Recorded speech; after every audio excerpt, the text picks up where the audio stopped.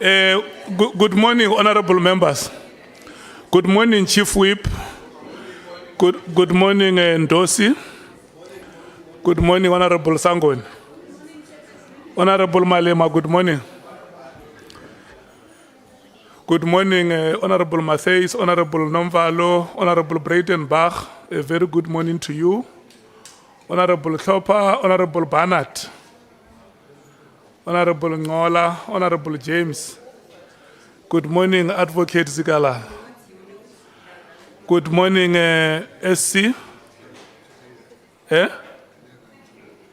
Mattheys wants to ask you a question. I don't know how you are going to respond when you are away. No, Ndosi is requesting to go out for just a minute.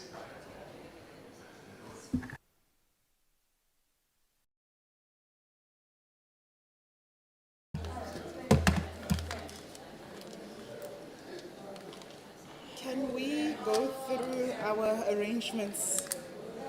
So, honorable members, just to remind you, we are going to start with the economic freedom fighters. The time allocated is 1 hour 20 minutes. And the next speaker will be Honorable Sauls. His time is 1 hour. And then we will break and come back at 11:30. When we come back at 11:30, 1 hour to Honorable Sangoni, 1 hour to Honorable Breitenbach. And then break at 1:30. I hope those time allocations are understood by members, and we must adhere to that. Thank you.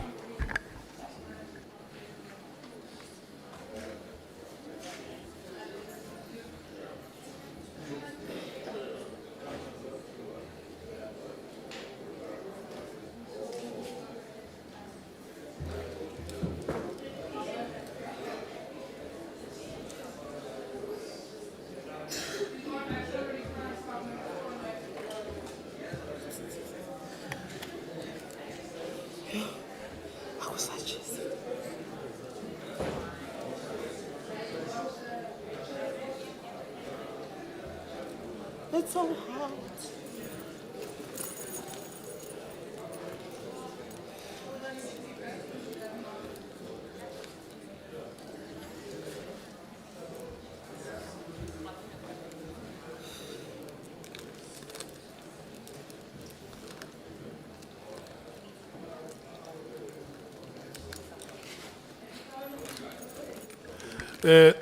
Thank you, Ndosi. Welcome. Honorable Mattheys. Let me just confirm that it's 3 minutes past 9. So you will have additional 3 minutes to the 1:20 because the 1 hour 20 was supposed to be starting at 9 o'clock. Thank you, Chair. Chair, earlier said you said that, you don't have a clock on me. I'm just saying. Thank you, Chair. Good morning. Good morning, honourable members, and good morning, former Minister. Let's get into it. Former Minister, you've said that the National Commissioner, Jackie Salebi, stabilized SAPS and put many systems and structures in place that made the police function much more efficiently. Then you took over from Salebi and you continued the great work, and the crime stats are evident of your superior work as a National Commissioner. Then you were removed. In came Ria Piacha and was appointed, and based on your oral evidence yesterday, you said that this is when SAP started losing some of its institutional capacity. Am I paraphrasing more or less your testimony yesterday in that regard? Particularly on the former National Commissioner, Ria Piacha, and her administration. Okay. So what do you think, or what do you know, what factors or interests led to the appointment of the former National Commissioner, Ria Peja, as the National Commissioner? Well, I don't know. I'll be guessing, Honorable Member. Good morning and thank you very much.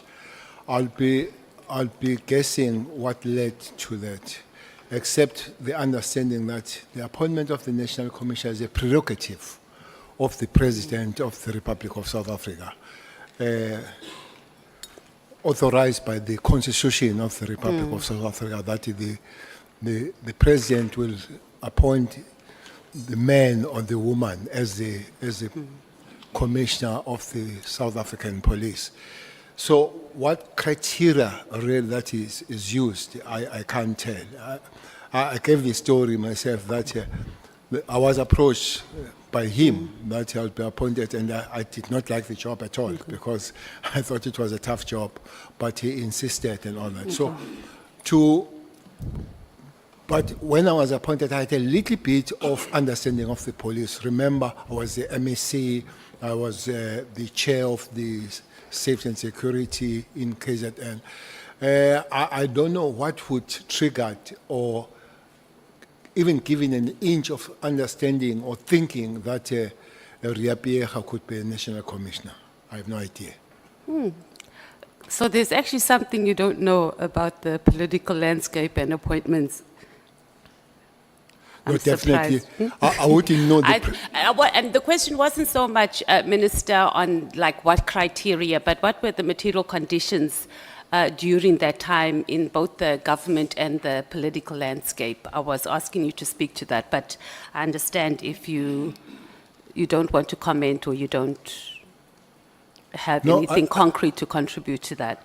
Well, I don't know anything about somebody's prerogative. It's somebody's prerogative, which means it's you and you only, Honorable Member, nobody else. Once it's prerogative, you can do something that we don't understand, but it's your prerogative, and then we must live with it. Okay. So you're pretty much saying that you didn't understand, or you maintain that you don't understand why that decision was taken, but we do understand that it was the prerogative of the President. Do you think, and maybe this is a better question, do you think that the institutional capacity or the decline of it rather was a deliberate process rather than a gradual neglect? And more specifically, whose interests do you think it serves if we have a SAPS that is weak? I guess it was deliberate. I guess it was deliberate. As I've mentioned, you know, the structures that were there were dismantled. Both the operational and the managerial structures were really messed up. So whose interest was it? I wouldn't know. But I could also say it did look like it was across the justice system rather than the police alone. The NPA was changed. Some people they were thrown out of the NPA. Some are sitting here who were thrown out of the NPA. Not only that, even in the state security apparatus, people that were there were thrown out. People that you know that they were doing the good job, they're thrown out. Whose interest will be, maybe that's a story to find one day why. But you ask me if it was accident, I would say no. Okay, and you don't have an opinion on why this would be? And I understand it would be your opinion, but you haven't done any digging, and you are a senior member in, both a political party, and you've been serving in government for a very, very long time. So when you see this, I'm sure you would have had some discussions or applied your mind. And I understand that this would just be your take on it, not necessarily that was the case. Well, the opinion is that if I come, I want to steal, and I know that you have a bulldog, having a chance, I'll take the teeth out of the bulldog. so that I do things proper. So maybe somebody was taking teeth out of the bulldog so that can do things the way he wants. And who do you think that was? Those that were leading. Who was leading at that time? Well, Zuma was the president at the So time. it was under the Zuma administration. What was, so I guess you've answered this also already, because you're saying that there was also increased political interference during that period, and that contributed largely to the deliberate institutional capacity decline within SAPS. Can we say that? Yes, I would agree with that. Okay. One of the reasons you said you were removed, former minister, was that you refused to take illegal or improper instructions. So I want to talk a little bit about the Marikana massacre, because it happened during that period. So if you were still the national commissioner during that period when the Marikana workers were protesting for a living wage, and then we had the ANC deputy president, Cyril Ramaphosa, that was all over, meeting ministers and calling for pointed action. How would you have responded to the protests of the Marikana workers? Well, I would be saying this time and again, sometimes I sound arrogant. If I were there, they would not have a Marikana. I sound arrogant when I say, but I can assure you, there would be no Marikana if one was there. Maybe let's take this one. I don't know. I'm not defending Cyril on this one. But I don't know. Cyril was the member of the ANC, was not in government. Yeah, that's who's what the I president said. now. And then he speaks to the minister of police, as it happens even today. That people, they speak to the minister. And then the minister speaks to the national commissioner, and Marikana happens. But the focus up to this day is more on Cyril rather than the minister and the national commissioner that were there. I don't know how it changed to be that way.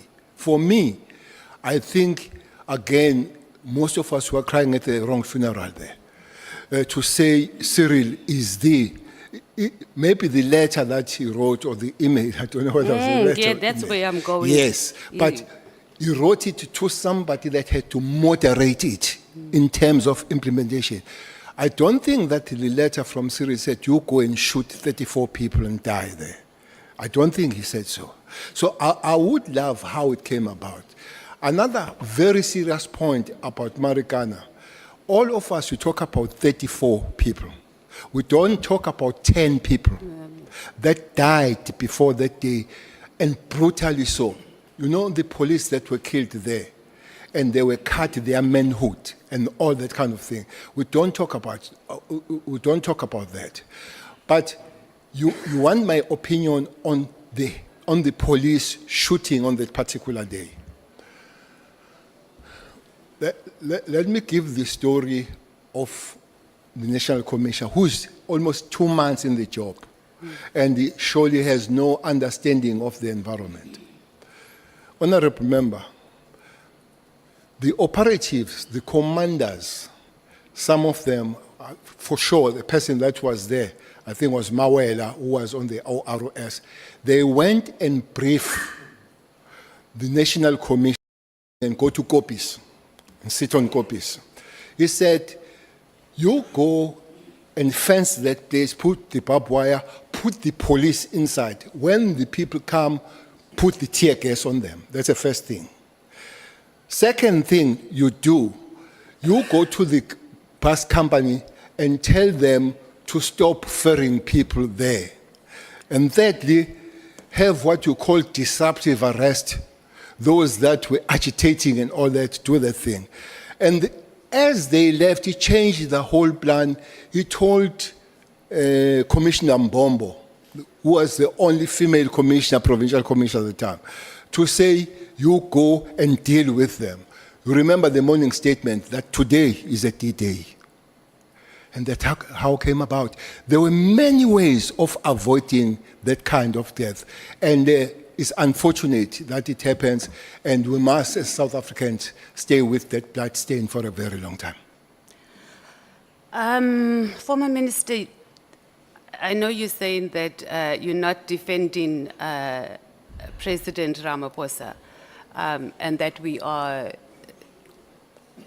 that our focus hasn't been on the minister and the national commissioner.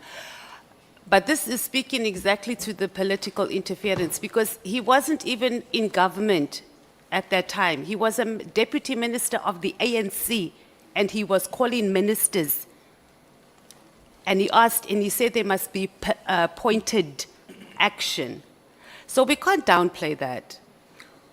Was that deputy minister of the ANC? Yeah, he was deputy minister of the ANC at that time. No. No. Oh, deputy, sorry, No, he you're wasn't. okay. No, he wasn't. Sorry, my bad. Deputy president of the ANC at that time. No. Who was the deputy president of the country then? I don't know who was. Honorable Mathis, just hold a moment. Let me take Honorable Sangon. No, Chair, I just want us to correct Honorable Matthias. We're not interrupting her testimony. Mr. Cyril Ramaphosa was neither deputy minister nor deputy president of the ANC when Marikana happened. If the facts can just be correct. Thank you, Chair. Okay, I stand corrected, but I thought you had just come out of a conference at that time, or he was. But I stand corrected. But I mean, that even makes it worse.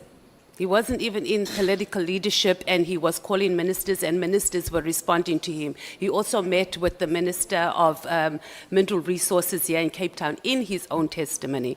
You don't have to respond to that, Minister Cele, but I obviously you can. To respond on the first one. I think deputy president of the ANC have been always deputy president of the country. So that's why I want to know who was the deputy president of the country then, because that would be the deputy president of the ANC. But Ramaphosa was not the deputy president. He was an NEC member. Okay. Was definitely an NEC member, but not deputy president.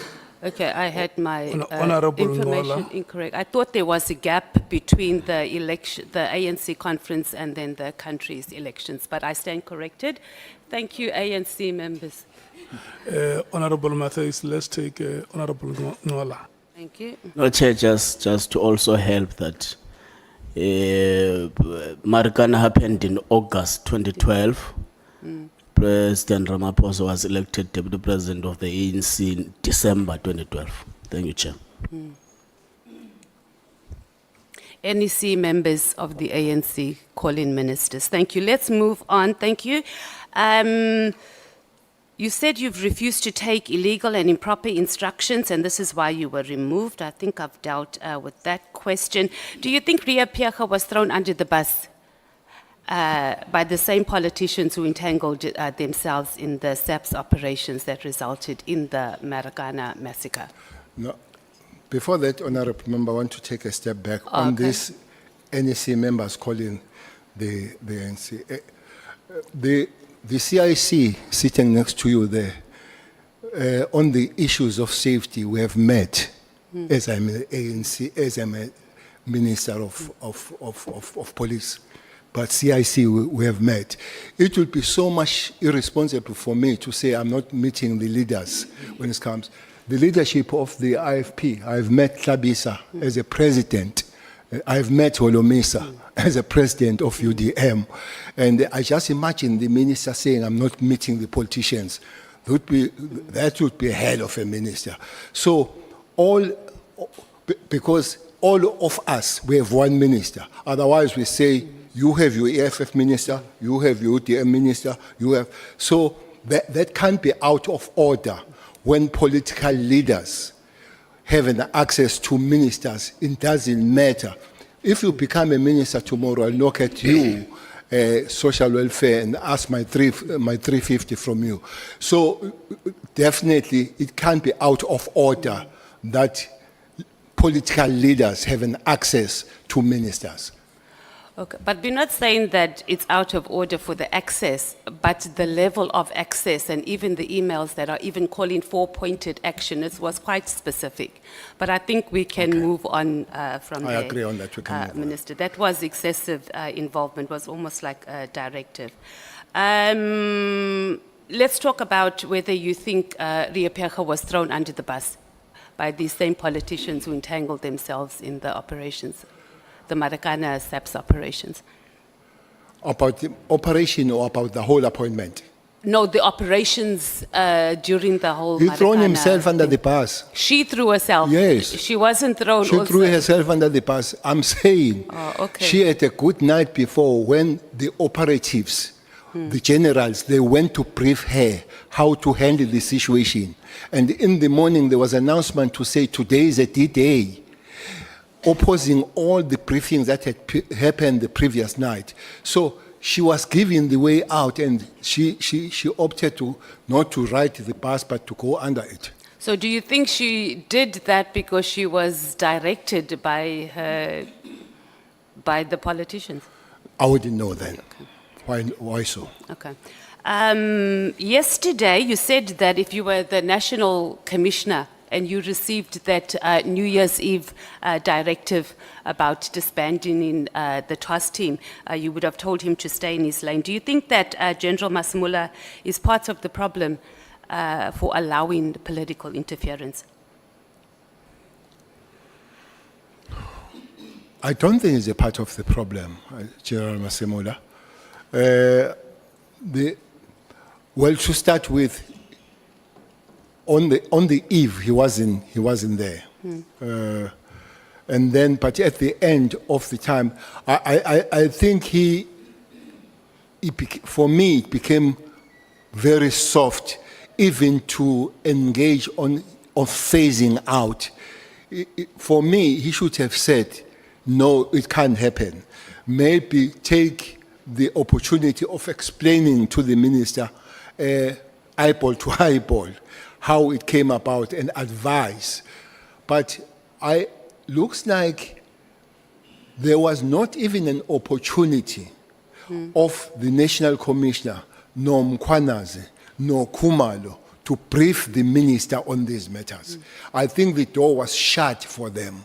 Even if they wish to do it, it doesn't look like they were given the opportunity to do it.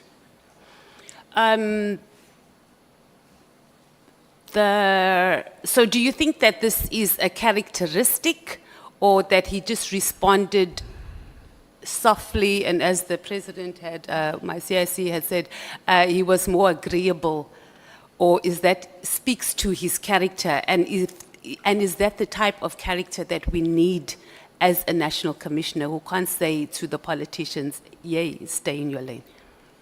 I think he's one person that I've worked with for a very long time. When I was a commissioner, when I was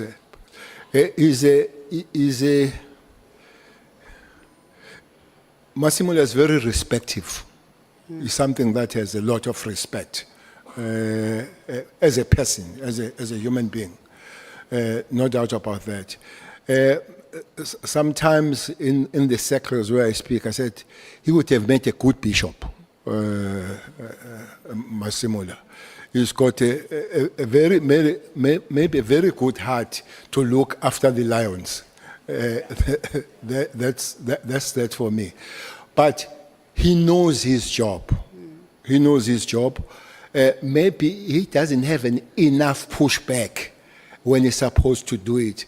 He would take you along, maybe taking you along until he reaches the cliff, and he jumps with you or on the cliff. But I think it's one person that, well, he's a human being, but he's one person that I think he will have very less bad intentions in life. And then, just to close on this section, former minister, from your experience, what would be a more progressive appointment process and accountability for a national commissioner, one that doesn't rely that heavily on two politicians to keep their positions. And this is on the back of the fact that we've only had one national commissioner since 1994 that served a full term. So that might be a problem. So just your take, since you've been in the space for a long time, and it's also something that as a committee we need to give recommendations and guidance on the You process. say one, you mean favors. I beg your pardon? If you say one that finishes term, you mean, Yeah, you from mean favors. yeah. Served his term. You know, I always wonder which side of fivers did people see as a best commissioner. Shobane died after fivers, under fivers. They died after him. The mass killings of Richmond happened under fivers. I remember that at one time, him and me sabambananga mawashing in Richmond, because I could see that police were not doing what they're supposed to do. Shobane, honorable member, police went door to door asking the houses of the ANC people if they had the guns, and we knew that after that was going to be raid. And I spoke to Skuman, and on the 15th of December 95, I said to the secretary of the ANC, which happens to be Mkhwanazi in the province, let's go and talk with the police in Potchefstroom to say it's going to be a disaster in Shobane. And then there was a guy called Fori, who was a commander of the stability unit, who was advising the IFP what to say in the meeting when we meet. And all those things were related to fivers who did not do anything about it. Those are the facts. This is what my understanding when people say is the best one. This one is things said I don't have facts about it. You'll know now that Fivers is one of the people that have one of the best private security company. I think his big job, he works with, what is this, fast train, how train. I'm told that people most of them that work there are South African Police Service members that were sent to be trained for specialization overseas and then were extracted out of the organization to come and work for the private security. That's information I have. I have not verified it. So, for me, that he finished, it doesn't mean that he did the best job. But you haven't answered the question about what do you think, or what process should we have that our national commissioner, that is one of the most powerful positions in the country actually, is not reliant, them be staying in that position is not reliant on two politicians essentially. Okay. The first thing is to deal with the constitution. Yeah, On that matter. that's what we're asking. You start from there.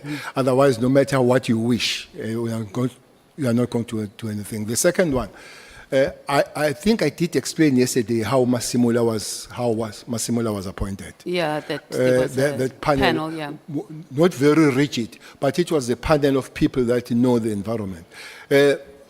Obviously, honorable member, with the constitution fixed, all DGs are appointed that way of panels and taken to the cabinet and all that. I think that because the National Commission is a DG, I think it will follow the patterns of the appointment of all DGs. Okay. You said that when you were appointed as the National Commissioner, you had a pretty decent relationship with most of the generals when you arrived at headquarters, lieutenant generals, major generals, but not all of them. And you didn't tell us which ones you did not have a good relationship with. So can you, or the relationship was not as welcoming, I suppose, as it was with the others. So who were those, and how did you manage those working relationships? Most of them had good relationship, but the one I think we didn't have a good relationship with Nhlanhla, General Nhlanhla, who was the head of the supply chain, and also before he joined the South African Police Service was the commissioner of the Sky Butcher Police under Noche, who was the Minister of Justice, Police and Correctional or Prisons. So I felt he was really locked and arrested to the past of him being the leader of one of the most brutal Bantustans, this guy. And he was part of the shooting that took place somewhere in Bisho where many people died.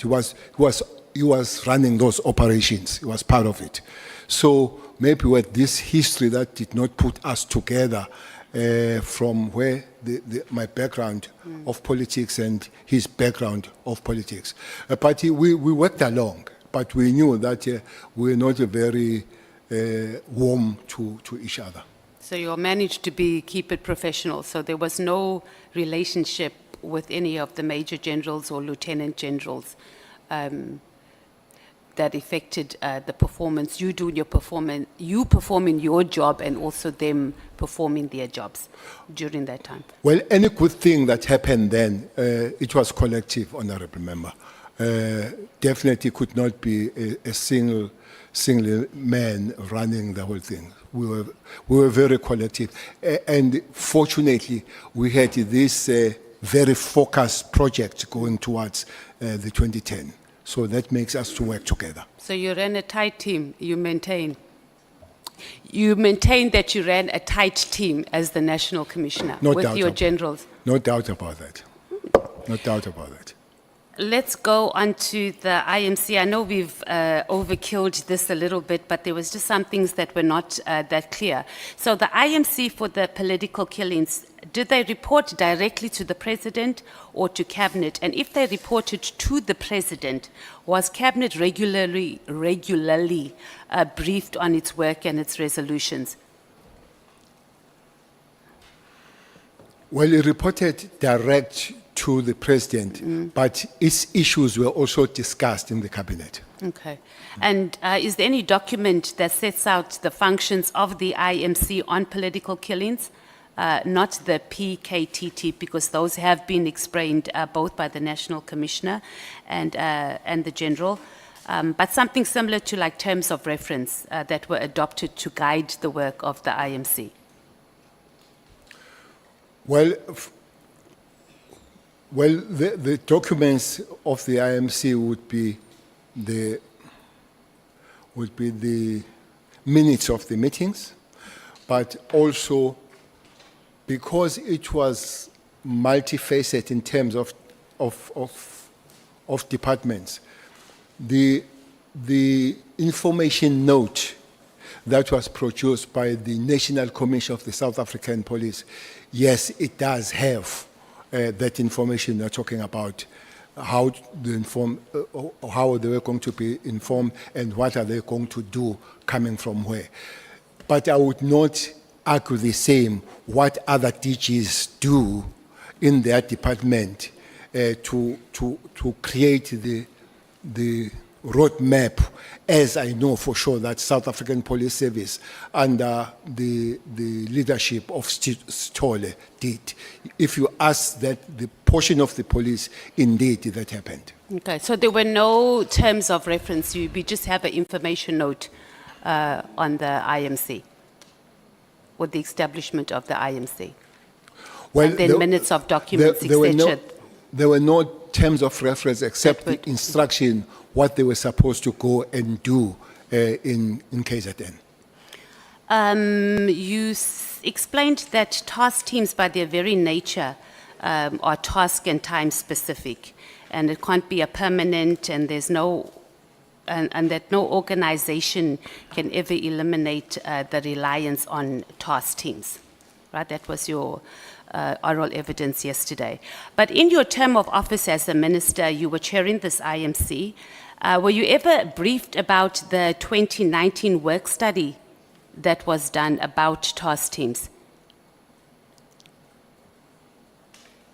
Do you know about the 2019 work study that was done on task teams? Because the minister relied heavily on this, and he used this as one of the reasons for disbanding the PKTT. I don't know what this work study. What I know is organogram. It was submitted to us. So during your period, you've never seen the 2019 work study report? It was organogram, rather than the work study. Okay. Well, I guess if we have that in the, okay, we can follow up on that. So you don't know about the work, you understand the onogram, not this work study report. And okay, let's say that if we are talking about the onogram, why wasn't that implemented? Because this is what the minister is saying, that he used it and he relied heavily on that outside of Auntie Mary's letters of complaints, etc. So the work study report, he went on quite significantly about it.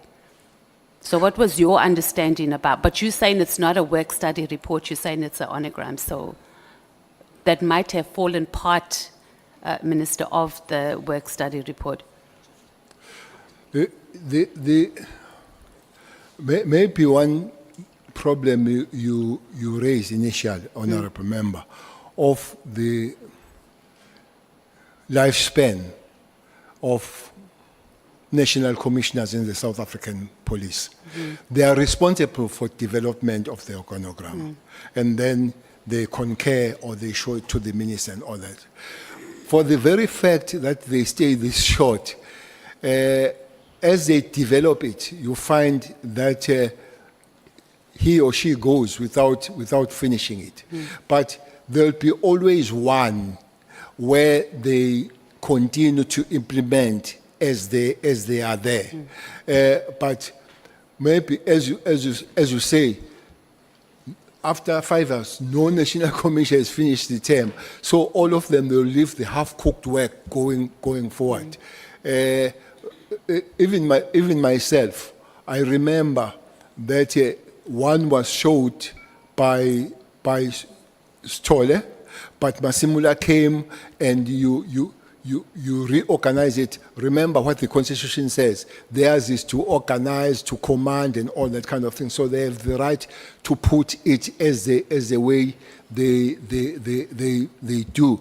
I guess this thing of commissioners not staying too long is one of the problems that makes the police not to fly smoothly, not to be consistent and do what they're supposed to do.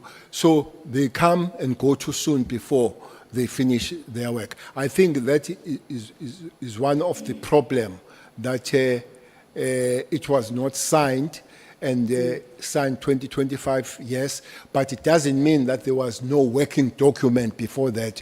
The previous one that would be signed, they'd be working on it.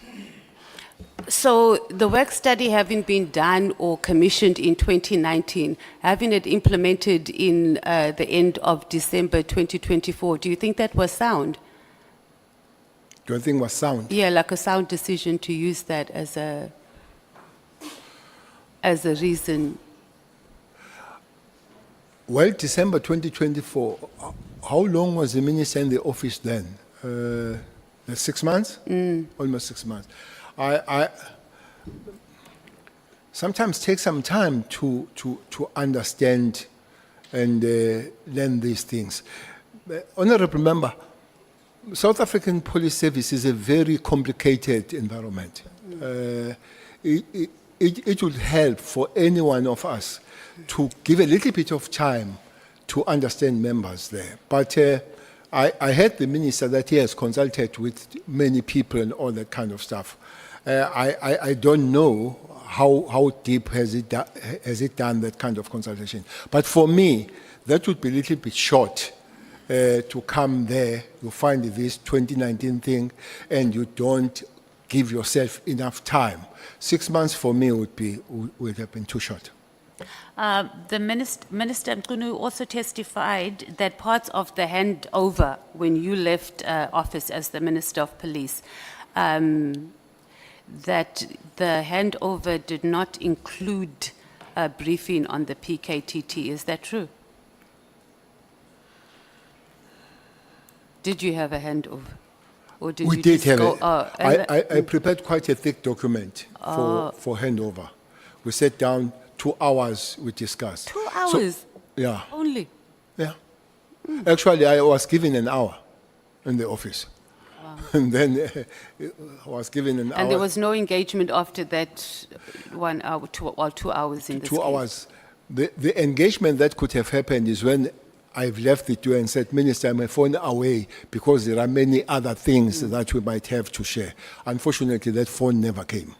And I guess even the question of this PKTT would have better discussed if that phone did come. But I can't remember, Honourable Member, the issues that we discussed that were in the document. In those 2 Honorable hours? Mathias, let's take Honorable Novalo. I thought you were stopping me. Thank you, Chair. Yeah, thank you, Chair. No, Chair, on the question that Honorable Mathias has asked a short while ago about the letter, the study that was signed after the letter was issued. I'm just interested on the clarity of the Minister on the procedural aspect. That, Minister, is it correct, General, is it correct to sign or to issue a directive on the basis of a letter which we have not signed as yet? Because the justification by the Minister is that the reason why we disbanded this on the 31st of December is because we signed a study, or the Commissioner signed a study with a new organogram in May 2025. So the new organogram was signed after the letter was issued. Now, was it procedurally correct? I'm just interested on that part. Thank you. The study was signed in May, and the 31st letter Yes, was disbanded. was going to be accommodated on the study that does not exist. Yes. Okay. It doesn't give logic because the study was not existing. So why do you sign the letter to fit on the structure that is not existing? So I don't think it was correct. Thank you so much. You may proceed, Honorable Mathias. Just on clarity, when you met Matlala in December at the very posh Beverly Hills hotel in Nhlanhla, did he tell you also, I just didn't get proper clarity on that, did he tell you that the PKTT was going to be disbanded? No. Okay. So the first time you heard about it was with the rest of us, the New Year's Eve, when it was circulated in the media on the 2nd of January? Yes. Okay. You also indicated yesterday, and maybe I should also just get clarity on this, that you saw messages on his phone, Kat's phone, from the minister. Am I correct? Yes, those messages that were either from Kat coming, they were sent to my phone. So I read them in my phone coming from Kat to say this is what he has received from the minister. Okay, I thought yesterday you were saying that you saw evidence on Kat's phone that the minister and him were engaging. That's not so. No, it was on Kat's phone, but it was sent to my phone. And then how did you verify that those messages were indeed from Minister Mkhwanazi? Well, I was told that were from Minister Mkhwanazi by a Kat, but verification it was not not done. Did you engage your comrade? Because you refer to him as your comrade. I mean, you're both long-serving members, senior members for that in the ANC. Because you meet this person, Minister, for the first time, and he's telling you these things about the minister and financing his campaign, did you engage your comrade about that? Because who else could he be telling? And Minister Mkhunu, whether you like it or not, is your comrade. You don't know Kat. Well, I don't regard him as a comrade. He is a comrade. You don't what? Sorry, I didn't get that. You said I regard him as a comrade. You said no, I that. don't regard him as a comrade. He is a comrade. Okay. I did say, Honourable Member, that I did try to engage him to talk about things, including mayor and all that, somewhere in January, where I was not offered the opportunity to discuss the matters. And then what was your intention? Because you said you wanted information from Kat many times and very animated at that minister. So what was your intention on using this information about Kat regarding Minister Mkhunu that superseded the fact that this Kat has told you that he signed, that he committed a criminal offense? He signed a sworn affidavit saying that police stole his Rolex watches and they didn't. Well, the information started from there, but it was interesting that I was part of the discussions as they were talking about the project. So I wanted to hear what more was said about me going forward, working on the project that he was asked to fund. And as I've said, Honourable Member, that I would not have said no to information, especially when it involves me. I said, one of the discussions says we'll work well so long we don't work with Cele and Zuma, but sometimes the document that was very old, it was sent as it was going to be used as a basis of arresting me and all that. So with such information, I would not have stayed far to understand what's going on, what is discussed about me.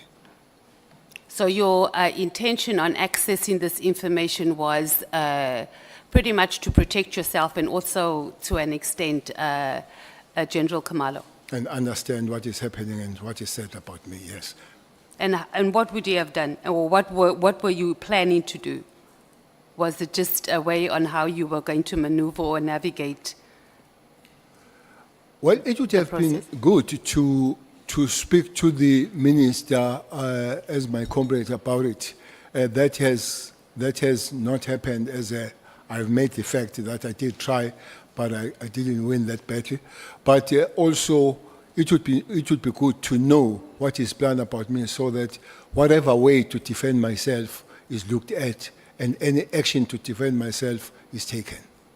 You engaged Minister Ramaphosa at the ANC January 8th rally.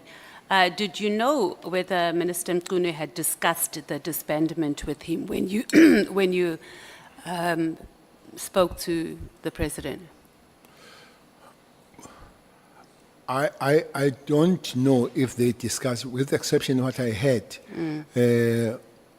from Minister Mkhunu. I think he did say, after writing the letter, he briefed the president. I think that's a statement, that he briefed the president after I've written. For me, that's a correct one, that he briefed the president after has written the letter. To me, that can't be a consultation, which really would have been very wrong for him to do, to go and brief the president instead of consulting the president. But if they did speak before it happened, I don't know. Okay. The only information I have is this one. Oh, okay. And then what, you did not tell us what was the president's reaction. I think that's very important.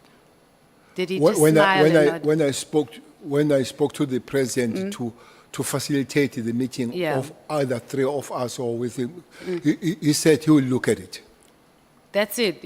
He wasn't surprised. He just said he was going to look at it, and then did he come back to you? Was that facilitated? Well, Honourable Member, you are a top official of the EFF. So we are speaking at this stage when the rally is about to start. Okay. Really, even yourself as a DSG, Yeah, the TSG, if I come that time, you might even say, come back the other time. So we're at the stage, everybody's singing and all. I see a small opportunity, I rush, I said, please, can we happen this? And I go, I said, okay, I'll look at it. And that was that. And it didn't happen. It could be even, by the way, not again speaking on his behalf, it could even flash out of his head, looking at the situation and the place where he was set. And then you didn't follow up with him since he had indicated to No. you, yeah, you'll look into it, you just left it? No. All right. Let's talk about, you spoke extensively about SAP's capacity and private security and both the taxi industry luring our highly trained SAPs and defense force, special task force members to go and work with them. And primarily this is because of the poor working conditions and the low pay. Did you have these discussions or did you raise any of this when you were a minister in cabinet meetings? Because, I mean, this is the dire situation that we are in. So what did you do about it when you were a minister? Did you engage cabinet about it? Honorable Member, that situation you see is not only dire for those special forces, it's dire for the whole organization. Yeah, that's... If you had been fly and beyond the wall, you would have heard how much irritating I was in cabinet about the police matters, starting when Honorable Tito Mboweni was there, may his soul rest in peace, when he was a Minister of Finance. I even ventured on something funny when I said to him, can you allow the police not to pay, from certain level, not to pay the tax?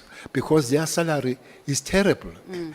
Their salary is terrible, and their work is hard, the police. And then he said, what do we do with nurses? What do we do with teachers? I said, I'm not the minister of nurses. I'm not the minister of teachers. I'm a minister of police. If those ministers, they see it fit, they will come to the minister. And they just says, that won't happen. And it didn't happen. I said, okay, can we work on the numbers of the police? Honorable Member, again, in 2010, there were 50 million South Africans and 195,000 police in the Republic of South Africa. The target was to make 200 the next 2 years. And then when we came back, there were 187 with 62 million. Besides the specialized forces, the numbers themselves have dwindled. So we have to push very hard to work on those numbers. So those discussions were almost on the overall of the organization rather than specific. But when it comes to national commissioner, it would be specific, dealing with the units, including the specialized units. So essentially, this is another fundamental failure of government of retaining our highly trained police and leaving them to the taxi industry and to private security. In other words, since you have engaged them as an irritant actually in cabinet and nothing has been changed. Maybe we'll use different English. For me, it's a serious shortcoming that this actually needs to be fixed. We can't have such a situation of these members living. By the way, I spoke about the special task force and the special task force of the army. I did not talk about the NIU, which is part of that. But few weeks ago, I met in one meeting. I met the members of the CATS, and I asked, where is so and so is their commander? I'm told he has just gone to join the. So CATS, honorable member, their training is equal to the special task force. Is one of the top kind of an elite, the CATS that are in the South African police. So it's continuing. Bleeding these skills out of the police is continuing, and it needs to be arrested and arrested soon. I don't think South Africans are going to agree with you on this one, Minister. This is not a shortcoming, it's a fundamental failure of government, and the reason why we feel very unsafe in the streets of South And Africa. I'll not But that's oppose South Africans. Yeah, don't. I'll not. Let's talk about just some border control issues. We were talking about, and you spoke also very passionately about the influx of drugs in South Africa, and this is largely due to our porous borders. We don't have enough scanners. Are you aware of that? Well, I don't see Mom James. Oh, okay. She's here. I know how passionate she is when it comes to the drug issues, which South Africans should really be so. We are under siege, Honorable Member. South Africa is under siege when it comes to these drugs. We have been found as a lucrative market in transit. Let me give you a little bit of a story. In '94, I went for training in London. I was trained in one of the most elite institutions called Scotland Yard. I did my training there. That time I was with Brian. He was in the School of Economics. I was in the Civil College of Safety in London. We were told there, '94, that South Africa is going to be playground of gangsters and drugs. They said there were 3 reasons for that when we were told in Scotland Yard. There were 3 reasons for that. One is our aviation system that will expand to the whole world, so it would be easy. Secondly, is the strength of our currents. They don't mind to use our money. And thirdly, is a banking system that it was easy to move the money and all that. And it has happened exactly that way. That we are a new playground of drugs, both transit and both consumption. But consumption, unfortunately, they find the market on the poor little child, especially black child, that makes those that live in huge suburbs very much rich. Is one area where I will accept that I don't think that we have had enough pushback when it comes to the drug situation. So I think more work must be done on that matter. But also, Honorable Member, I would make a call that there is this document. I don't know if honorable members have this document. It's called Integrated Crime and Violence Prevention Strategy. Honorable Member James knows it. This document, the subheading says, a whole of government and whole of society approach to fight crime. I think it was signed by the cabinet in 2022, developed by the Department of Police. So it would be good to work on it because the drug issue starts with home. It starts with the society. It's the very society that kills our kids, selling them the drugs and all that. It would be good that all of us will work on that matter. But it's one area where I think even our court system are not very hard when it comes to dealing with the drug issues. There is this sad story of Mkhwanazi that is going around, of the judge and all that. I think, giving you my opinion, the way we are under siege, as the government, as the security apparatus, as the society, we're not doing well to protect ourselves, especially our kids, from this scourge. The question was specifically asking about scanners at our borders. Do we have enough? Scanners. that can scan drugs and human trafficking, etc.? Because No, you also served, there's a... No, we don't. Yeah. No, we don't have. So when you served as the National Commissioner and also as a minister on the, I think it's the Border Management Inter-Ministerial IMC? It's PMA. Yeah. And that's headed by the Minister of Home Affairs from what I understand. So were there discussions and was there a push that we get more scanners? Because surely this can't be a budget thing because it starts there at the borders. So what were the discussions? Why is Treasury not releasing money to get more scanners, from your understanding? It was raised, not once, for many times, to find those scanners. But as you say, that Treasurer will look at that, and the security cluster coming to it. It will help if we can get more scanners. But I can assure you, that would not stop the drugs coming. We'll have to have the extra method, but it will reduce it as it Drastically, comes. Drastically, I'm not sure, because one Why? big problem about this thing is the human nature, Honourable Member. It's a human nature. As you are sitting here, everybody asks the question about the Auditor General. Everybody asks the Auditor General, PCKI, and all that. You come here, you see the scope and all that. Drug lords and criminals have no Auditor General. They don't have Auditor General. They don't have a budget. They don't have a scope.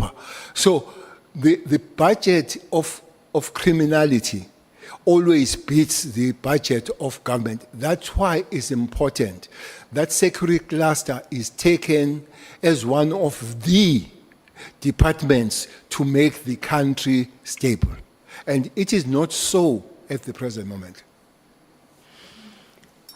Noted, Minister. So Treasury, I think, also just gets the, and I think even members of Parliament and government, we get this thing mixed up because it's Parliament that approves budget.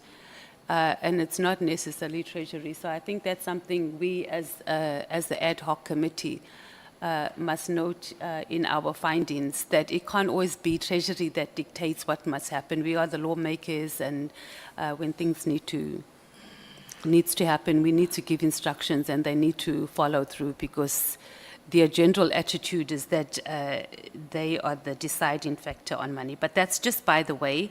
Let's talk a little bit about, we spoke about, and you spoke quite extensively about the political killings and political party accountability.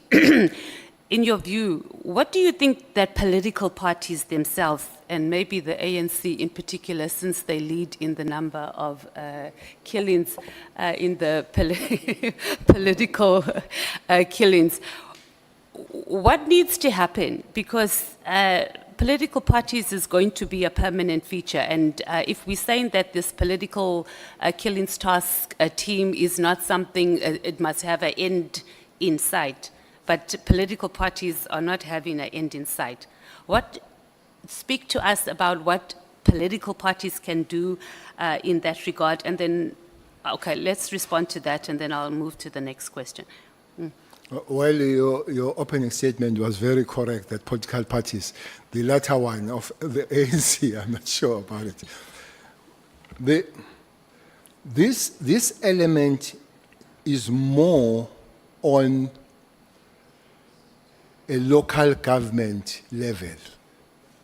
You don't find more of the MPLs being killed, or ourselves MPs, and is more on the, so which means I had somebody, I can't remember who was to say is linked to tenders. I think it was Honourable Nomvalo yesterday.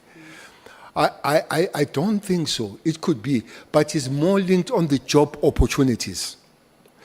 You know, one thing, this document also speak about it, Honourable Member, that we'll have to fix in South Africa, is a question of unemployment. I'm telling you, this unemployment is one of the main things that is going to take us back to the doldrums as the country if it is not fixed. This level of thing is a part of employment. I said yesterday, and I repeat, most of the councillors that are in danger are those ward councillors that are aware that particular party is assured of winning. So I know if I remove you, I definitely come in. So it's a part of the job opportunities, which means parties themselves must look at the way they elect their representatives or their councillors coming on the matter. I don't know if there can be a satisfying way to say if honourable member is a ward candidate or ward of being a councillor, everybody is satisfied. It can't be a me situation. Can help. So parties need to work on that. But I think it needs to work broadly, even systematically, to say, I don't know if it can be done that if the councillor dies, there should be no kind of by-election, because it guarantees a killer that I'm going to come in. So I think we need to find some way that you killing me doesn't guarantee you that you are coming in. I think there are 3 wards where I know where the candidates in an assured particular ward that they will win are killed for immediate by-election. So they know they're going to come in. I think political parties can work on politics of what do we do to replace the murdered councillors. But broadly, political parties through the government and the National Assembly and their assemblies work on finding the job for people rather than having the government positions the only guaranteed jobs. When you were the Minister of Police, did you have a longer-term plan or policy intervention that was aimed at addressing the root cause of these killings rather than just the investigating, charging and arresting of those involved? PKTT is part of it, was a part of the long planning, a part of the stabilization.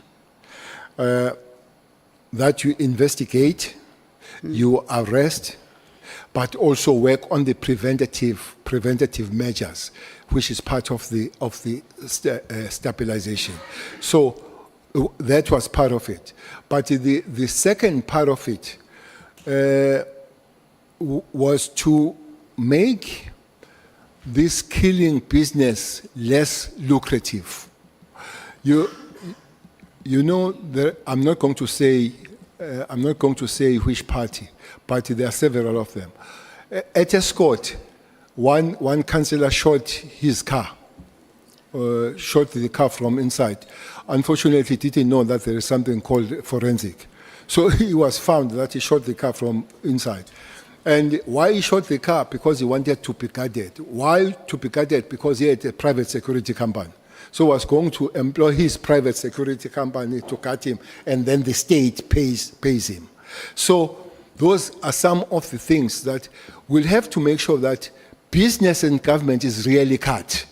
But most of the time, especially at the low level, is not cut. And people use the government position to grant themselves or to give themselves opportunity to milk the government as if it's a business. That's one thing. But PKTT is part of it. Again, political members working on it, creating the stable environment in terms of employment and changing the methodologies of replacing the councillors that have been killed can work. On to tenders and procurement allegations, Minister. So yesterday, again, this was also your very animated input or testimony to the committee, is that you do not get involved in tender processes. Was it particularly because we were asking the question about CAT's tender, or is it just your overall engagement as when you were a minister? on the process. You stayed away from the processes altogether. I don't smell it. I don't smell the tenders. You've never smelled it. No. And then there was a protected disclosure by, I'm sure you're aware of it, by a Lieutenant General who served as a Deputy National Commissioner.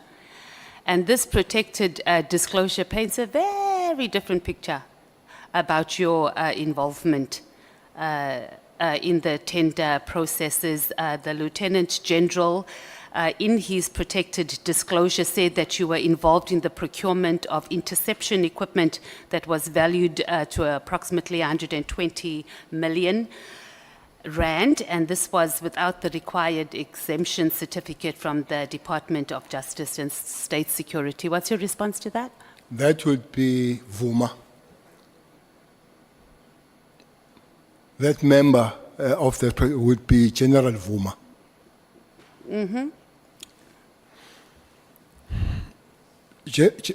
General Vuma was part of, with General Stolle. I'm sure you know that they were found guilty by the court of law, having purchased the grabber that was 7 million with 47 million. Is part of that, and was found by the court of law, and they appealed, or they went to court to get appeal until they reached the final court of the Republic, and they were not allowed to continue with that. That's a person you talk about who have been criminally found guilty by the court of law. That's one. Two, that grab on that equipment speaks about the final document of it, which I think can be found, if you want, from the South African police, was signed. The last signature there was signed by then Commissioner Sithole, after the presentation was made by the head of intelligence, General Jacobs. So there is no signature or the input of the minister buying that equipment, the interception equipment. So that is absolutely not true. And fortunately, documents there could be found if they wanted, who had a final signature in the document for purchasing that. The only problem with that process, Honorable Member, is that the law I spoke about yesterday was not followed. The agreement between these departments to buy such an equipment, and looks like after it has been bought, could not be utilized because the law was not followed to acquire it. I think that was a major problem. And then the discussions then had to be done by the ministers, because these laws, the agreement must be at the ministerial level, led by the Minister of Justice. So the discussion on that matter comes to that level of dealing with this law that says 5 departments must agree on it. So that's an issue on that situation. Okay. So the question wasn't... Nomvalo, just a moment, Honorable Matthews.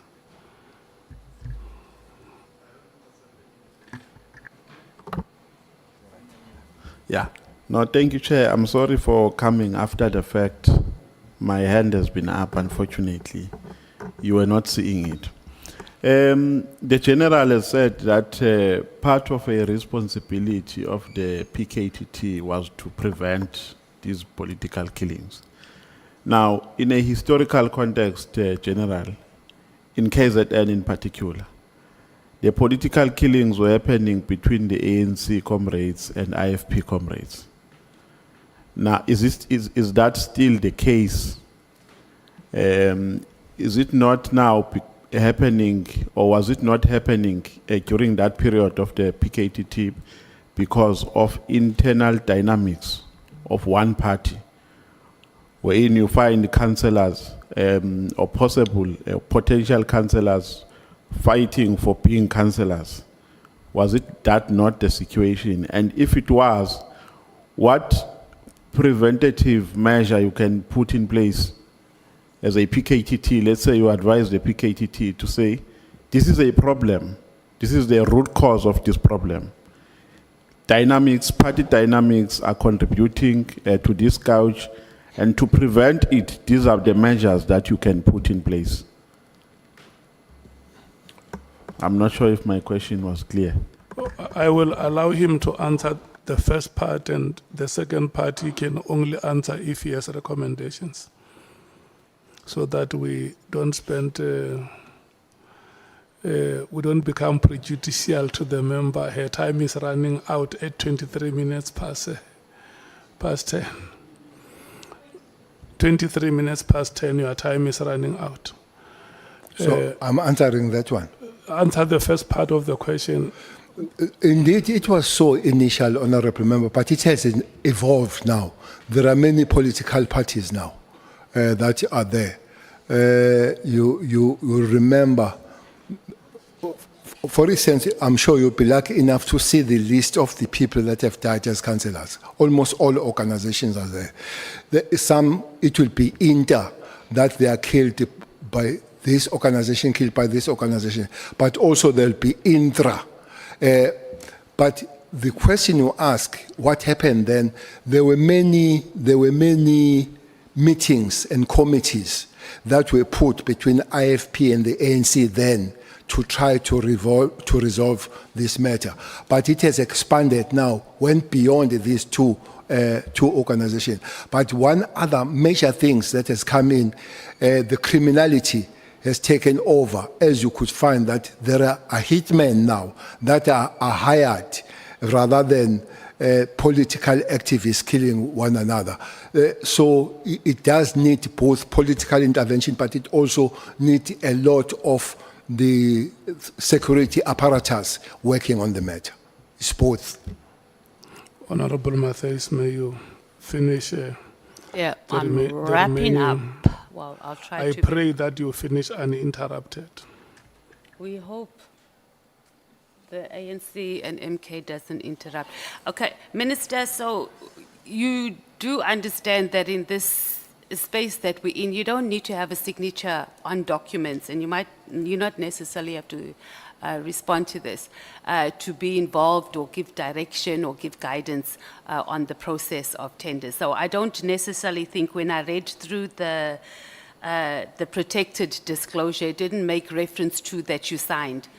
You were just implicated that you were involved in the process, and also you were also involved in the process of, this is what he said, the tender that was awarded to MTN, and also the tender to get the Airbus helicopters for SAPS, and that was for more than 400 million. So you say no.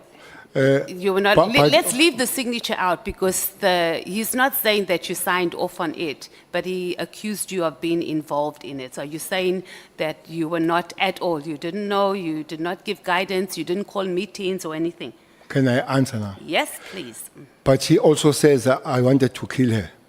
Who? That disclosure. Okay. She says that person who But wrote that's the- deflecting now, Minister. No. Let's speak to this. Is it true or not? But I'm saying she also claims then to closer to the president, I want to kill her. Okay. And she's not dead.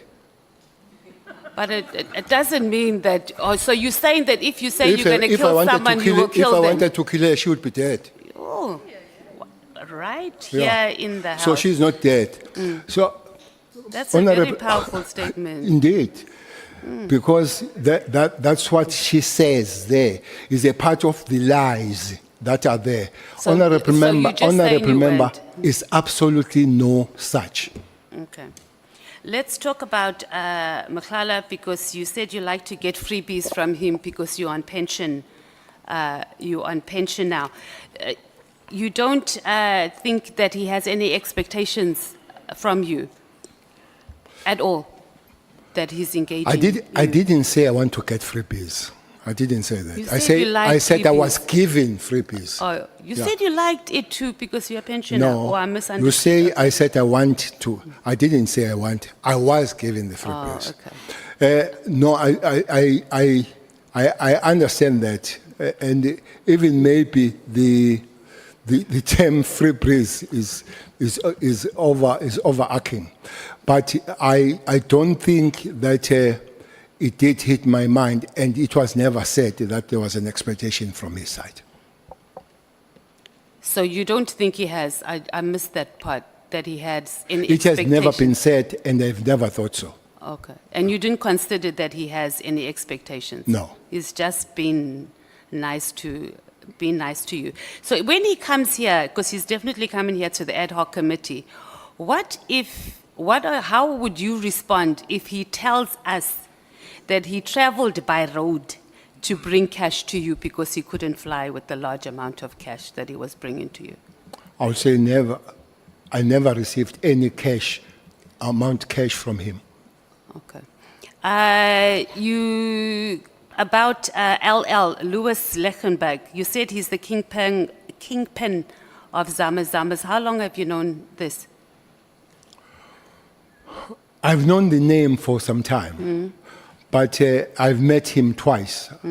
I met him in one of the top curry restaurant in Pretoria, where I was having a dinner with my beautiful wife. At least that's one common thing we have with Julius. Minister, you can see my chair is going to cut me on time, so you can keep your wife's stories it and came dinner. to me there, and secondly, when I was receiving the complaints from the farmers in Pretoria, I was surprised really to see him handing over the what you call this thing you hand over if you complain.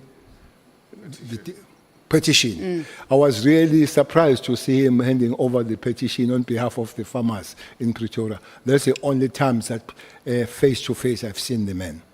Okay, so I wasn't asking whether you've met him. I'm saying how long have you known that he's the kingpin? So was it during your term when you were the National Commissioner? It's a long time, and by the way, is one of the projects investigating him that has taken quite some time because he has been investigated by Hawks. Oh, because that was my next question, is that when you were the National Commissioner, why wasn't he arrested and charged if you knew that he was the kingpin No, of I know him Zamas?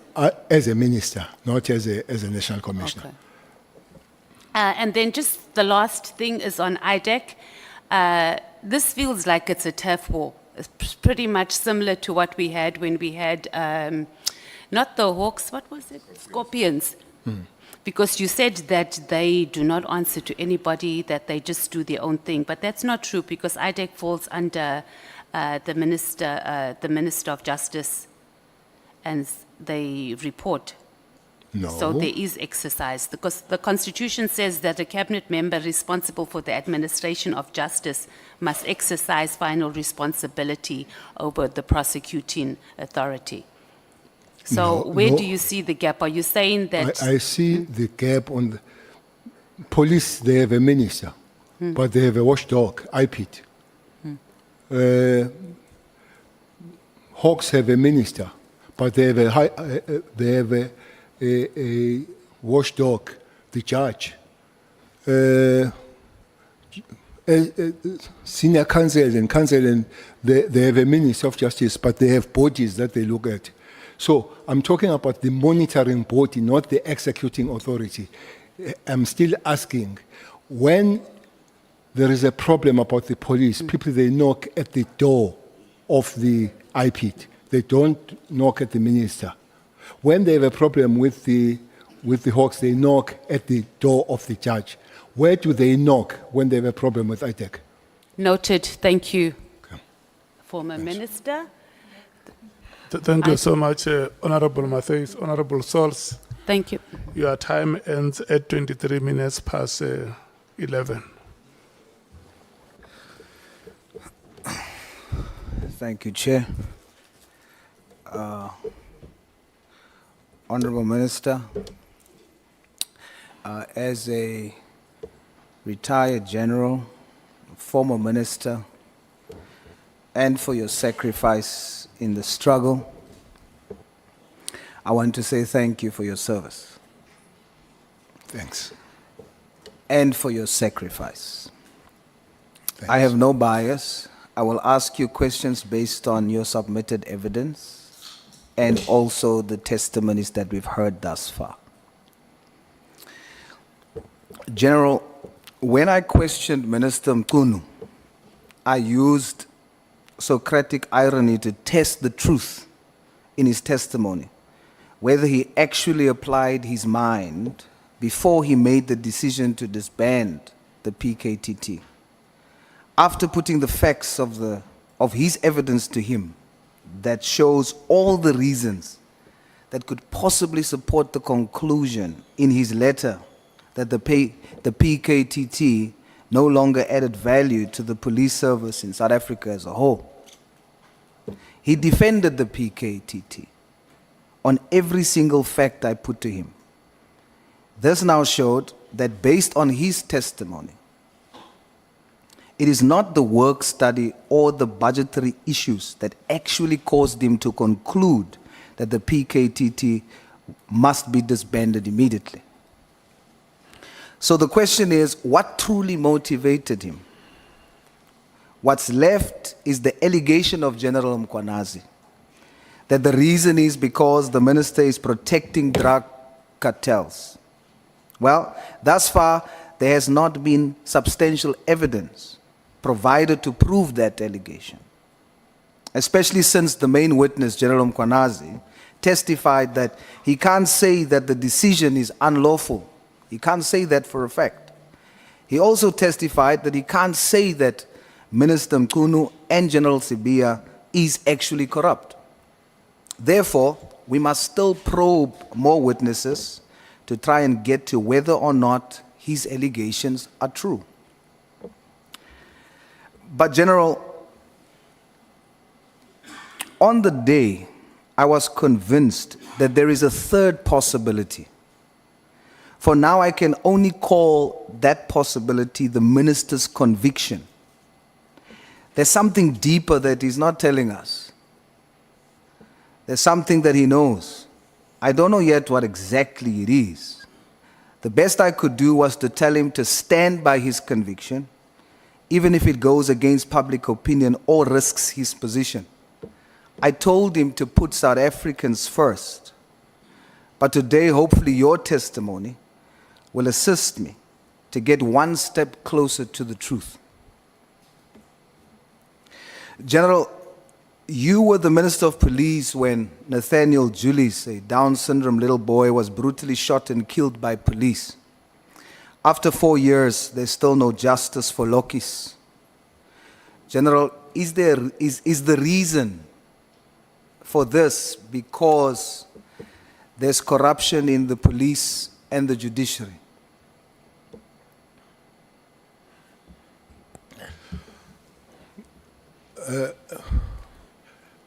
Chairperson, good morning, Honorable Member.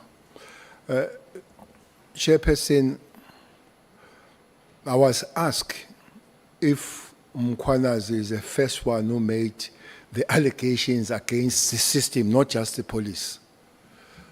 And I said he was not the first one. Actually, the first that I know was a judge, Judge Tulare, and I read the judgment of how high does it this one goes when he says even the decorum of the courts and the judicial officers cannot be saved on the 28 and mobster gangs, I'm sure, and others and all that.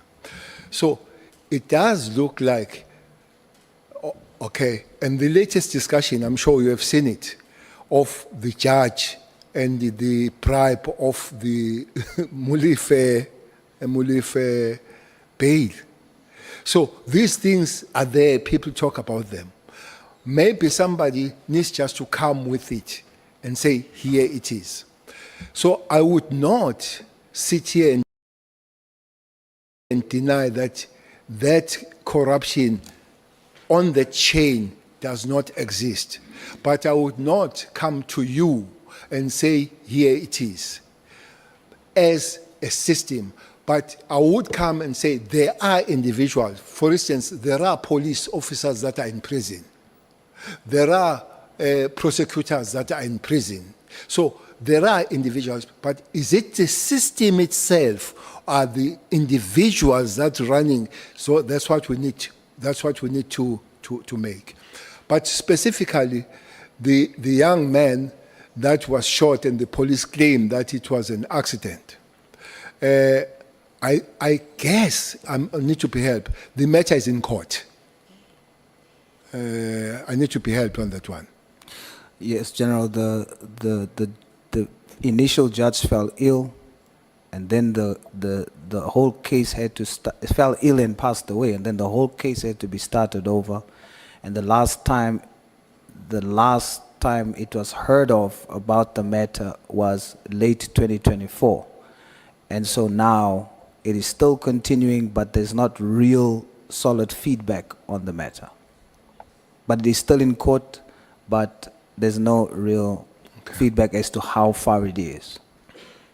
Okay. Well, I wouldn't know, except that the community of elders did raise the issue about the police in that particular area, the station commander, and that community has been at that station many a times knocking and saying, take this police away, take the commissioner away of the fundamental thing here, no matter what about you, once the community loses trust on you, you become almost useless.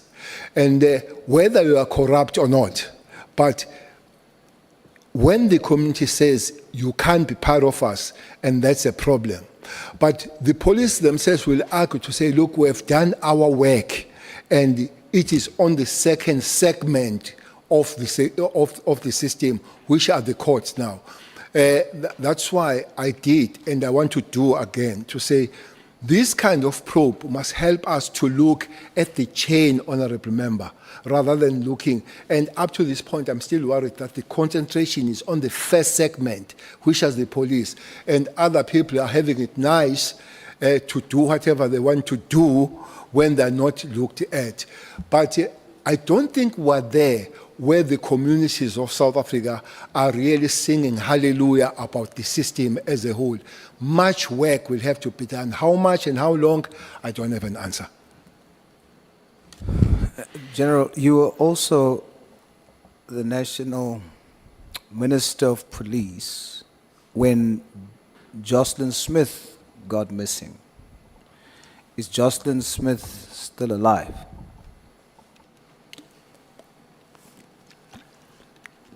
The last question is? Is Jocelyn Smith still alive?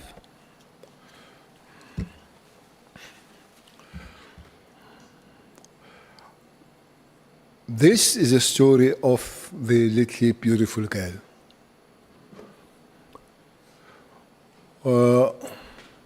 The story comes, and one goes to that place. Is it somewhere in West Coast? What is that place?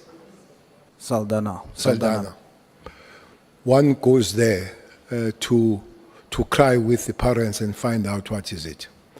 And then national commissioner, provincial commissioner, we go to see the protected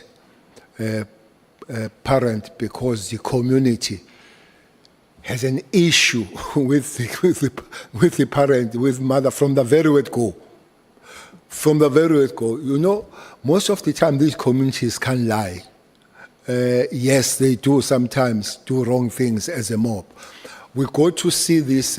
We go to see this mother, who is in the protection of the police. The first thing she asks is if the boyfriend is safe. Okay. You know, you've lost a child, but the first question you ask is that one. The second request you make is that if the boyfriend can come and join you so that you can be safe. Not absolutely nothing about the child, nothing. And then when you ask, this boyfriend is not the father of the child. And then you say, there is something wrong. I said, National Commissioner, what kind of a mother that will lose a 6-year-old and ask about the boyfriend first? I said, in a very light way, we'll have to find the story. What is it here? When we went to see the father, after that we went to see the father now. And the father said, my story is that the mother knows what happens. This is the father now saying so. We went to see the grandmother, and the grandmother said knows. And then I think that was the angle from the police that followed. But I must also commend the community of that area. I've never seen such a formidable, united community around the matter. That community pushed everybody for something to happen. Then this theory of investigation, it was say the child has been kidnapped. It was about Inyanga. I'm sure you know what Inyanga is. It was about Inyanga, Muti, and all that kind of thing. So the theory of Muti, then the child should not be living once it's for that. A person was found to say so Inyanga, selling, and all that kind of thing. I don't know where police find the information. But there was a special team, honorable member, that was sent in Heathrow to search a boat, to search a ship. I think it took about 2 days searching that ship because somebody said she was put in that particular ship, but that ship was found in London or in Europe, in whatever port where it was. And the child was not found. When one went there, community raised the issue again that police were a little bit like lackadaisic approach in dealing with the matter. I said, when this community is so much active and so much involved, police can't take a reverse gear on it, go to it. And indeed, there were many police searching and all. It's where we were together with your leader, working on the matter and all that. One thing that I can say, that is one matter that was worked by everybody, politicians, community, law enforcement, abefundisi, everybody really worked on it. But the question you are asking, after all this, and the mother found guilty, I don't know if Jocelyn is still alive. I wish she would. But even if she is alive where she is, I don't think her life will be a comfortable life. Because nobody could have taken her out of the parents to give her a better life than the parents, no matter what is the social status and standard of the parents. I don't want to say I don't have a hope, but I don't have information. After the judgment and the sentencing, police said they are continuing to search. I think that should continue until we find the final understanding what happened to Jocelyn. Thank you, General. I think I agree with you. We should continue to search and do our best. We still have hope. General, you testified that you gladly accepted to stay for free at Mr. Matlala's apartment. Please share with us, what was your experience like there?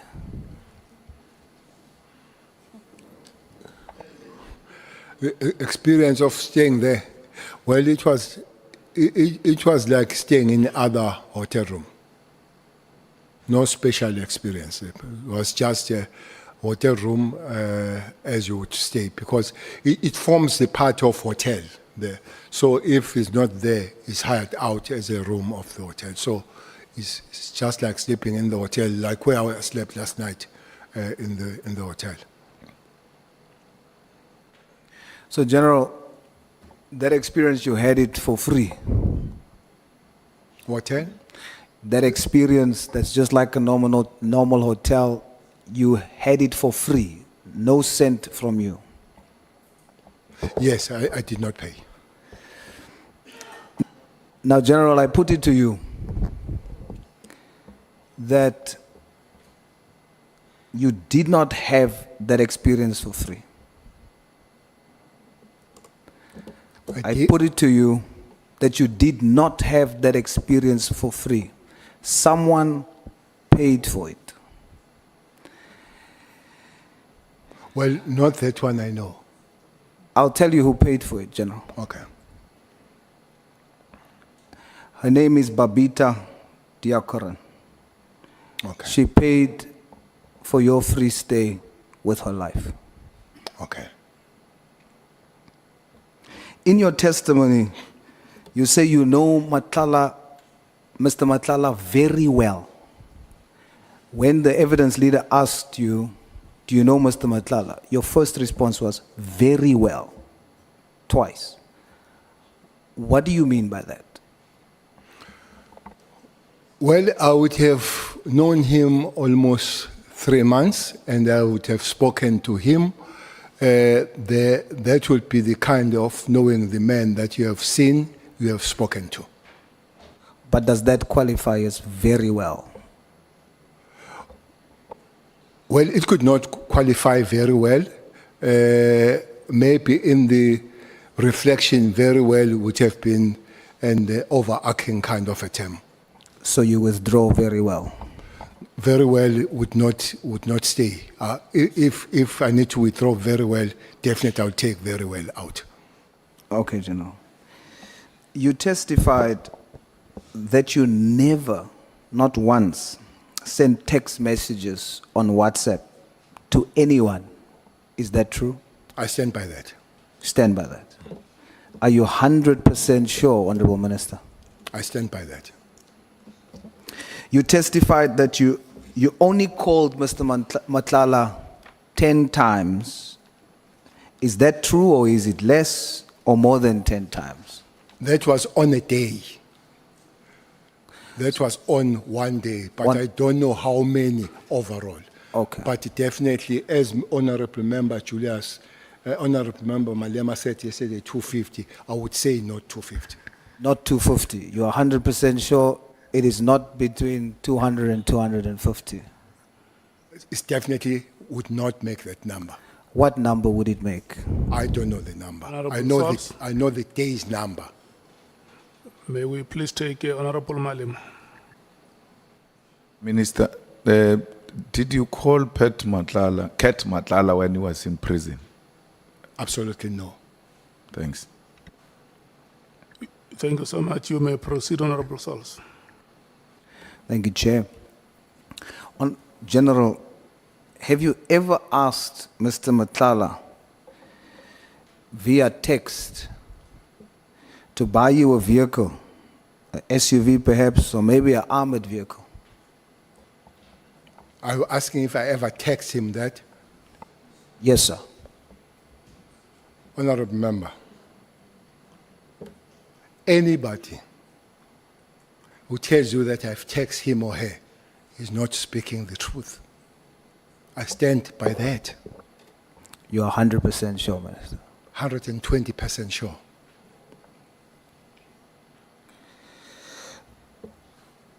General, who introduced you to Mr. Matlala? It's Mabonga. Bongani. Sorry, Minister. It's Bongani. And how do you know Bongani? I know Bongani because he's a son of Spotla, who was a taxi operator at Nongoma. Was it the first time you met him, Matlala or Bongani? Bongani? No, not Bongani, because it was not the first time I met him. So let's use the words you withdraw, just to try and gauge how you knew him, do you know Mabonga very well? Bongani, I was not meeting him for the first time. I know his father very well rather than I know Bongani as a son, but I know him as a son of Sputla. Do you know the level of knowing him? Do you know that he is or was a notorious shooter? He shot people. Did you know that? I know that he was once arrested for violent conduct, and I knew that he had a security company. But did you know But that? I didn't know that was notorious of shooting people. Do you know about the incident at Temple nightclub in Sandton, where he just shot in the club? Did you know about that? The incident of shooting I know is when he was shot in a restaurant in Sandton. I don't know the incident where he was where himself shot, but I later did hear that was a shooting in a club, but I heard that after he has been killed himself. He has been cleared. He has been killed, yes. There was video footage of him doing so, and he did so in January 2024, and you were still the Minister of Police at the time, Minister. And so because it went viral, it was everywhere, I'm sure that somehow you would have been informed about that, because it happened whilst you were the Minister of Police. Well, absolutely. I have not seen that video, and I know the incidents after himself has been killed. So knowing all of this... Honorable Sals. Yes, sir. May we please take Honorable Breitenbach. Thanks, Chair. I'm sorry to interrupt Honourable Sauls, but I think there's a fundamental misunderstanding between Mr. Cele and Mr. Sauls. Mr. Sauls is hearing cleared, and Mr. Cele is saying killed. So there's a problem, I think, just to clear that out.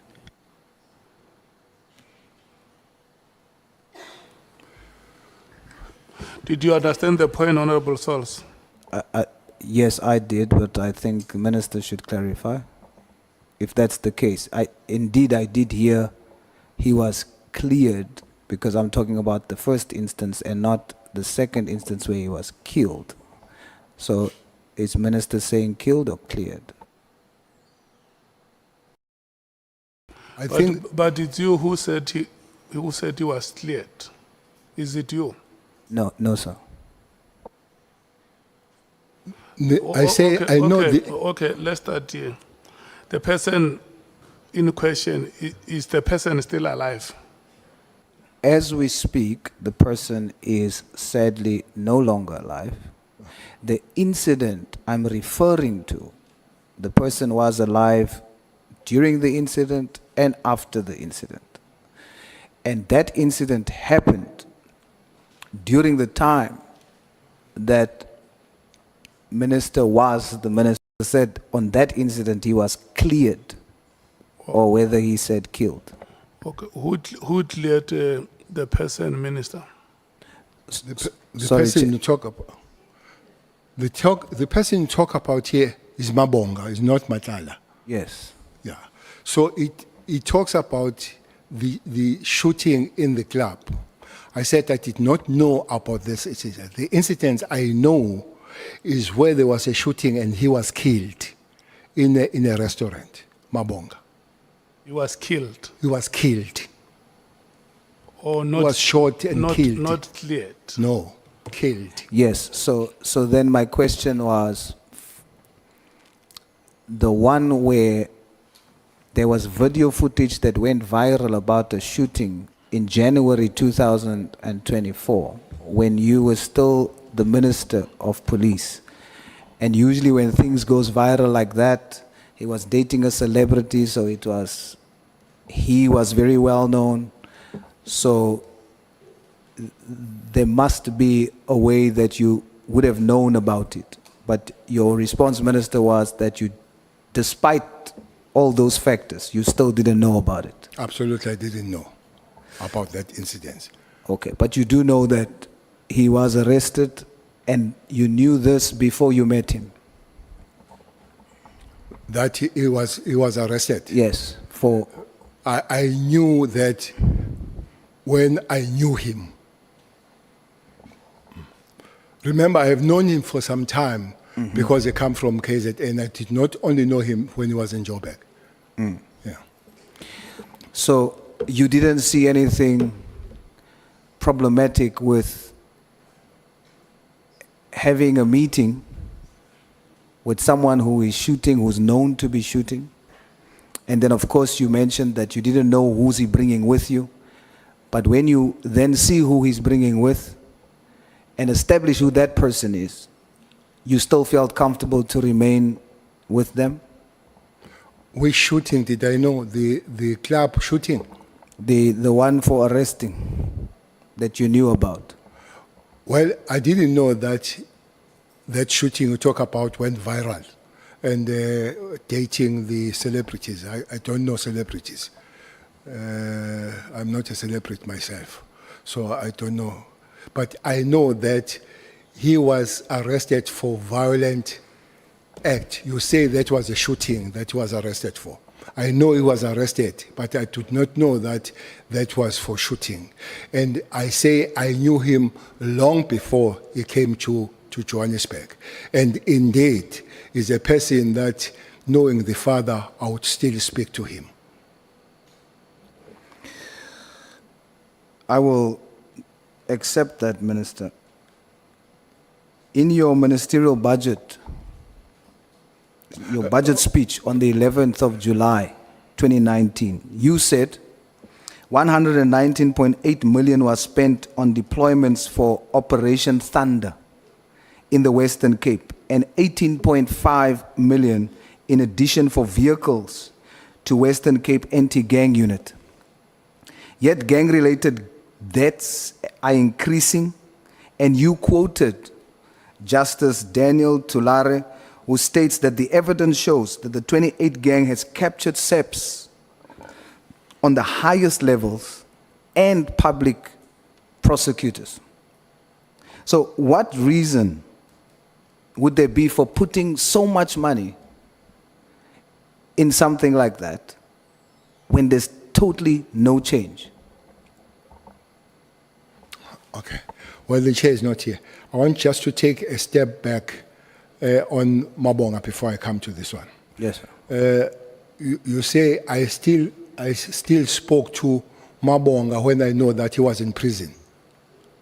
No, I didn't say in prison, Minister. What did you say? Knowing what he's doing, and then afterwards meeting Mr. Matlala and getting to know what Mr. Matlala does, and you still continued a relationship with them. But I said I know Mabonga that was arrested. That's what I said. And then you say on top of that, I still met him.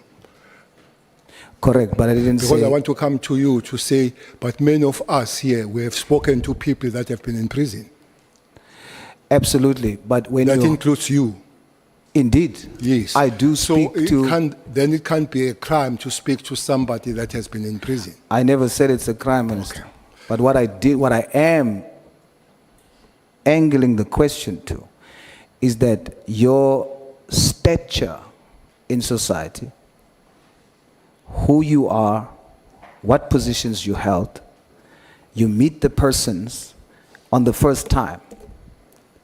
Then you find out and know what the questionable issues are.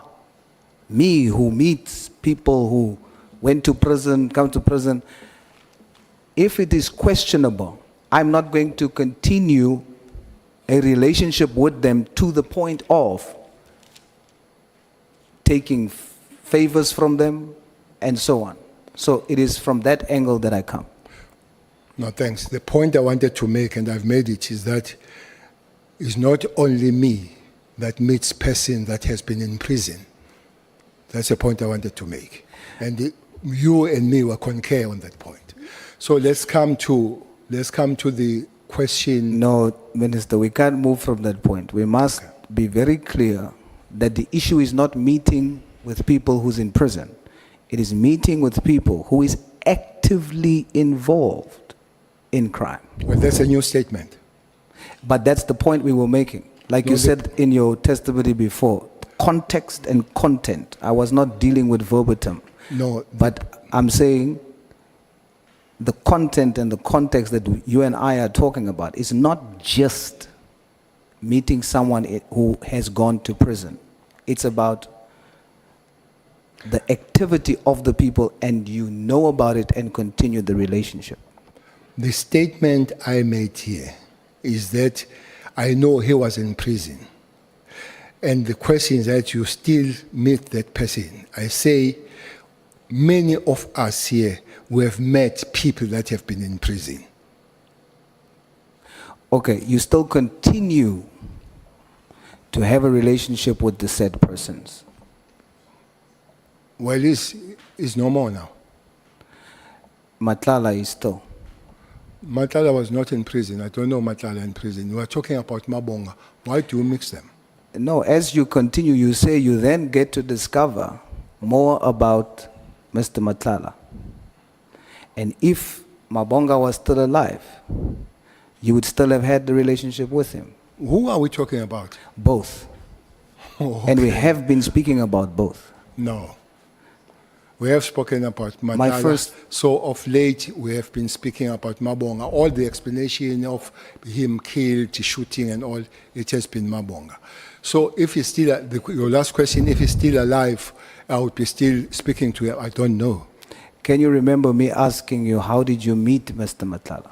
Yes. So we were speaking about Mr. Matlala right from the start, and then the connection, which is Mr. Mabonga. No. It was separated. We did finish about Mr. Matlala and then we came to Mabonga. But we spoke about both. Well, so you say. That's fine. Minister, Can I go back to the question you asked of the... please.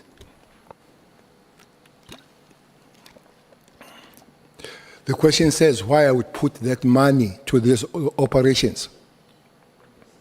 When there's The clearly, question- when there's clearly no change in terms of gangsterism, and you quoted a judge saying what's currently happening, that gangs has infiltrated the judiciary and SEPs. So that means over 100 million invested has not changed the situation in the Western Cape. Why would you continuously justify putting so much money in that particular program? I guess that money is even far more now, Honorable Member. I don't know if that question says, and it means, don't put money at all there and let them kill one another. Because the question said, why do you continue to put the money? Honorable Member, there is no way that we can continue to put the money and have an effort to stop that thing.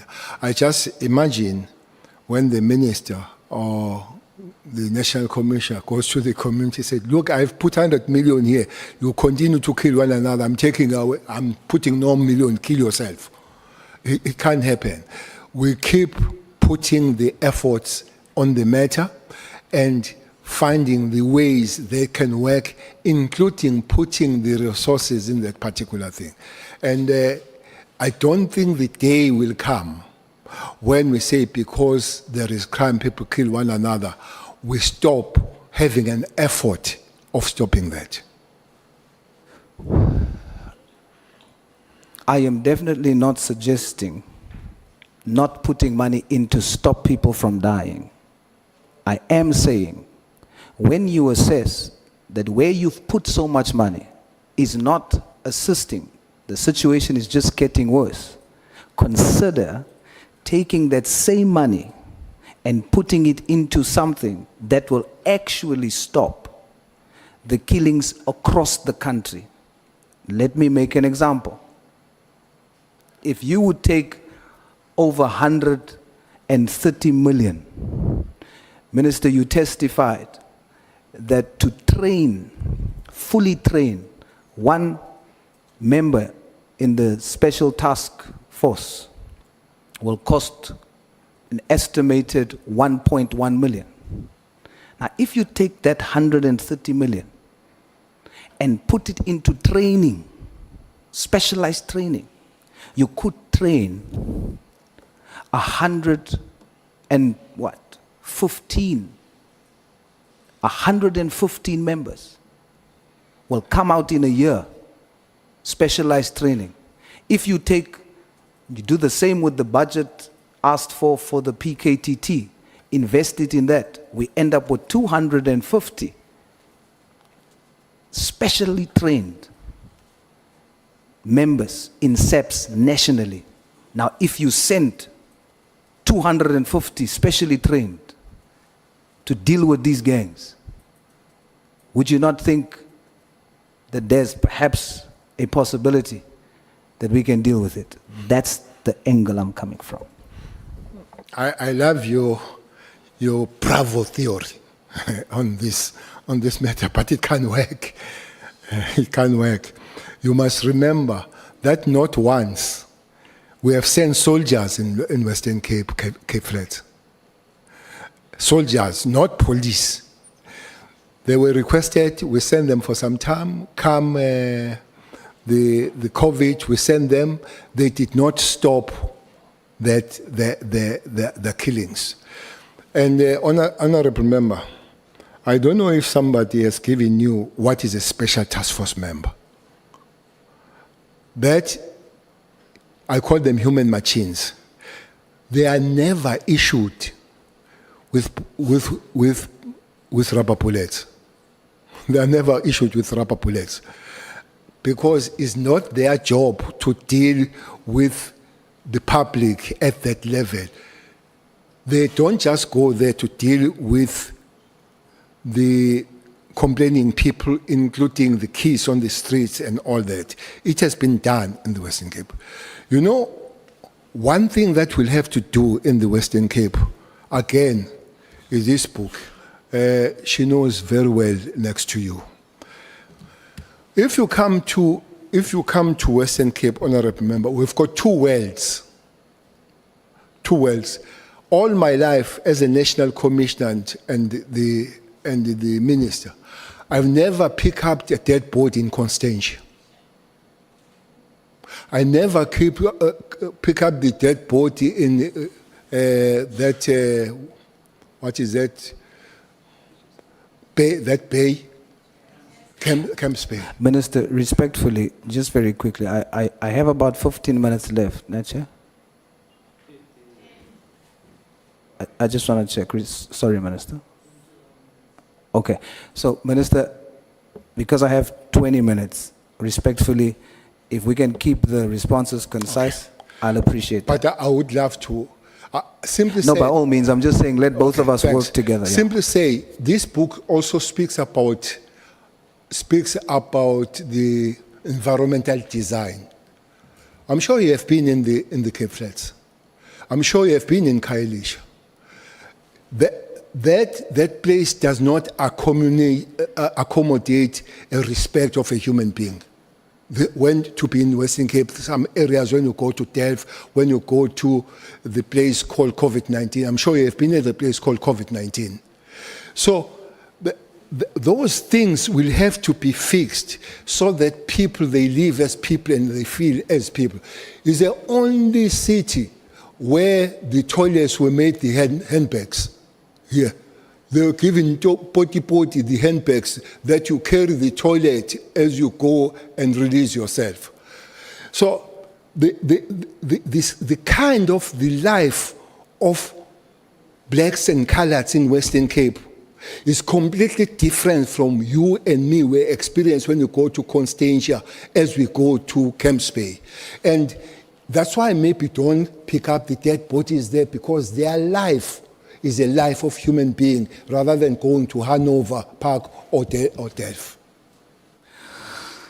Minister, yesterday you testified and you said when you were talking about losing 56 members to the taxi industry, you said, I spoke to Nhlanhla earlier. Did you mean you spoke to General Mkhwanazi earlier yesterday, or did you mean earlier some other day? Earlier leading to the understanding of losing of the members of Special Task Force. So it was a previous day? 3 years. No, previous. When was it? Did you say 3 years? Previous. Yes, previous. I think this thing of talking about bringing them back home is a thing within a year back. In a year back. Okay.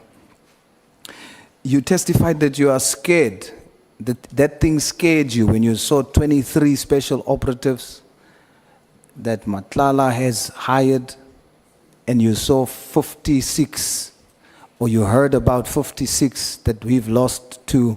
You said that thing scared you. Now, if a former national minister, a national commissioner, and minister of police is scared, we need to know why, because that must be very important. So just concisely, why did it scare you, Minister? I'm scared that the private security company capabilities are about to be equated or be more than the state capabilities when it comes to these forces. So that's what scares me, and it should not be allowed to continue to happen.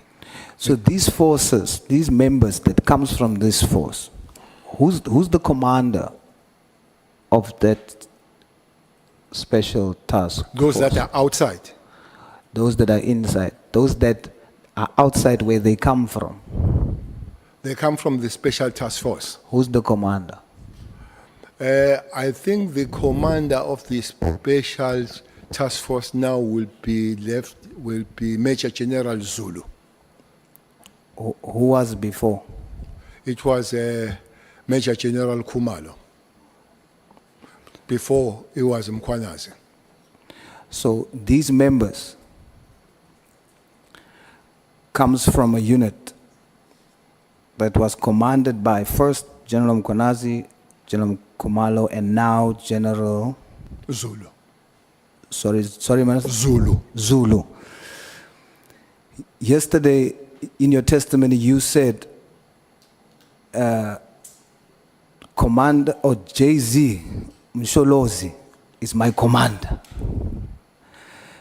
Why did you say that? Because he commanded me. So you still consider him now as your commander? He's not commanding me now. So why He did used you to be. why did you say that in the present tense? He's still my commander. He's not. He used to be my commander. I'm just Well, I'm not an English speaker, maybe I made the English problem, but he used to command me, but he doesn't command me now. okay. Is that a military stance? And that's not what I heard yesterday, so I wanted to know, would other members, these members who goes to the taxi, would they still consider these three commanders as their commanders, even though they're not part of the SEPS unit anymore? Well, you can't consider a person who does not command you to be your commander. You're only my commander when you command me, and then you are my previous commander. All right, so you say that you would support, or you support the inquest into Mr. Muzitembe's daughter's death. Why do you do so, Minister? No, I didn't say I support the inquest. What did you say, Minister? I said the information I had is that the police had a solid case, but the only thing, the prosecution refused to enroll the case. And I said, I even went to the president and I said to the president, President, your Minister of Police might do something funny to go and support the private prosecution, because the prosecutor refuses, but also refuses to give certificates so that private prosecution And I said, that case now is having the inquest. That is my information. And the person that is doing the inquest is asking the question, why was this not enrolled? Because it's an obvious case. So, but I did not say, what I said I would support was a private prosecution. For the inquest, or that involves or would result into an inquest. There is no private inquest. The private prosecution, that will be the result. Honorable member, private prosecution comes this way. If South African prosecutors say they can't prosecute, they don't see the case, they must issue the certificate for you and me to go and get the private prosecution. And then there is amount of money that we must pay for private prosecution. That's the money that was paid by Lulu for Umsholo's, that 500,000. So you pay that money. After paying that money, then there is a private prosecution continues. But if you don't have certificate, you can't go for private prosecution. I'm saying, I said, President, I would support private prosecution. The only thing that is not happening is to get a certificate from the prosecutor that could not enroll. So in exchange must give the certificate, of which also was refusing. So we're just stuck in the middle. I understand that, Minister, but I was referring to the end goal. That's one step towards that goal. But let's move on. Who arrested the hitman on AKA? Who arrested? The hitman. It's a team that was put together. Which by- team? Is it the PKTT? No, No? no. Yet he was killed in a 5-kilometer radius away from the head office. And they were arrested close to 1 year later. The head office does not arrest. Even if he was killed in the head office, would not have been arrested by head office. But the team was put together, and then the team did the good job. Yet there was a team there, specialized team, in a 5-kilometer radius that can go all the way to a different province. They could not deal with that there, right there and then. Where was it? Which team was that? The PKTT is there. Where does it sit? They are there Where? in KZN. So what I'm saying, Headquarters? where Mkhwanazi's office is, No. Get your facts straight. what is the facts, Minister? The facts, they've got their headquarters in Pinetown. Is it in KZN? Yes, but in Pinetown, not headquarters of the police. But is it in Headquarters of the KZN? police is in the CPT. Is it in KZN? KZN is not a capital. The point I'm making, and this is the fact, that it happened in the province where the PKTT is supposed to zoom into. A hit happens. A different team nationally needs to be put together to go and deal with that murder, a high-profile murder that is just kilometers away from where they are based. But in other matters, they are ready to go to a different province. That's the point I'm making. Your imaginary fact, that's not a fact. You say it's a fact, it's imaginary fact. Okay, help me, Minister. Let's test if I'm It's an imagining. imaginary fact. You started by saying there were 5 kilometers in the head office. You should have asked the question where they're based. They are not based 5 kilometers. They are not in the head office, where Vermas, where the head office of the Are South they African based in police. KZN? KZN is not a headquarters, it's a province. Yes, I know. And that's where the PKT focuses. I'm asked, where did the murder happen? In KZN. Chairperson, can I get help the questions? Honorable Souls, let me take Honorable Nomval. Yeah, no, my apologies, Honorable Source, for interrupting. Honorable Minister, no, for my understanding and for my records as well, what was the competency of the PKTT in this sense? Was it only designed to deal with political killings which are only related to political killings. I know that at some point they were requested to go and intervene in Forte, but what was the actual competency? Were they only dealing with political killings or with any other murder which occurred in the province? That is my follow-up question. Thank you. Was designed, Honorable Chair, to deal with political killings. But in their work, Honorable Member, pursuing the political killing, they will be led, let me put it this way, they find that I've shot and killed the councillor, but I've killed a taxi person the other day. They would not let me go to say, now we're stopping to arrest you because you have also killed. But their focus of work and their mandate was to deal with the political killing. And then other kind of killings would have the work of the South African police. Sometimes other kind of killings, they would be specialized, like the AK one was specialized. There was a special team that was put for that. Ayoda. Yeah, I'm okay, Chair. You can move on. That is my understanding. Is it correct, General, that the acronym PKTT stands for Political Killing Task Team? Yes. Okay. Chair, if the question that you just asked is to insinuate that the matter we're talking about doesn't fall under political killings, then we then need to ask of the other matters. But the point here is, the General says, Pinetown, I'm dealing with KZN. But fact is, even Pinetown is in a 30-kilometer radius from where the murder happened. And the point I'm trying to make is that they're so close. It's a murder, high profile, deal with it and arrest people. But they can leave to a different province to do the same thing. But we can move away from that, General. I have, I think, about 5 minutes left, so let me jump a few questions. The members of the Special Task Force, you mentioned that taxi bosses would have employed them. Are you able to tell us which taxi bosses? No, I don't know which taxi bosses. I know that it's taxi industry that employs them.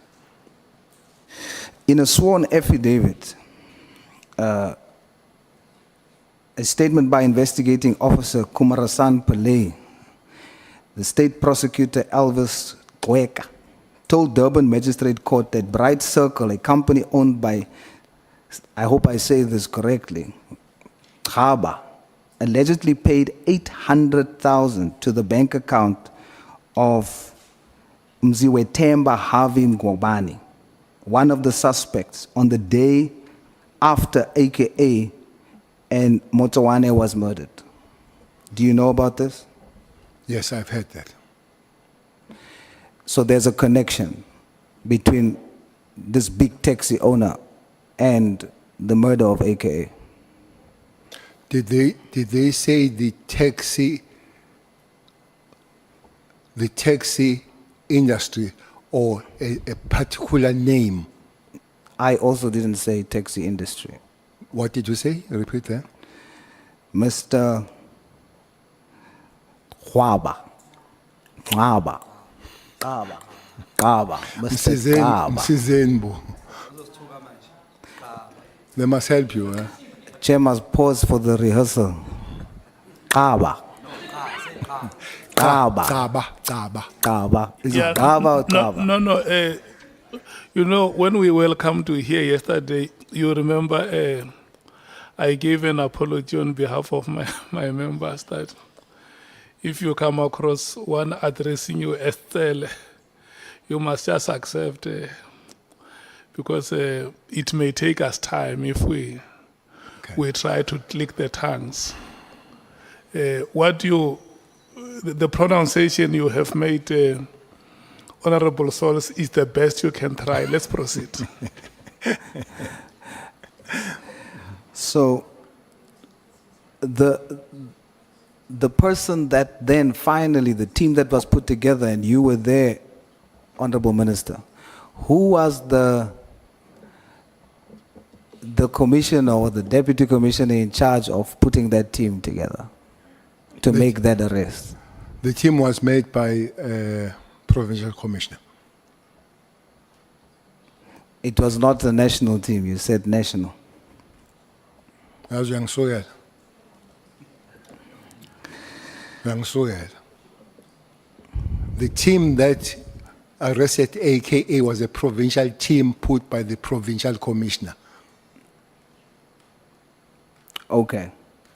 The Special Task Force of 59, the Special Forces of 23, I'm told in military terms, and you can help me there, Minister, is like a platoon.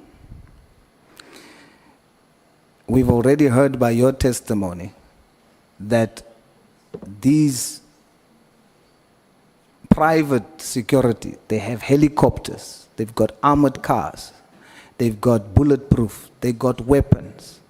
I'm going to ask you a very honest question, Minister. If for some reason this group of people has to go in a fight with our SEPs today, who will win? State will win. The state will win.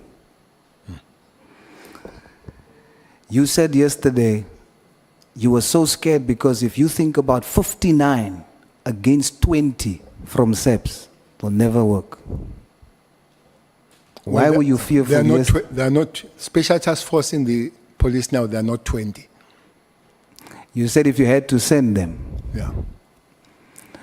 would they win? Because I think the point you wanted to make was that you fear No, that they are getting stronger than the SEPs team. That's the point you wanted to drive home the whole time yesterday, that you are worried.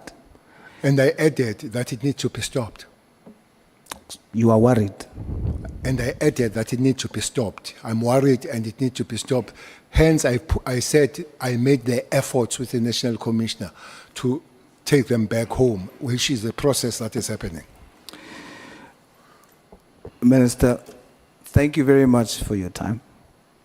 I want to say that every single one of you, whom we respect greatly, must take responsibility that the state of affairs in SEPS today, all of you have contributed to it.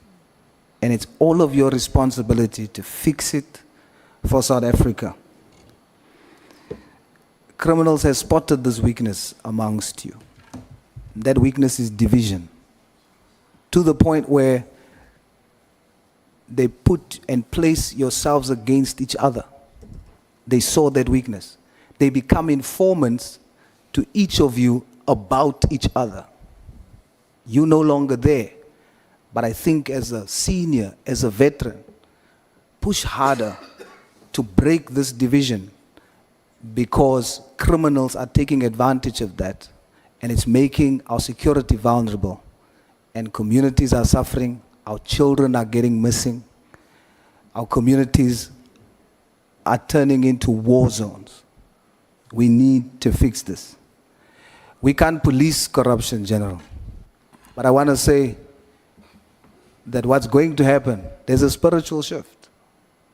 The light in this country is getting stronger, and whatever happened in the dark is going to be exposed automatically. My message to every whistleblower, everyone that's standing up against corruption, don't seek to police it. Just make your light stronger. Don't seek to kill Judas. Judas will hang himself. Thank you, Chair. I nearly Thank said, you I nearly so said much, amen. I nearly said amen. Hallelujah.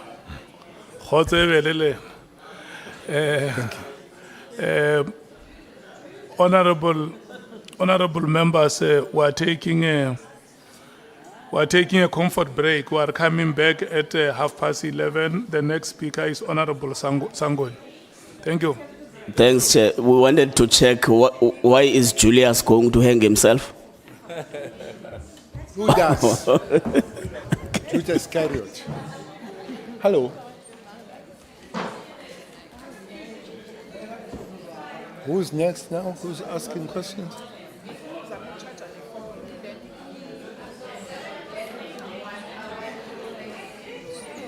Shut in.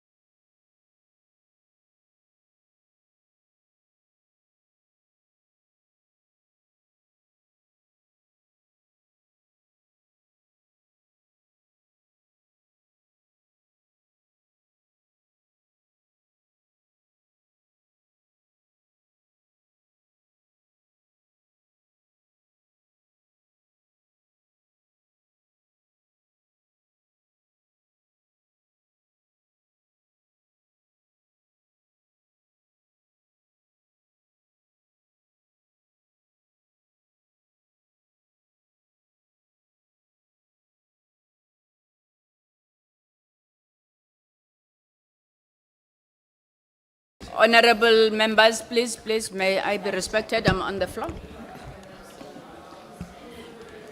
Falani phela.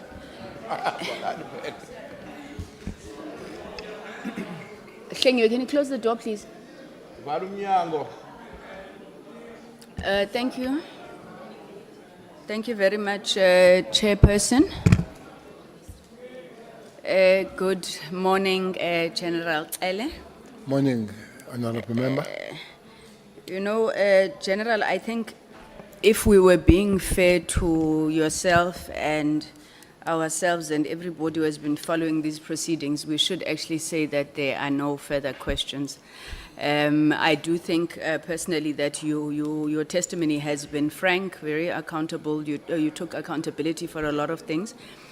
Obviously, there will be some amongst us, and I think South Africans who are watching, who will think that you should have made different decisions, value judgments, perhaps even raise some ethical dilemmas. But I do want to thank you and commend you for the frankness with which you have conducted yourselves in these proceedings.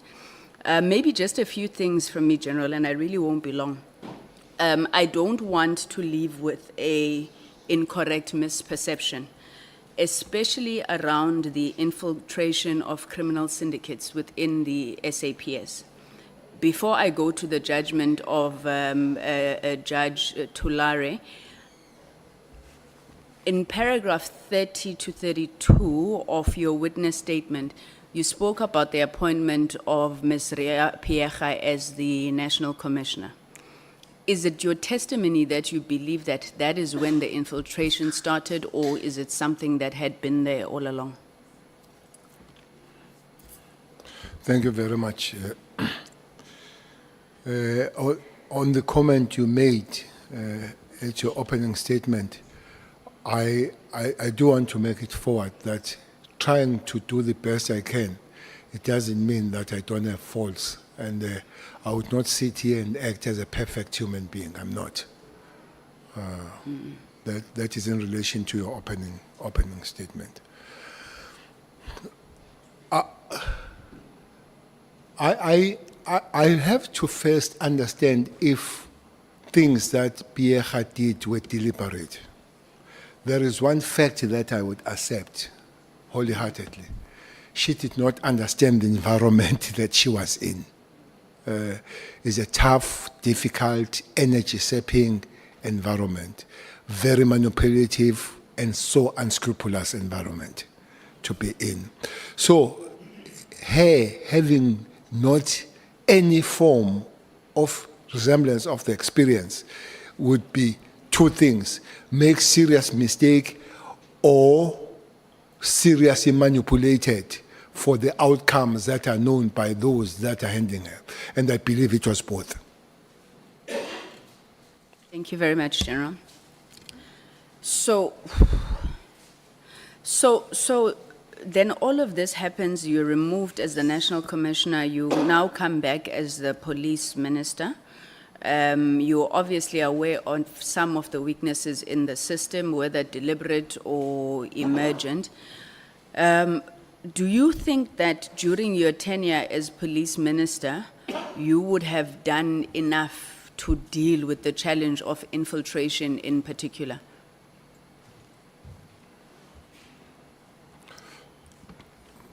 Yes,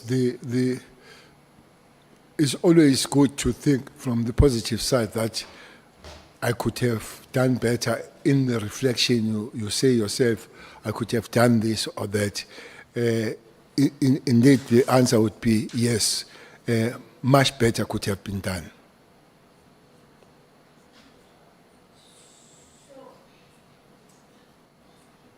Sorry, General, I don't know if this question has been asked. It's in two parts. Firstly, criminal intelligence. We've obviously focused a lot on it in this ad hoc committee and the instability within criminal intelligence. Now, as you were delivering your testimony, you attested to the fact that the senior echelons of leadership were not fighting during your tenure. I do want to ask General a pointed question, and I know it's your opinion, But what do you think is causing this current instability within criminal intelligence? Like, ngesiZulu kuthiwa kubangwa ini, you know, because we're sitting in this ad hoc committee, running around in circles, trying to pinpoint a reason. Is it because the minister overstepped his authority? Is it the tender? Is it factions?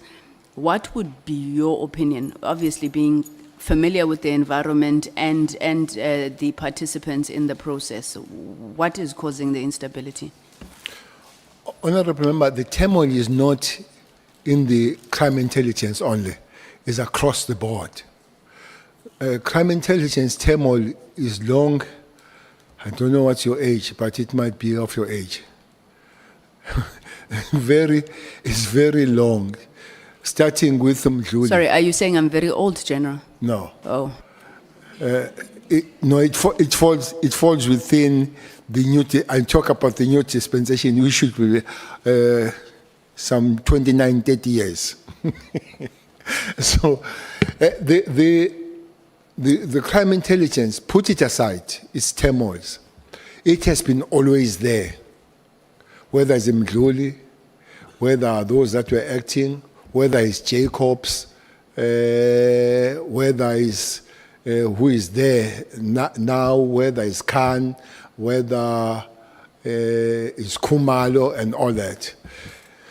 But this one of across the board, where you see something that you just shrink to look at, when the Deputy National Commissioner takes Commissioner to the court, usually Commissioner would write the statement defending the Deputy National Commissioner. But the National Commissioner here writes the statement, the affidavit, against the Deputy National Commissioner. It's a hell. It's a serious turmoil. How it came about, Honorable Member, I would be presumptuous. But I think somewhere, somehow, center did not hold for this thing to happen.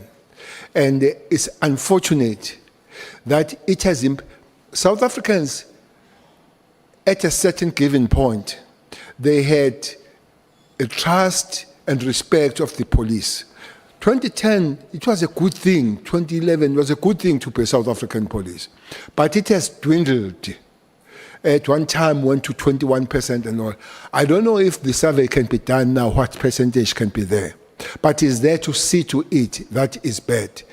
My answer, without pointing anywhere, center did or does not hold. That's why we're here. Thank you, General. So, one of the other things that we've been grappling with is the issue of authority and the power of ministers. In your view, General, what is the role of the minister, and what power does the minister have beyond directives? We are in a quagmire, for lack of a better word, trying to figure out where this political administrative interface starts and ends. There have been views that says if a minister cannot direct a DG to do something, it becomes absurd, because what then becomes the role of that minister? Is it only just executive oversight, but then, you know, ministers are blamed when things don't get done? So can you tell me, in your own understanding, the role and the power of a minister? Maybe even, is it just directives? And what can the nature of those directives be? Honorable Member, I hope I'm correct here. Those that are dealing with Constitution will help me. It looks like, if not is one of the departments that are in the Constitution. Police. I don't know if the Department of Health is in the Constitution or Department of Social Welfare is in the Constitution. But the elaborated department in the Constitution is the Police Special 205, Section 205. Therefore, is a very small area of maneuvering of whoever works there, whether a minister or you are a national commissioner, because both of those are prescribed in the Constitution. If you go through the Constitution, that you will be 205, 206, 207, even in the legislation, the big role of policing falls on the shoulders of the national commissioner rather than the minister. The only problem is that people that must go back to the community to give the reports are the ministers rather than the national commissioners. So, developing the policy, no matter what you develop on the policy, do you want to happen, but you can't be unconstitutional, because Constitution is very clear what the police must do. I did say yesterday that I was even very skeptical when Mkhwanazi was debating the matters of devolution of power, which is politics, pure politics. It's got nothing to do with operations, I think. When you look, the Constitution says the job of the police is to uphold and enforce the law. There is nowhere that says and change the law. So it's not their job.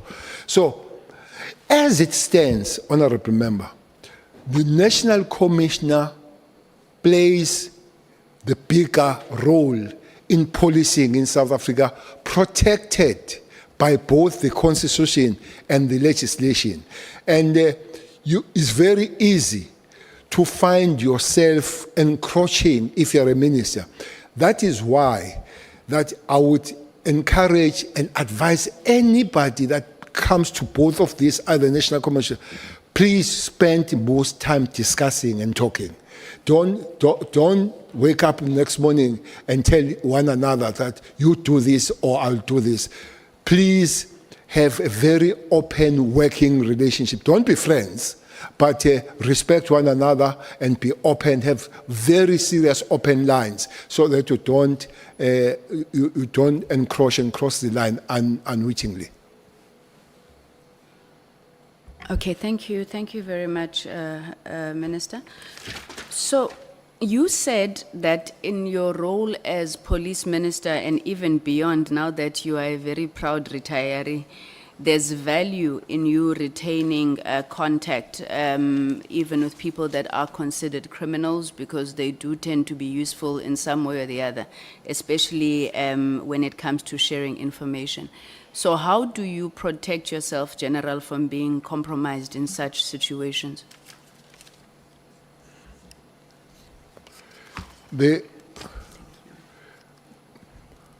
You see, the work of the police, that will include the ministers, one of the biggest weapons is an information.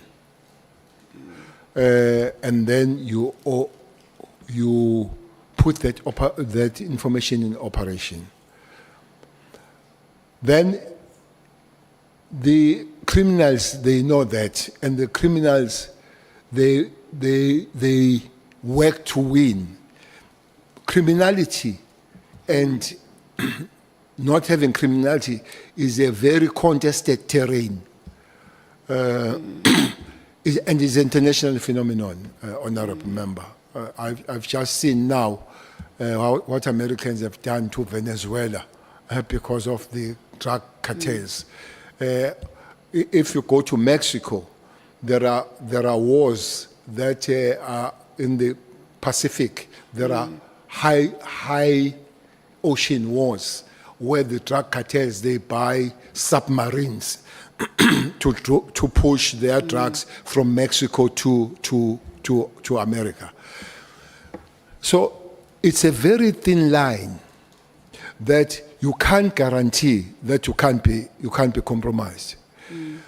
The criminals will forever, not the police, not the Minister of Police, whoever is in authority, they will have to find the way. Looks like you need to keep checking yourself and ask other people to check if you have not crossed the line.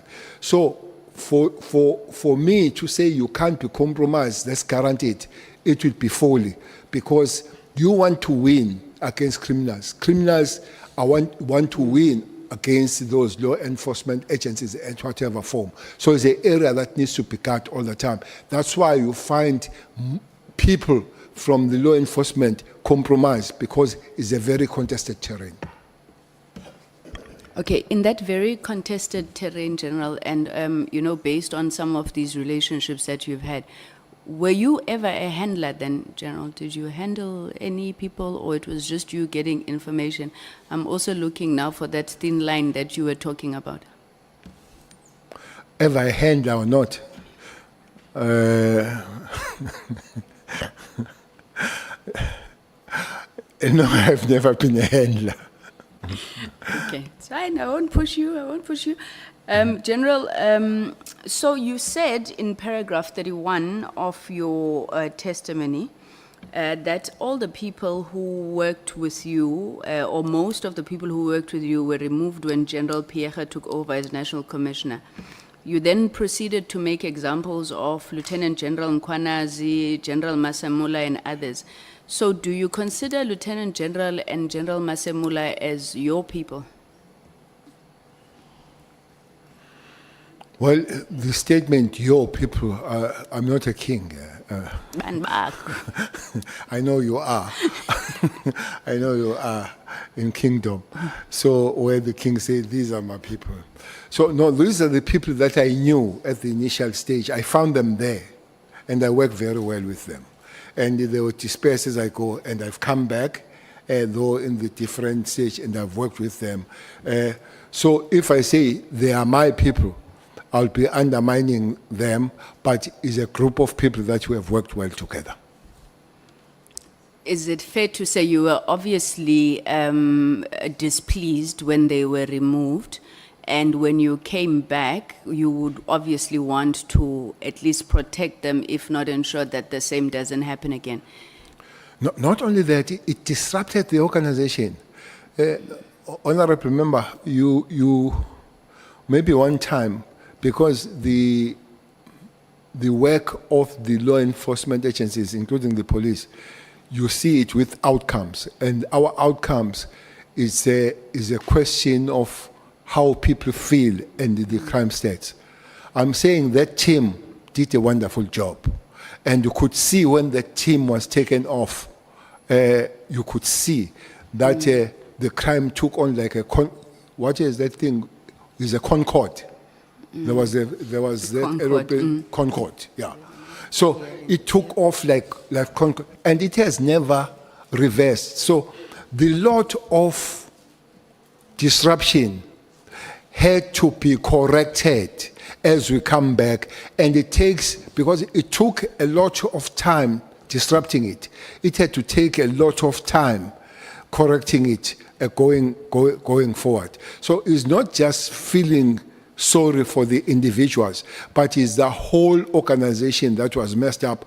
But more than anything, the impact it did to the nation, and the impact it did to the safety of the people, women, children, and all other people. That disruption made a lot of damage to the safety of South Africans. Thanks, General. And I'm going to come back just before, because I'm very close to ending, Honorable Mates. I'm going to come back to what you did, but I need you to help me understand something here, General. I know you don't have a copy of this, so I'm going to read it for you. This is a signal message that was allegedly sent by Mr. Brown Mkhwanazi to the minister, and then he screenshotted it allegedly and sent it to Mr. Matlala. It says, Minister, I take it, I am going to get the case number and this judgment for you. Now we got something proven by the court. This is the matter now which either Sibiya or the minister can charge Khumalo and apply Rule 9 of the disciplinary hearing. It took the Constitutional Court to release a man who was sentenced to life imprisonment through a forced Section 204 confession. Imagine, Comrade Senzo, after 30 years of democracy, having this kind of policing. I've been struggling with this message since we started. And the case, by the way, it's Matlala. I think it's Matlala versus the NDPP that he's referring to. And I think Matlala law was sentenced to life imprisonment, but he had a Section 204 confession that was extracted by force, he claims. When you listen to this, would this have anything to do with that false affidavit of Mr. Matlala, where Rule 9, in terms of the disciplinary hearing rules, speaks to how Khumalo can be charged? Would you draw any relationship parallels between these? Well, for me, I don't know why. Maybe somebody will explain. I found Khumalo being a target. It might be him and other people, but he's always on the center of being a target. And I find Sibia always a person that is ready to shoot at Khumalo. Sibia would have his allies. Either it would be Mkhwanazi, Matlala, and the minister. And Khumalo would have his allies. Either Masimula, Mkhwanazi, and the former Nhlanhla. minister. And, so, clearly, how that came about, by the way, Khumalo is a new person in the crime intelligence. He's not very old in the crime. But it looks like that's what throws a lot of problem for him. And the suspicion is that he's effective.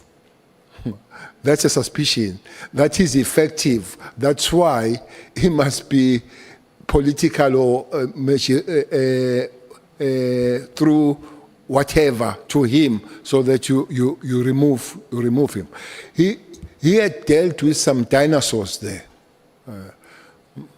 Honorable Kola Panat will know there are some dinosaurs there in that department.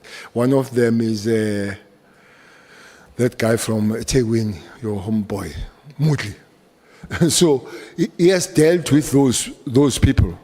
Though the courts always don't help much.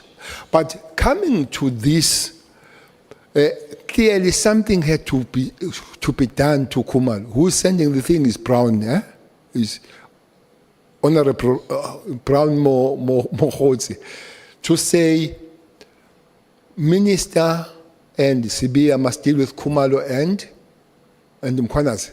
No, they must deal with Khumalo, and then apply Rule 9 of the disciplinary hearing. What I do not understand, why should they deal with Khumalo when the court has final decision?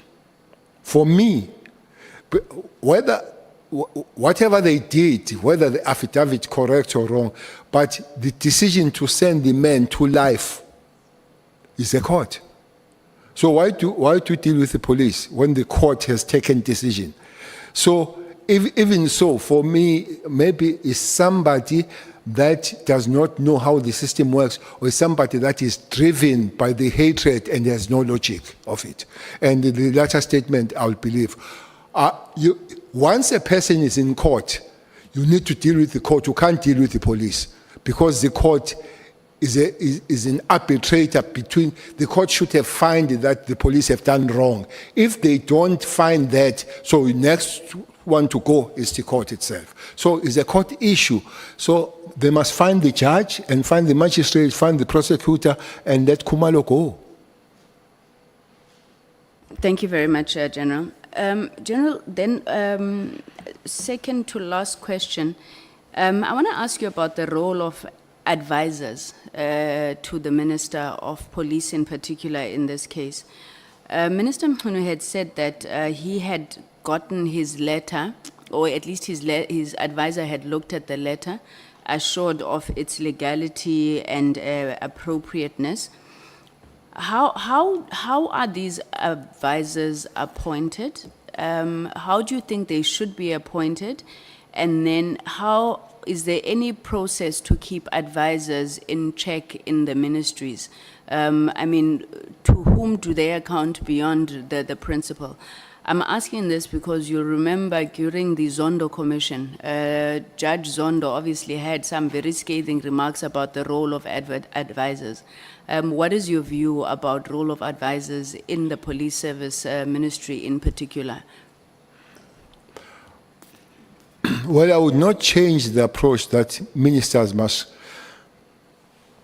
employ their advisors. Part of it, besides the skills, is a trust issue. I don't think I can employ Mkhwanazi as my advisor.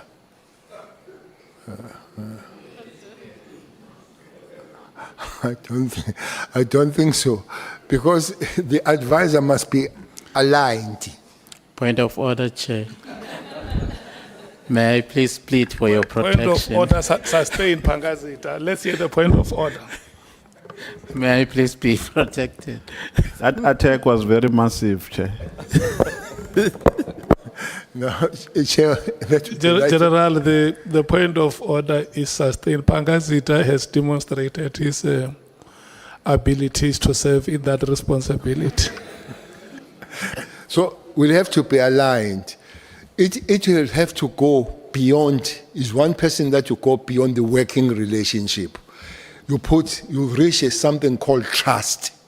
That if you do something wrong because of the advice you have given, the first thing that must come in your mind, you say, he made or she made a mistake. Should not come to the idea to say, you trapped me. So that is a level of trust. So I don't think that the format of employing people with skills but with trust must be changed when it comes to the minister. That also takes the chief of staff, which is the life of you running that particular thing. But the problem, those people sometimes they do take advantage of converting their ministers to parrots. You think the minister is still running the department, yet is an advisor or is a chief of staff. So yourself, you need to keep the balance, and now and again remind your advisor, stroke your chief of staff, to remember I'm still a minister. I hear you, but I'm still a minister. I think they easily cross the line, especially the advisors sometimes. In fact, that's where I wanted to go to, because we received testimony about Mr. Nkabinde, who was the chief of staff, actively participating, I think, in management meetings, in meetings with the commissioners. Is this standard practice in the South African Police Service that the advisors, I mean, there was no such accusation against Advocate Pitkoli, but that you would have the chief of staff actively engaging, participating, literally being part of the management of the department? Management, I'm not sure. They can't participate in the management of the department. But Chief of Staff, honorable member, needs to sift things before they come to the minister. For instance, there are people that she, because my Chief of Staff was a she or he will meet you and say, sorry ma'am, this thing does not belong to the Minister of Police. Can you go to the Minister of Social Development? So that's a job to do so. But also, people can approach the Chief of Staff and say, can we see the Minister? And it's correct for Chief of Staff to know why are you going to see the Minister. If they see the Minister and begin to say, can you say this and that to the Minister? You could say, Minister, they want to see for this and that. And you say, look, we are not a Chief of Staff for that. Or you can say, bring them. So those are the things. And slowly but surely. The problem with these things of getting in the wrong side, there is no alarm bell that rings that you have crossed the line. You keep just moving slowly, slowly, until you are very deep. on it. So if we have a people that they don't only think about the best of you as a minister, but themselves trying to find what is there for us because we're in the ministries, we are in trouble. Thanks, General. Let me make a specific example based on testimony. And really, we're drawing on your knowledge having been in that office. So when you're discussing an operation like the political killings task team, whether to disband it or not, would it have been usual or unusual for the chief of staff to actively participate and even have an opinion or advance an opinion contrary to that of the generals? Is something like that the norm? That can't happen. Chief of staff, if he has anything to say, can speak on my ear, but he can't come and tell generals what to do and not to do.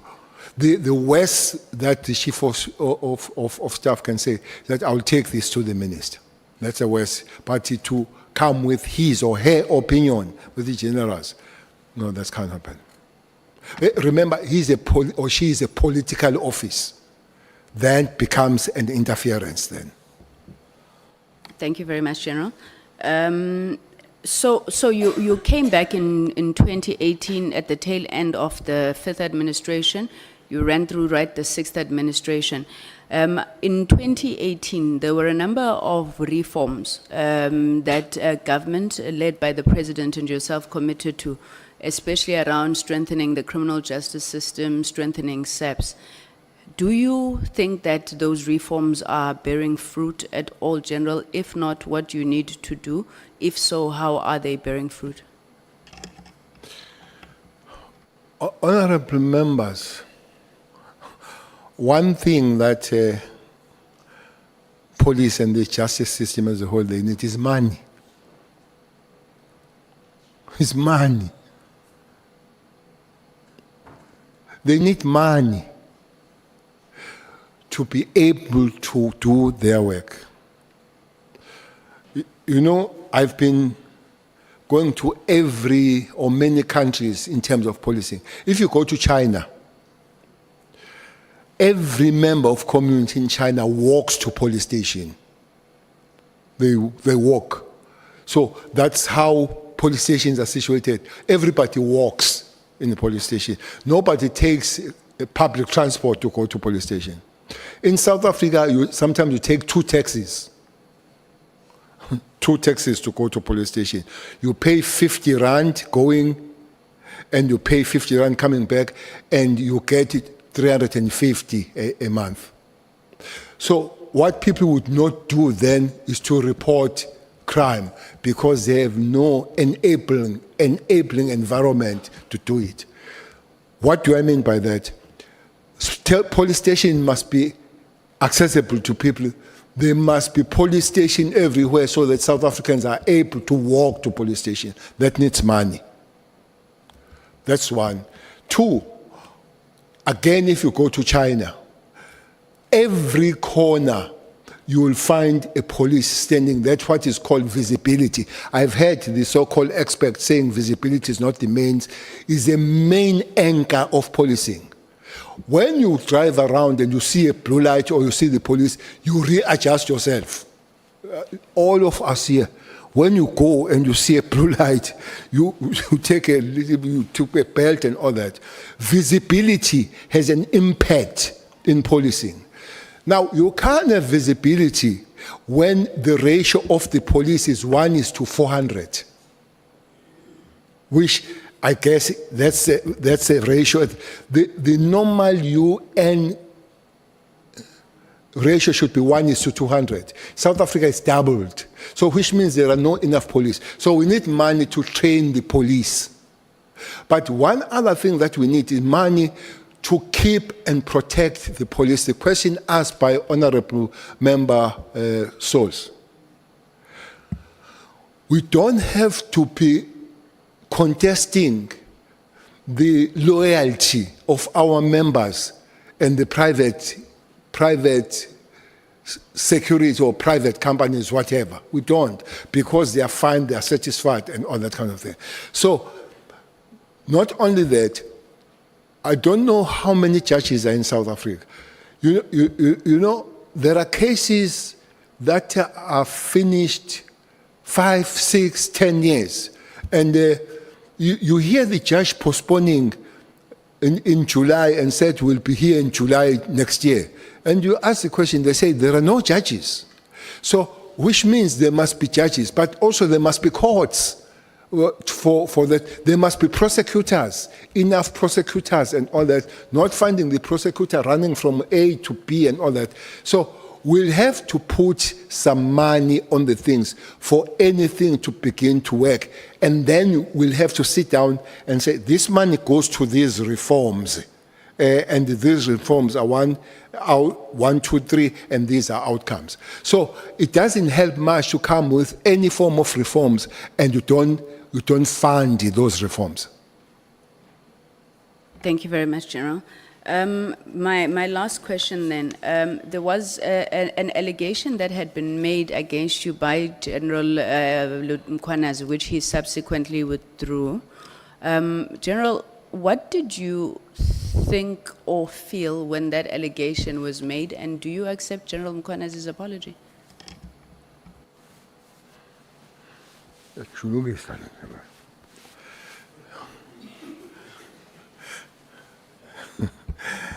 Chairperson, I was told yesterday evening that everybody wants to be Khumalo because they say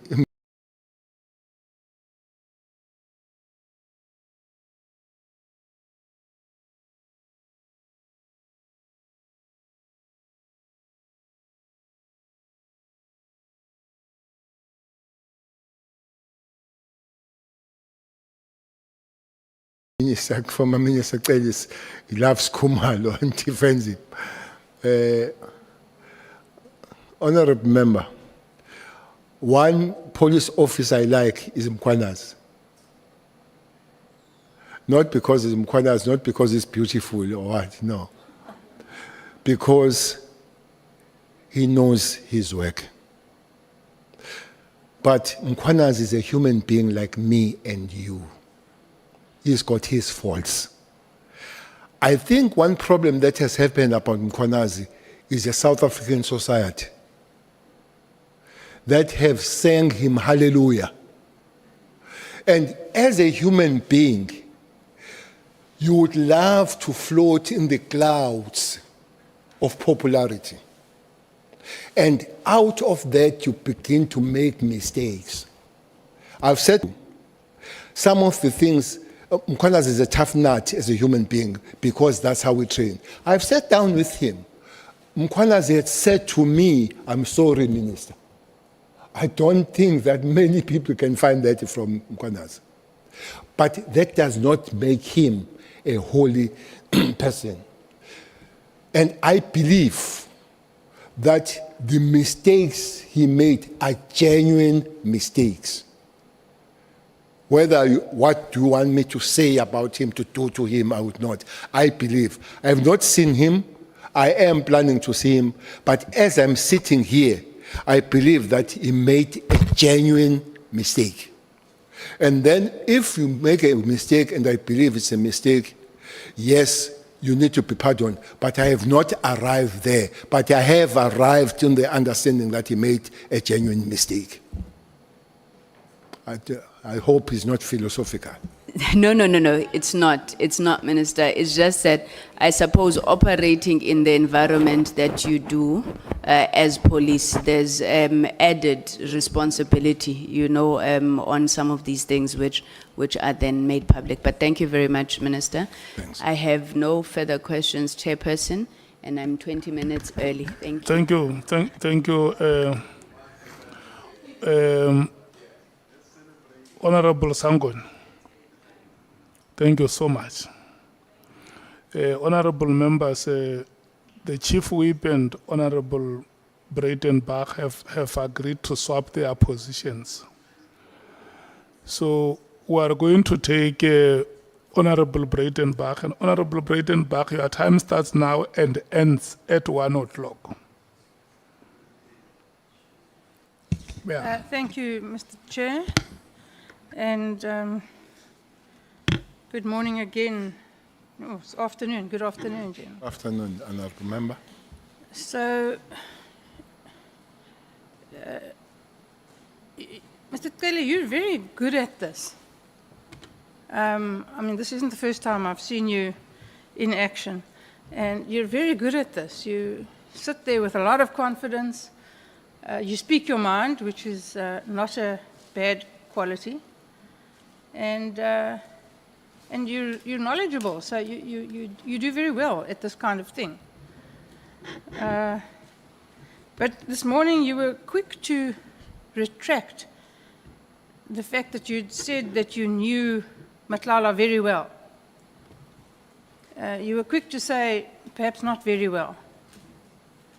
So I'd like to explore with you why you initially said very well, because you're a seasoned campaigner, you're no child, you've been around the block, and you're an experienced human being as well as an experienced in the security cluster. So why would you have said I know him very well when now you say you don't know him so very well? Well, in reflection, honourable member, is that it could not be that a person that you know 3-4 months would know that person very well. There are quite few things that can make you know you very well. Firstly, is time. That makes you very well. Secondly, is my extra association with you. For instance, knowing your family, knowing where you live, knowing how you live, taking drinks together and all that, how if you have taken the drink, you behave and all that kind of thing. If it's only I've met you in a form of a semi-work, maybe meeting, maybe in a hotel, maybe in the particular room, then it cannot be very well. So it's on reflection and on, again, tapping on the understanding that human beings do make mistakes. But the real matter is that when you realize that that has happened, is to say, yes, I made a mistake, very well is a mistake. Fair enough. Human beings do make mistakes. But I find it a little hard to believe that when you met him, as you say, for the first time in December, that prior to that you didn't know about him. Did you know about him without having met him? I did explain that it would take about 2 weeks that I've known when I read the story about Tembisa and him getting the contract of the police. Before that, I didn't know him. Nothing at all? Not zero. Never heard of him? Zero. Okay. So would it surprise you to know that he has quite a record, a criminal record? Well, not necessarily a criminal record, but a history of brushing with the police, and not in the positive sense. With all the evidence I have read, it's about a number 18 with withdrawals, with acquittals and all that. I've seen, and that's why at one statement that I've made that I wonder how he flew below the radar for me when it comes to that situation. Yes, well, I'm wondering the same thing. Do you have an explanation? The crux of the matter that I didn't know about him. But honourable member, maybe again without being arrogant, we'll know about many things, but there are many things that we wouldn't know about it. One person that I didn't know about it, but seems to be big in the crime world is Mlife himself. He looks big when you hear who he is. He has been in London with a fraudulent documents, arrested in London. You must be big to be arrested in London for South Africa. But I didn't know anything about him too. Okay. And having read about Matlala's involvement at the Tembisa Hospital tender, and knowing what we know about the facts surrounding Tembisa Hospital, and you still felt comfortable staying in his flat? You mean then or after I've had that information? After you read it? No, definitely. The ideas and behavior that I had then is different. Is definitely different from my attitude and my behavior towards him now. Okay, so would you go and stay in one of his properties now? No. No. Okay. So he's not your friend, Finish and Klaar? He has never been a friend. Oh, okay.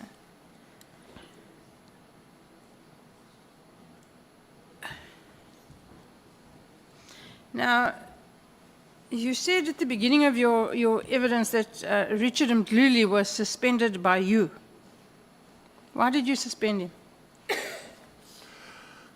I can't remember whether it was charged or was being investigated for the case of murder somewhere. Was it West or East Rand? Kempton Park. Yeah. Upper But Ramagibe. there was an issue about him. I think he was charged by then. And then you could not then have a head of crime intelligence charged and still running the crime intelligence. He had to be suspended. Okay. Miraculously, those charges were withdrawn. Honorable Member,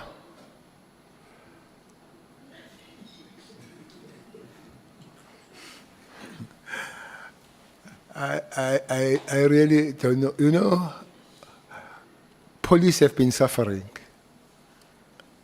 Police have been suffering because your world prosecution, you have been doing things and flying below the radar.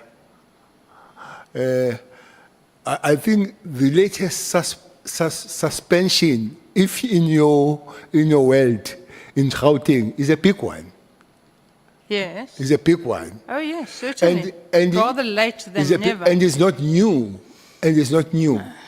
The information that is suspended about and all the kind of stuff. So you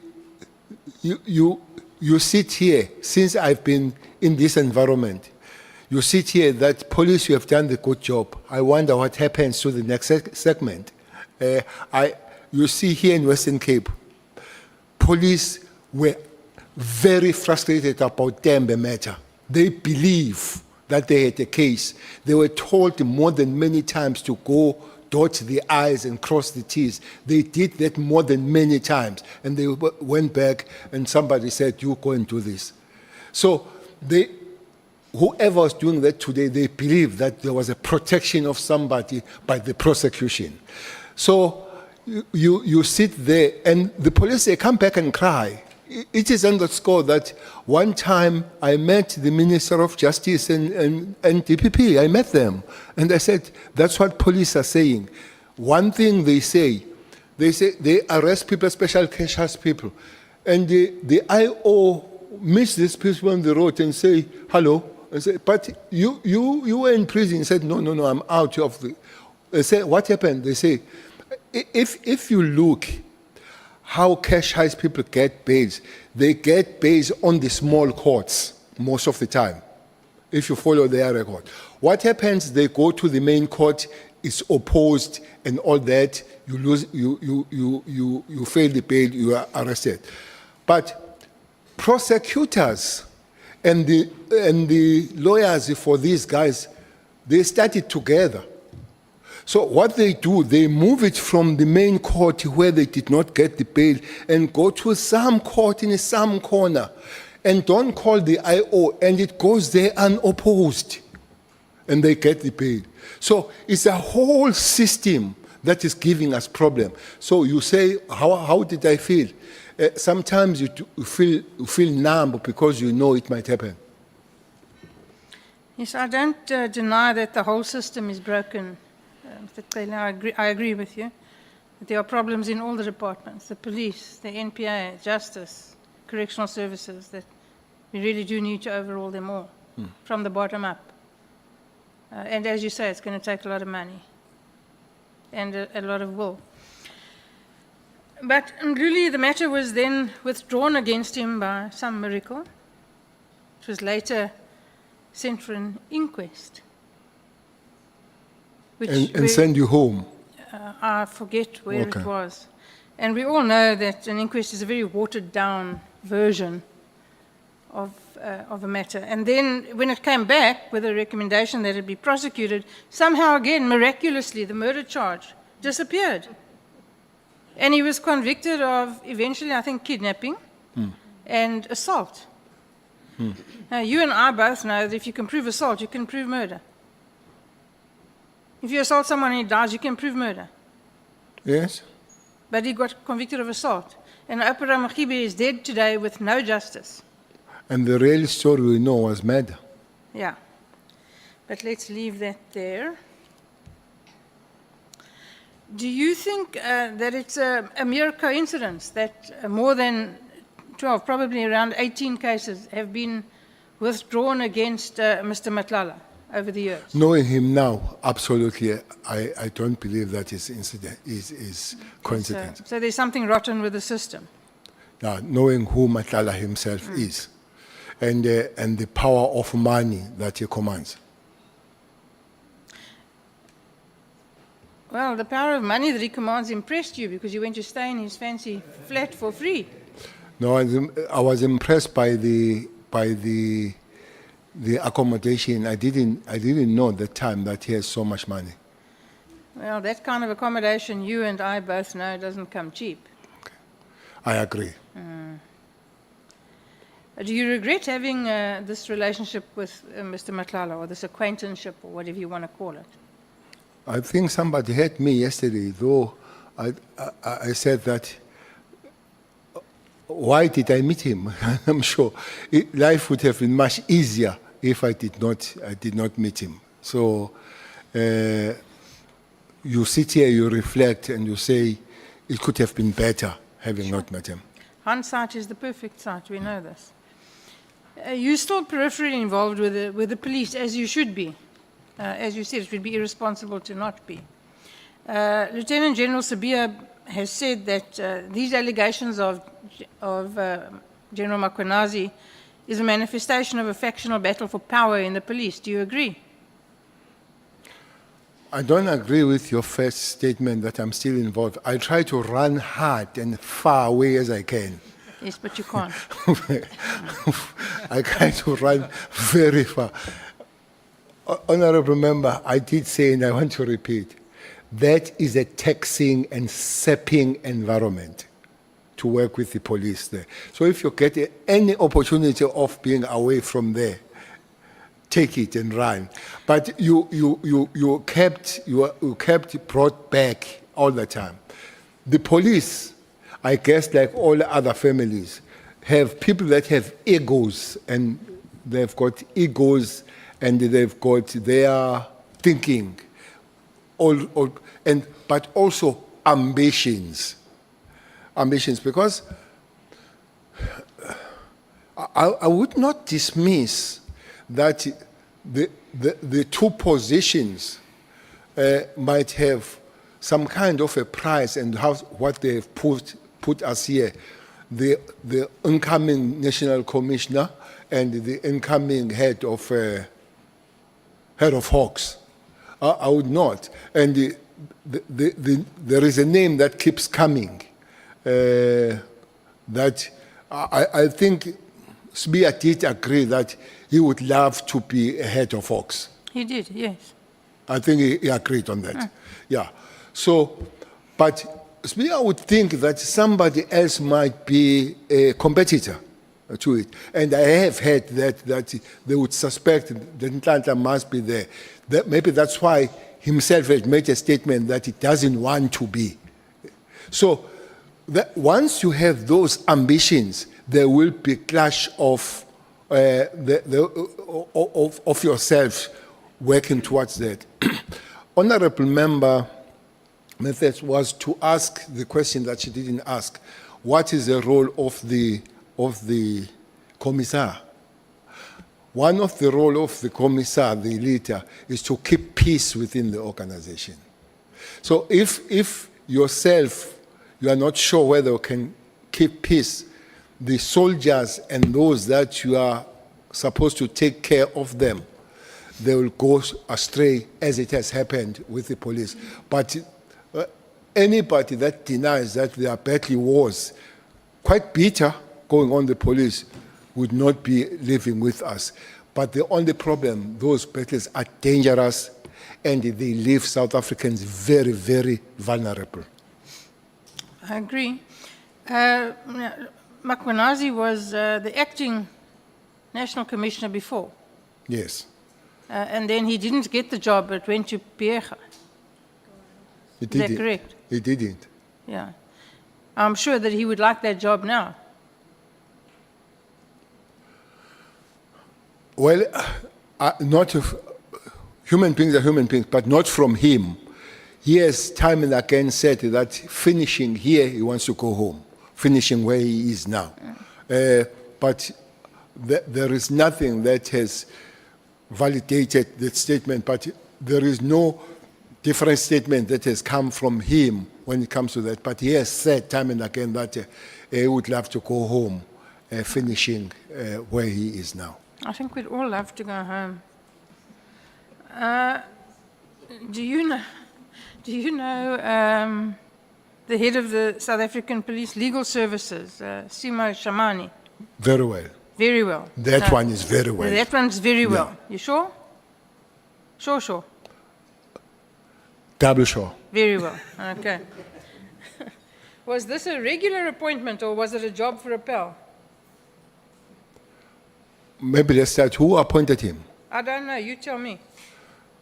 Maybe I'll repeat, and I'll expect that by now, most of us will know that National Commissioner appoints. Okay. So do you think the appointment was a regular appointment or was it a job for a pal? Simo Shamani was certainly not the most experienced person in the group that was available for that job. I think he's an advocate. Yes, he is an There are advocate. many people here who are advocates too, and they've never practiced law, so it doesn't mean a thing. No, he did practice. He did practice. Before he joined the government, he had a practice as an advocate. So I think in terms of skills, he would qualify, and the education and all that. So what I could question and I do not know will be a process, him going there. But that is underqualified, I would not agree with it. Okay. It is said, and that's the best I can do, it is said that Shamani is your bag man. Do you have any comment about that? Bank, Bag man. what is a bagman? A bag man is a person. What they A call, bagman is a person who collects or delivers illicit payments, often for organized crime, corrupt officials, or political campaigns. that is going too far, whoever gave you that statement. But you can deny it. But I'm prefacing it to say whoever said so is very malicious, Okay. and that doesn't come close to whatever that person is saying. Okay, that's fine. You can just deny it. I'm happy with it. It's absolutely not there. Thank you. Thank you, Mr. Chair. I am done. Honourable Carla Barnard has one or two questions to ask, and I have to go. So I thank you for the accommodation, and especially I thank I thank Mr. Ntuli for accommodating me. Thank you, Mdu. Thank you so much, Honorable Breitenbach. What you must do, you must leave the meeting immediately, because in your presence, Kola Barnard is not a member of the committee.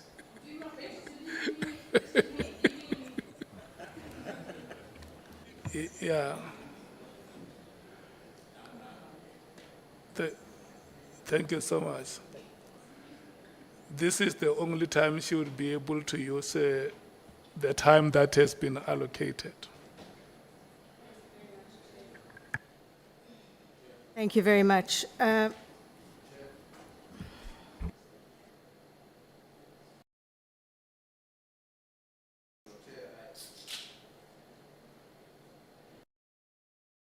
Yeah, Chair, my apology for interrupting Honorable Kwalapana, but I think you certainly owe us a clarification of the question that I'm going to pose, because on previous occasions when we were discussing the issue of the participation of Honorable Kwalapanat, the DA brought to the committee a legal opinion. And I thought that we were all of the same mind that let's rather have that matter also subjected to the Parliamentary Legal Division, so that we get a legal opinion coming from Parliament as opposed to a political party.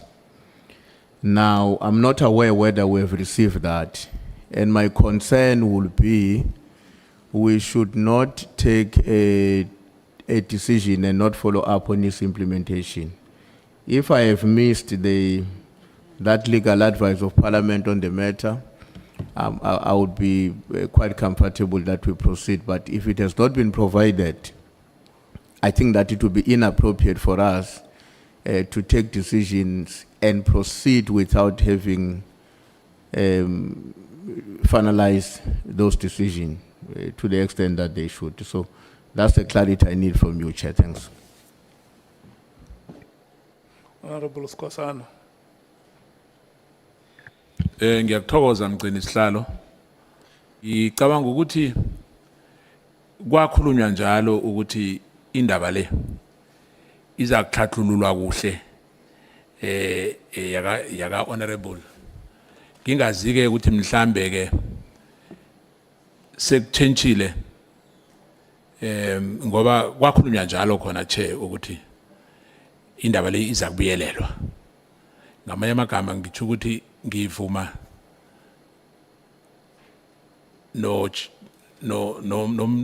chief whip we largest party ukuthi ngicabanga ukuthi sakhuluma njalo Chair. Ngiyakuthokoza. Okay. No, honorable members would remember that a legal opinion was presented in that meeting. And the decision of the meeting was that we will live with what we have until there is any other view to the contrary of what was presented to us. And we even said that if members wish to make further submissions, they can make those submissions, and then the legal team of Parliament will come and give us a feedback on the considerations they would have made to those submissions. And so far, we have not got any feedback contrary to what has been presented. And I will want us to proceed.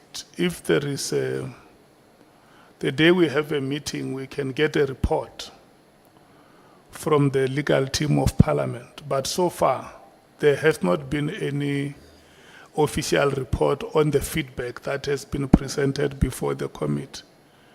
And I'm going to persuade you, Chief Whip, that for now we live with what we have.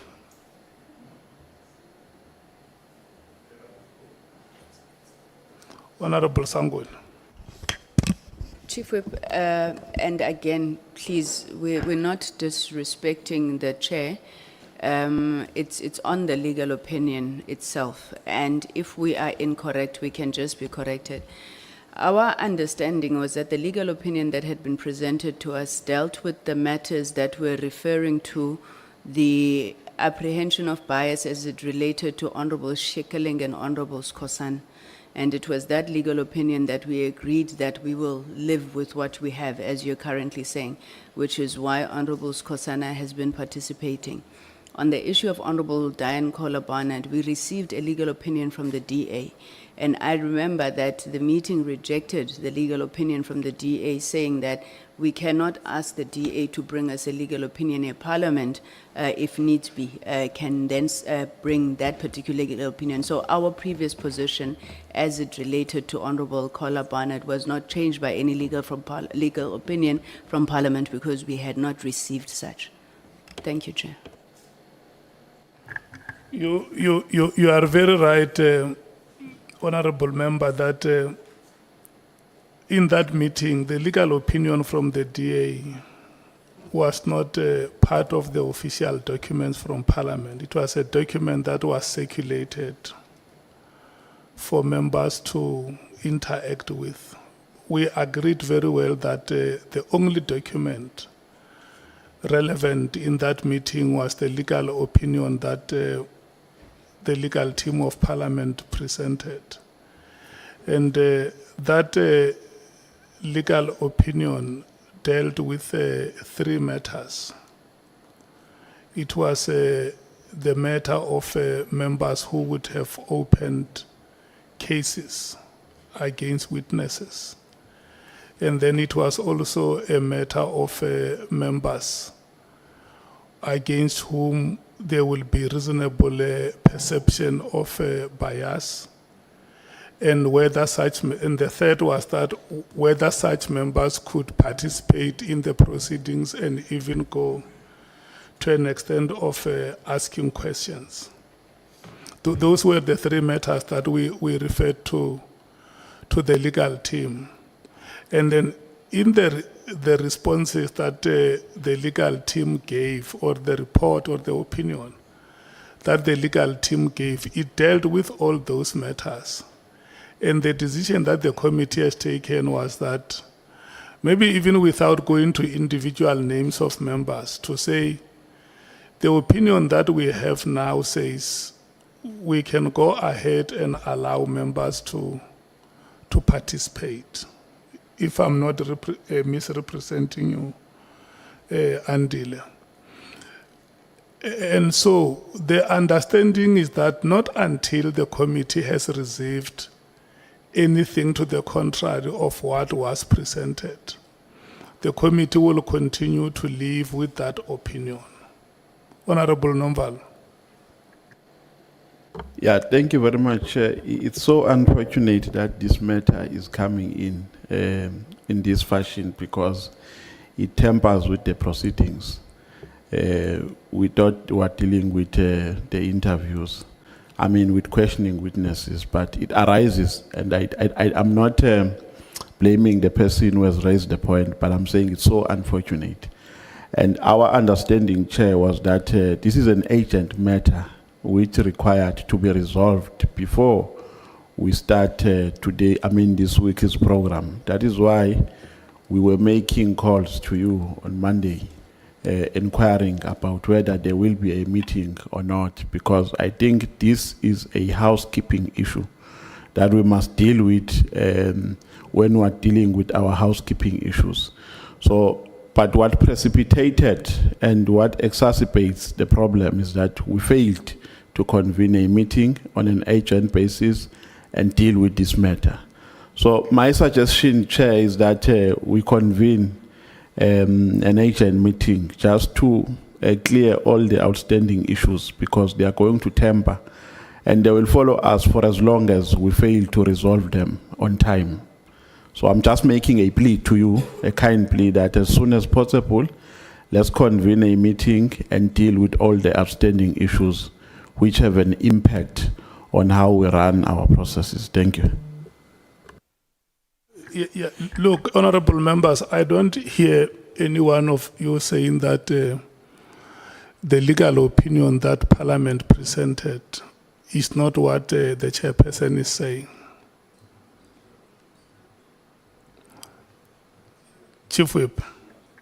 No, Chair, we have the legal opinion with us that Parliament presented. And I think it's important to bring to your attention the distinction between the 2 matters that we have had to deal with. When you look at the matter relating to Skosana, Honorable Skosana and Honorable Shikaring, we are dealing with matters that are totally different from what we referred to when we're talking about Honorable Barnard in this way. We even as a committee, I would imagine, were gravitating towards taking a decision given the seriousness of the alleged involvement of Honorable Kola Barnard that she may be one of our witnesses. We have never contemplated that with Skosana or Shikaring. And the reason why the DA decided to give an opinion on her alone, excluding Shikaring, was on its own a recognition of the fact that the two cases are totally not the same. And the way we interpreted the legal opinion provided to us was that it was not dealing with matters where you have a possibility of one of us becoming a witness. It was dealing with the principle, firstly, of our own authority as a committee to remove anyone in an event where we believe that they should not be part of our membership. But it did not deal with the issues relating to, can one of us who might be a witness tomorrow, likely, very likely to be a witness, given the seriousness of the allegations leveled against her, be also part of those who are questioning witnesses before us? If your understanding was that, Chair, and the understanding of the Parliamentary Legal Service was that, that would be a different understanding from what we have. And I think that is where I was saying, we don't disagree with how you are presenting the legal opinion, your understanding of it, but we are saying it did not address the issues relating to the nature of the allegations leveled against Honorable Kola Barnard. We can read it. I'm sure the legal team can read it here, and they tell us whether they were advising on the basis of similar circumstances or these are not exactly the same. Our views are they are not the same. But maybe, Chair, so that we don't appear to be stalling the process, we would want to suggest that even with that concern that we are raising, you proceed and allow Honorable Barnard to participate and advise us tomorrow through the legal division of Parliament what are the implications of that when we later decide that she must be a witness. Because we also don't want to appear as if we are personal to any of our colleagues. But we are very convinced that where matters of principle arise, we must be steadfastly loyal to them unless circumstances change that convince all of us. Thanks. Note hands of members who want to speak on this matter. Okay, I'm seeing only one hand of Honorable Malim. No, thanks, Chair. I'm happy that the Chief Whip says we must proceed, because if participation is going to be limited to when you open your mouth, then it's a redefinition of participation. Before the witness took an oath, Honorable Kola Barnard was already sitting this side of ours. That is participation. And the objection should have been raised at that time, that she cannot be here because she's going to be expected to be on the other side. That's number one. Number two, in the absence of any authority, in this case, a legal opinion that disqualifies her or qualifies her, we are where we were when she was participating in our meetings. So once you say there is no opinion that comes that speaks about her, and there's no opinion that speaks against her, we are back to where we were. We have no right to remove any member until that kind of opinion comes and advises differently, without going into agreeing with you that that opinion of the Parliament was actually the opinion as described by you. It's exactly what it says.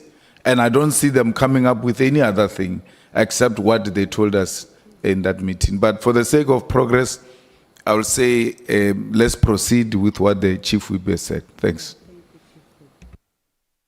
Okay, honorable members, let's do this. The the moment or the day the committee would have agreed that Honorable Kola Barnard should be a witness. Remember, we have not reached that decision. We said it's one matter that we will come and discuss.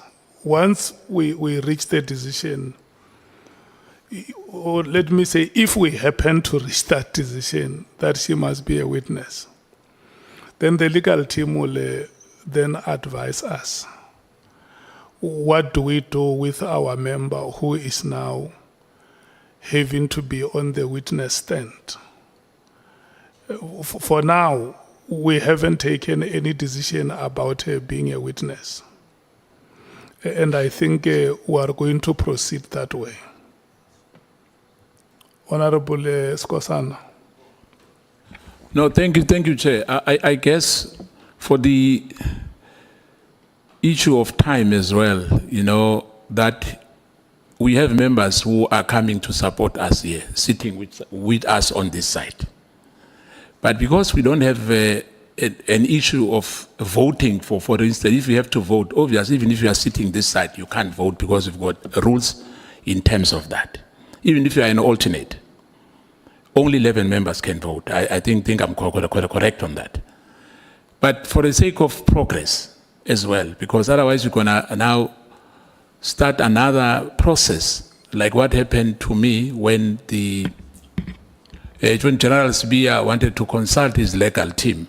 I don't think now we have to consult, and I must accept that we've dropped the ball on that. You know, we're supposed to have discussed this matter before we came in here, but for the sake of progress, we can really allow her to participate, and hopefully there won't be a backlash on that. Thank you, Chair.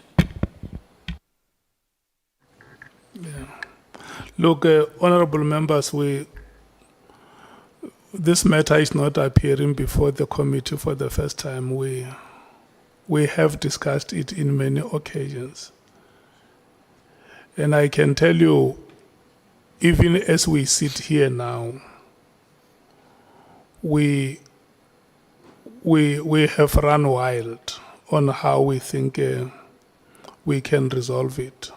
And all of us agree that in the rules that we have, we don't have any authority. And that is why I will agree with those honorable members who say, let's wait to hear what the decision of the committee is. Once her name as a possible witness has been considered. And then we will seek a legal opinion on that matter.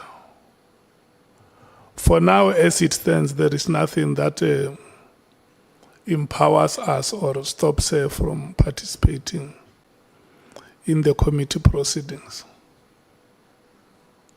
Honorable Shonga. Thank you, Chair. I don't know whether, Chair, I hear you correctly. But, Chair, I think illegal advice were once given by the legal department. And we never acted on that. And the room check was of the mind of Uti. We mostly agree that she must do the right thing. But where I differ with you, Chair, you are now changing the statement when you say we must wait for the committee to decide on people who must be witnesses. This was never about being a witness. This was more about implication. That's why it was clarified between the matter of Honorable Skosana and Honorable Kola Barnard. So I think, Chair, let's not change the subject.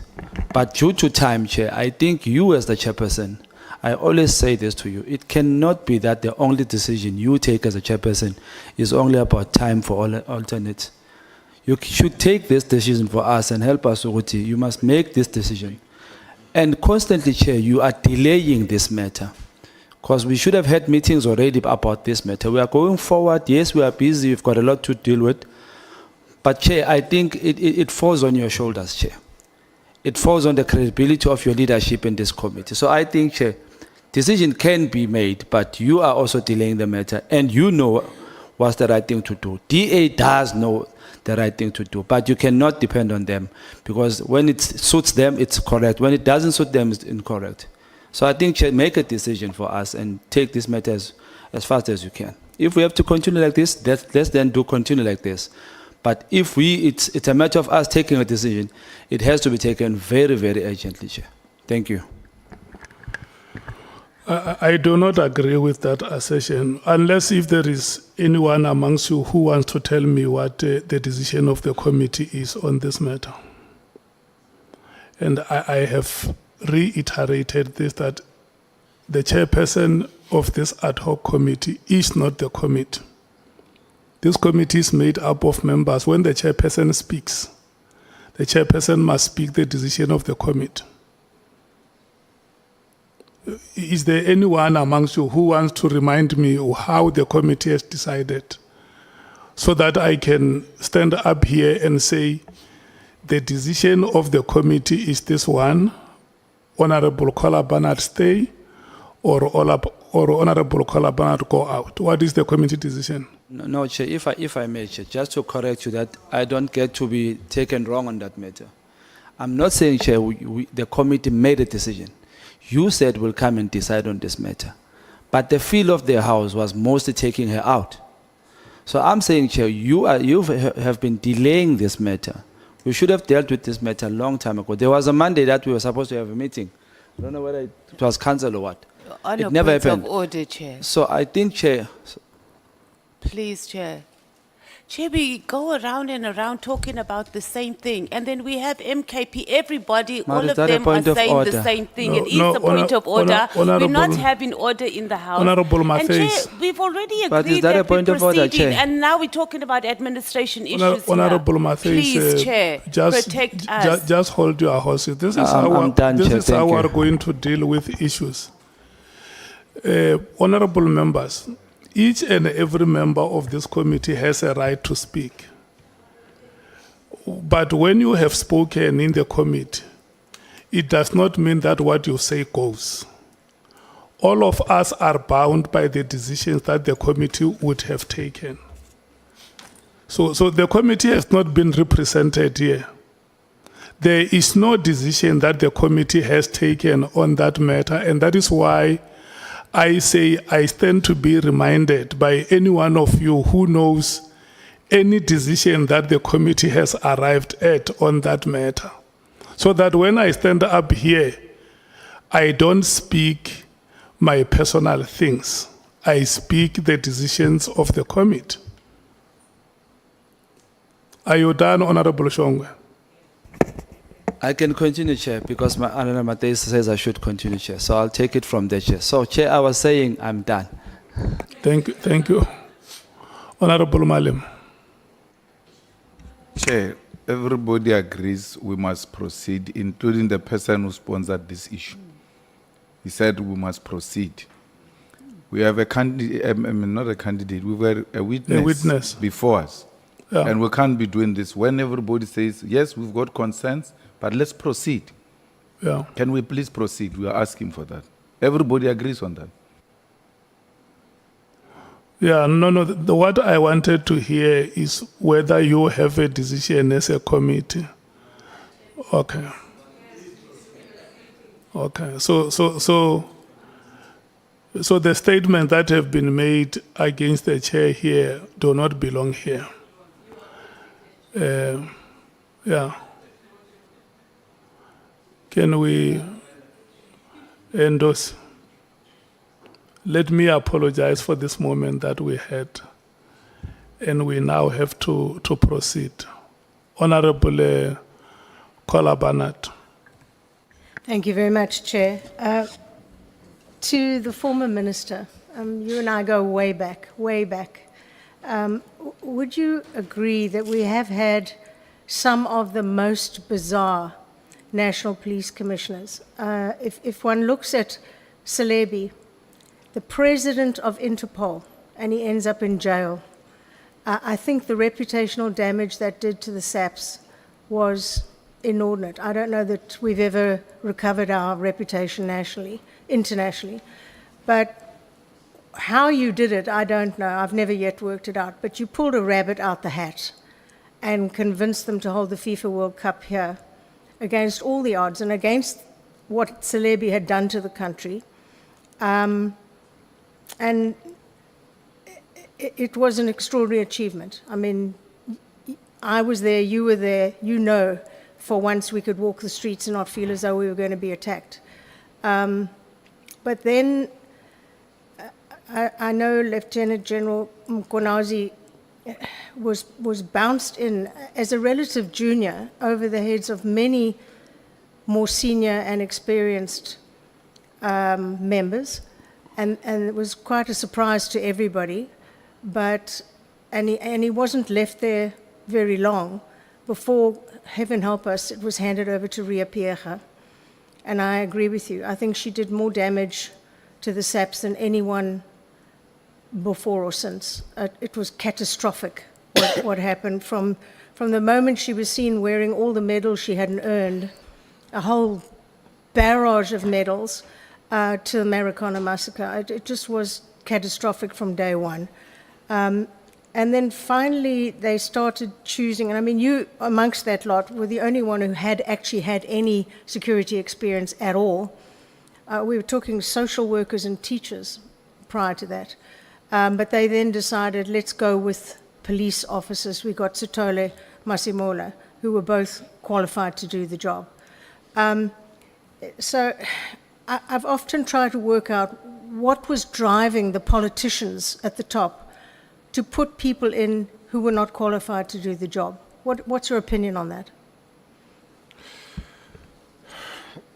Well, maybe starting from the beginning, is in English, they say another man's meat is another man's poison. So if Jake is your poison, he's a meat for me. I don't share the opinion that Jake was the most disastrous. I don't share. Whatever happened to him, trapped him. Guys like your Sullivan, like your Aglioti and all those, they know better what happened. I don't say he was innocent, but we know that people that really did the damage and the stuff like Aglioti, the system let them go, and they found their sacrificial land, they found their scapegoat. And I agree, he could have got involved with them.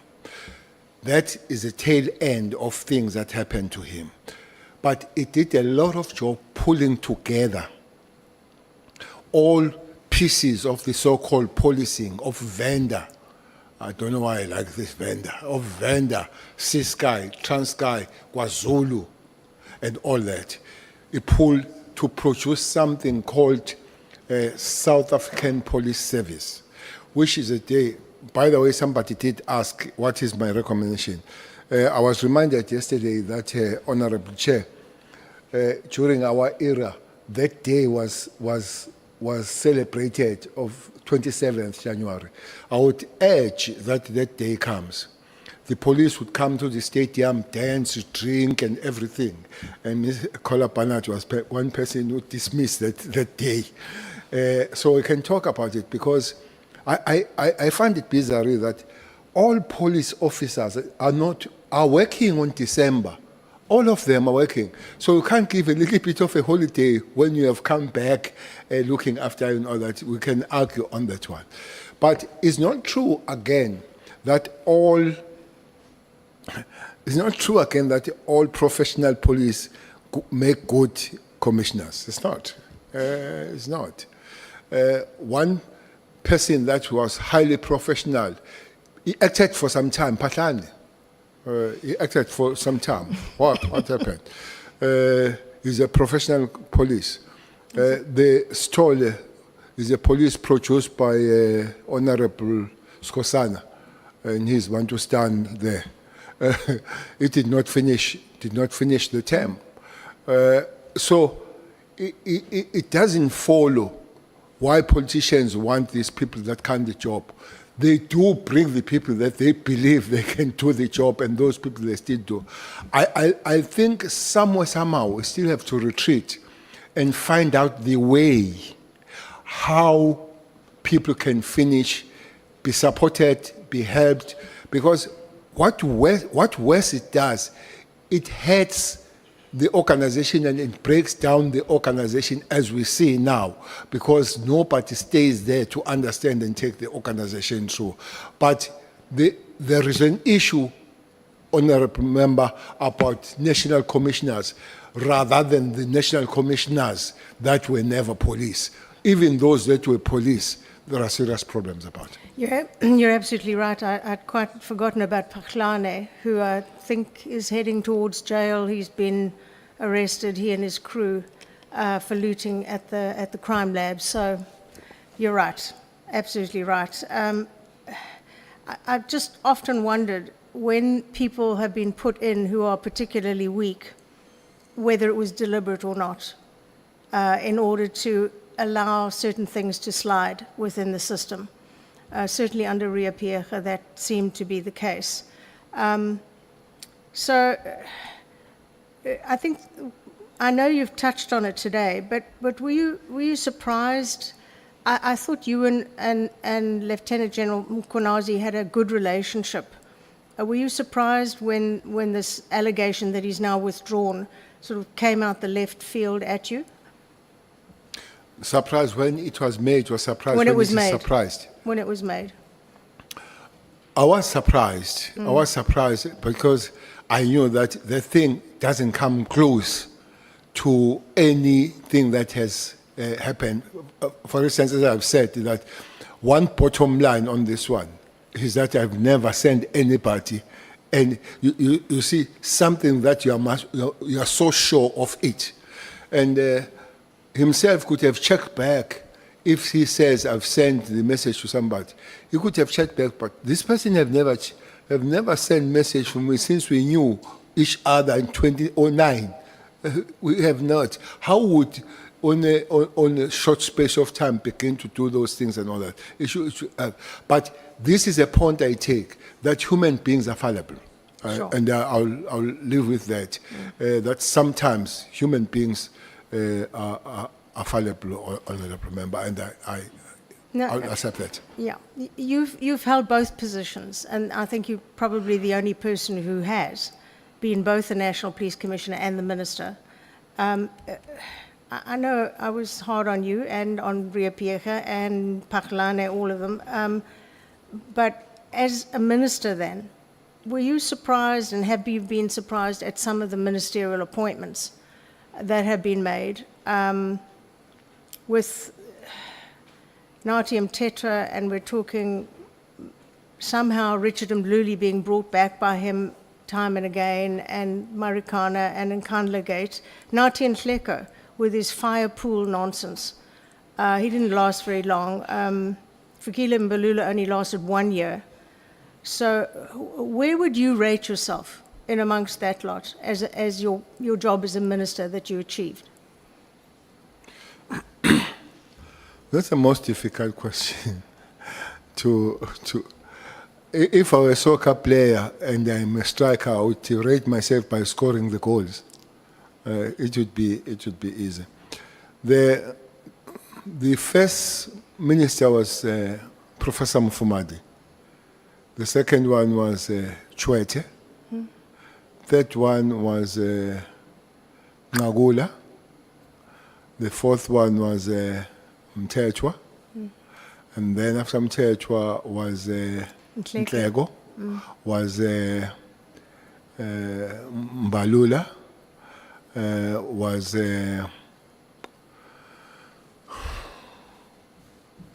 who is not there?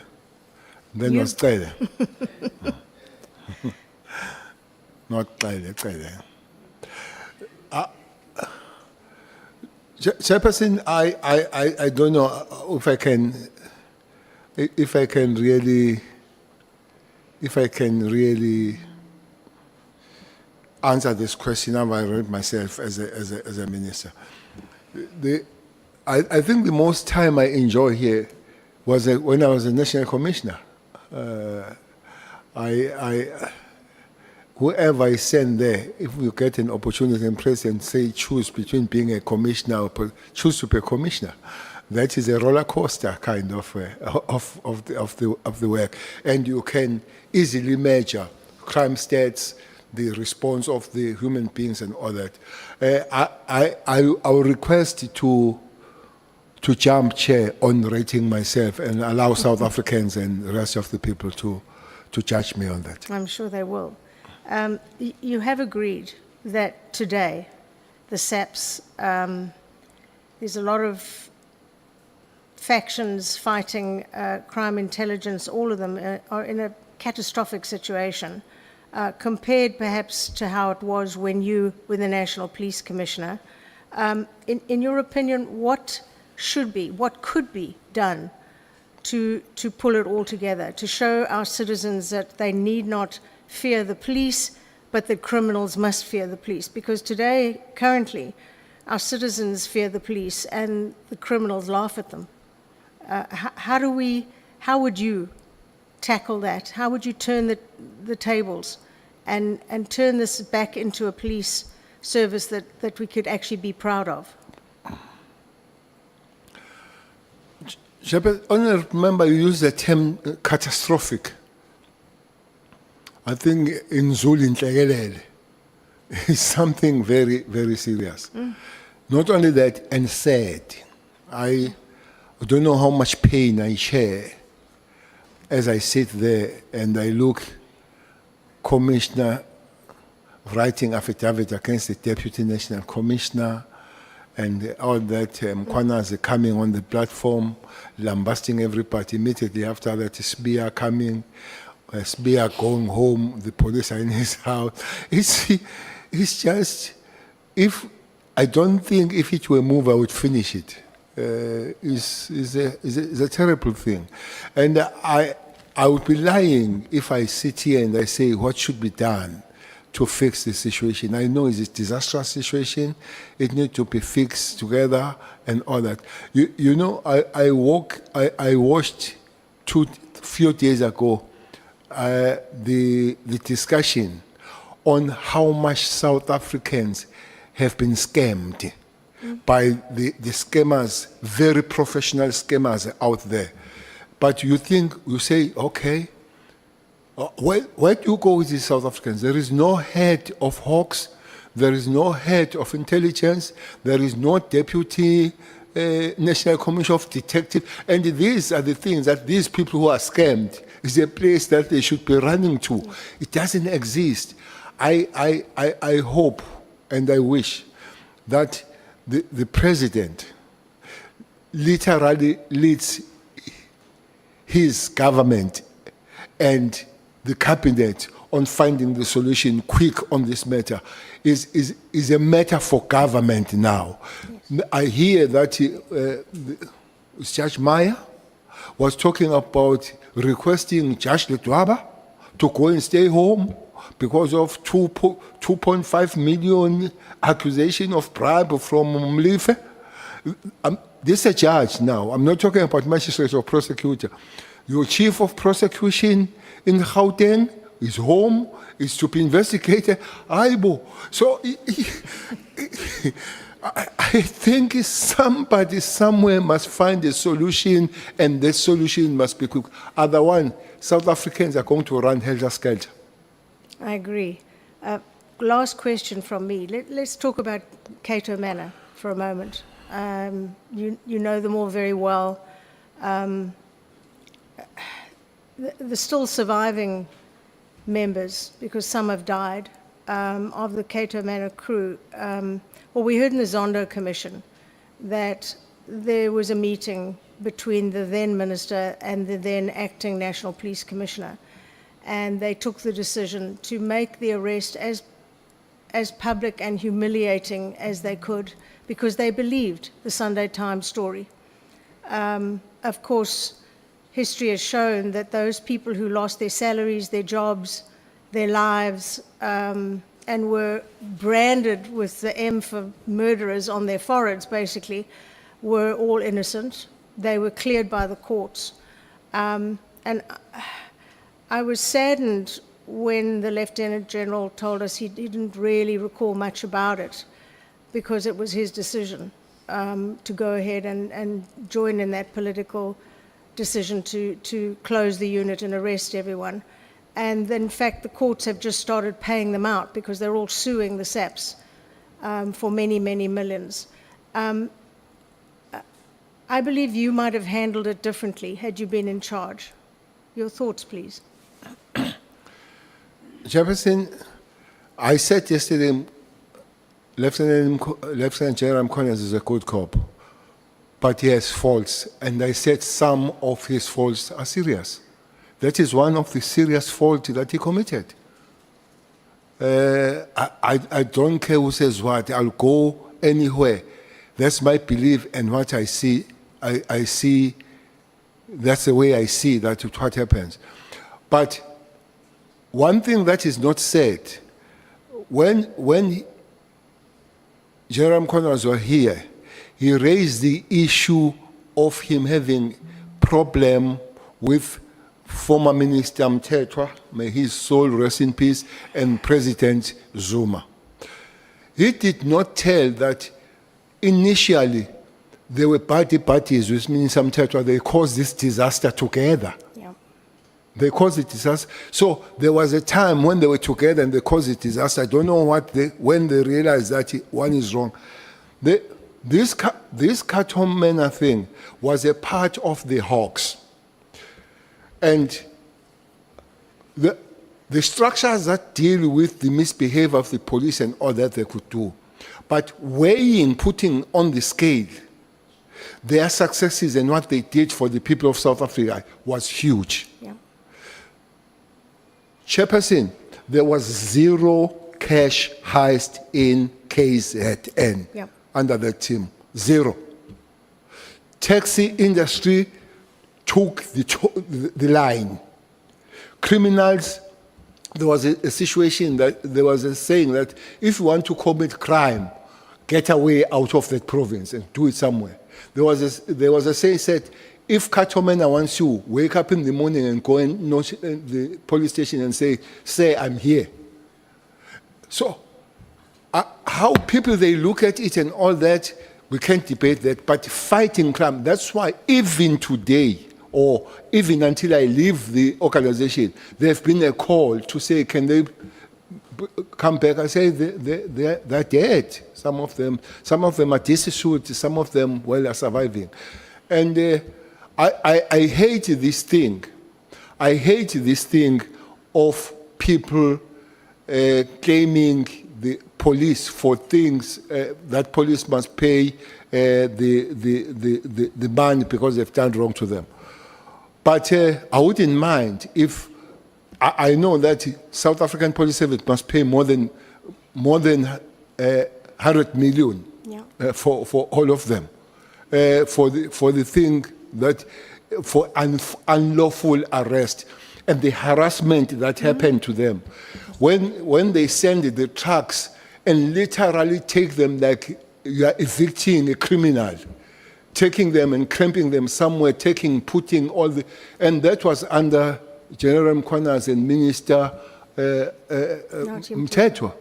And Minister Mthethwa went to a prosecutor asking that prosecutor to arrest them in June, was accompanied by the General Mkhwanazi to tell you, please make sure that they get arrested. And they got arrested.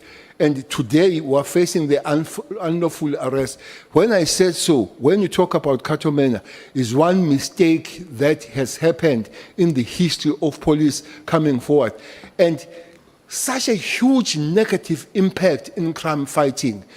With that team, for a very long life, they would be there. I was even prepared to be castigated by my organization because I attended their trials. I was castigated of supporting the rebels and all that. But I knew that those were good human beings doing the work to protect South Africans. Thank you very much. Chair, thank you for your time.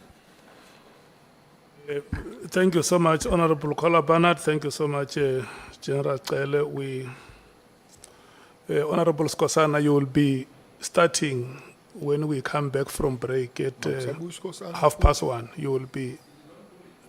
You'll be sitting there at 1:30. Thank you so much. No, we're taking a break immediately. We're back at 1:30.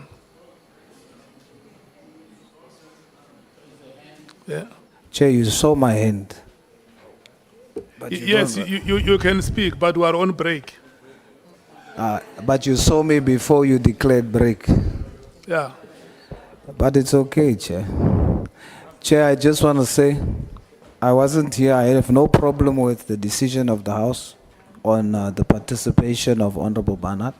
But I just want to state for the record that I did share with you my opinion on the opinion. With the legal team. But I send it to you, so you have it on Yeah. record. Please just The legal team will consider it and will give the committee a feedback. I just wanted to state that for the record. Thank Yeah. you.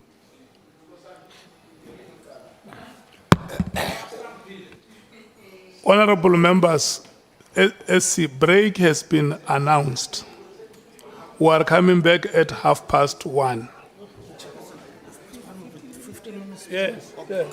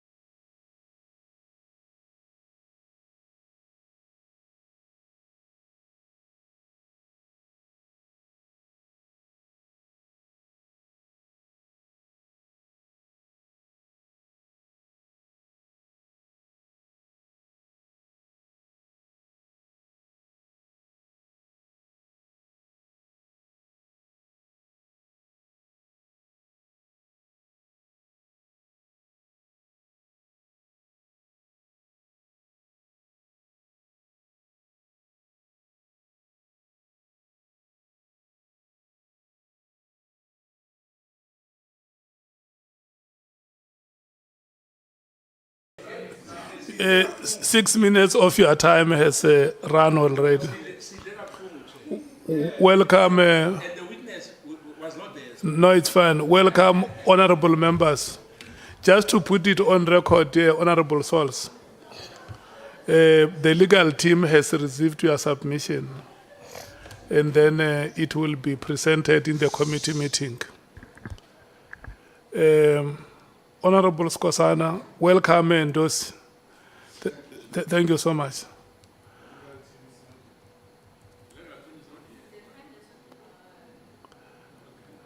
Yeah, but the legal team led evidence.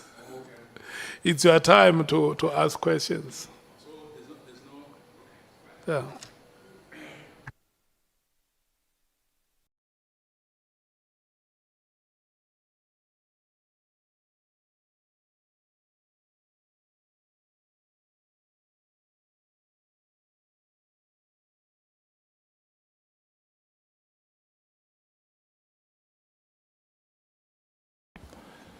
Thank you, Chair.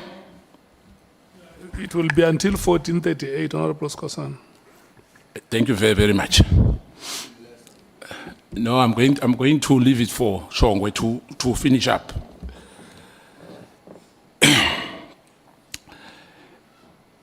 Good afternoon, General. Good afternoon, honorable member. Ngizokuthoma ngesikhethu in my first 20 minutes. In fact, ngesikhuwa, then ngizagcina ngesikhethu. Now,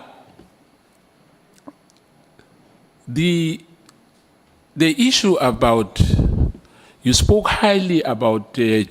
Kisilibe, that he amalgamated the former TBV state and the other police service, self-independent, you know, and SAP during those years. I just want to say, let me put it to you, that your assertion is wrong, is incorrect. One, the amalgamation of the police service was started by Johan van der Merwe in 1994. His contract ended in 1995. In 1995, President Mandela appointed George Fivers. Fortunately, I was among the staff of the safety and security in Mpumalanga. I was seconded from Department of Finance, and we were a supporting staff when these agencies were amalgamated. So George Fivers was the first person to be appointed to lead an amalgamated police service in this country. It's not J.K. Selebe. Do you agree with me on that? Well, I don't agree with you on that. Fivers started, but in the middle of it and finishing it, it was J.K. Selebe. But Fivers did start. No. Minister, I said Johan van der Merwe in 1994 started the process. There was Zwane from Gangwane, there was Brigadier Tubane from Gondebele, there was Selsfontein, who was the, but I just wanted to put the matter straight that George Fivers is the one who led the police which was amalgamated in this country. It did not finish. A person that took it from the middle body and finished it was J.K. Selebe. And I agree with you that Fivers was at the beginning of the matter. Yeah, what I'm saying, Fivers was the first to lead the amalgamated force in this country. Yes, but did not finalize the thing. The bigger portion then was done by J.K. Selebe when Fivers indeed did start the matter. So are you disputing that Fivers was leading an amalgamated police force in the country? When he was a national commissioner, he led, Yes. and then J.K. was a national commissioner, he led. No. What? Angithi so, Minister. George Fivers, waba umuntu wokuthoma owalida one police service in this country. We are former. When was the police service finalized in this country? No, but ubuza umbuzo omunye phezu komunye. No, izokusiza. No, mina. George Fivers did not lead one police service in this country. Okay, let's put it on record. As a matter of fact, I'm saying that George Fivers was the first person to lead an amalgamated police service in this country. And you say I'm wrong. I agree that you are wrong. Okay, thank you. Remember, we are under oath. And number two, you speak highly or you speak bad about some of your colleagues you worked with. Did you say I speak bad? Yes. Okay. I'm saying, General, in this sense, you said that Ria Piecha was a disaster. He messed up the police service. Am I right? I stand by that statement. And you said that, may his soul rest in peace. Natim Tetra as well. I did not say No. may her soul rest in peace. No. I'm talking about Nati. I've passed the issue of Ria Piecha. Okay. I'm talking about the minister now as well, that whatever he was doing, you have the doubt that he has carried his constitutional duty as he was supposed to. Am I right? You are wrong. Then you can correct me. I never spoke about Natim Teto and the Constitution. No. I'm not talking about, what I'm saying that he failed to do, let me put it straight. You said he failed to do his job. I never said so. What did you say? I never said he failed to do his job. I said he had mistakes, and I've mentioned things that he would have done wrong. One of those things is the Katomena. And the only thing that I talk about him is Katomena. I never spoke about It's any fine. other thing. So we are not very correct. So your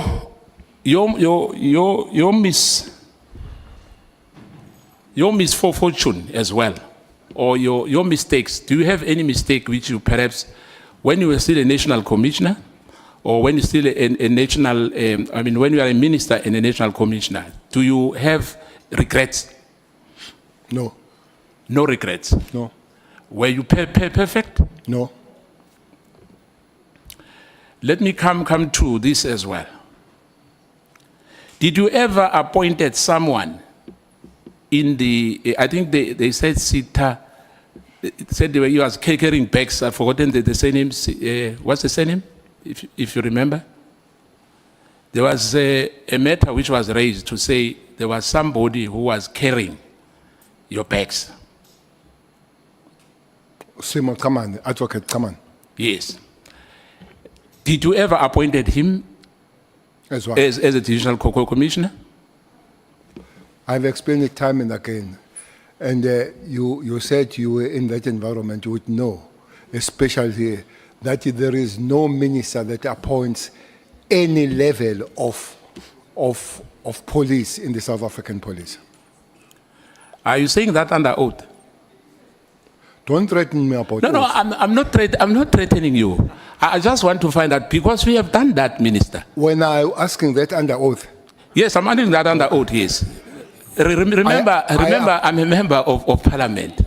I've Yes. been in Parliament far long before than you. I know better Parliament than you. But if you say I'm under oath, it means you don't accept that I am under oath and I'm protected. Simo was appointed by the Minister of Police as a special advisor to the minister, but was appointed by the National Commissioner as a legal person heading legal in the South African Police. Minister, let me put this thing to you once again. My question is simple. Have you ever appointed a divisional commissioner, you as a minister? I've answered that no. You've never done that? No. And let me put it to you, and I guess the scribes are writing this down. You've done so. That has never been done. No, it's fine.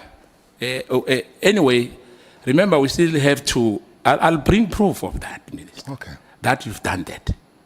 Bring it.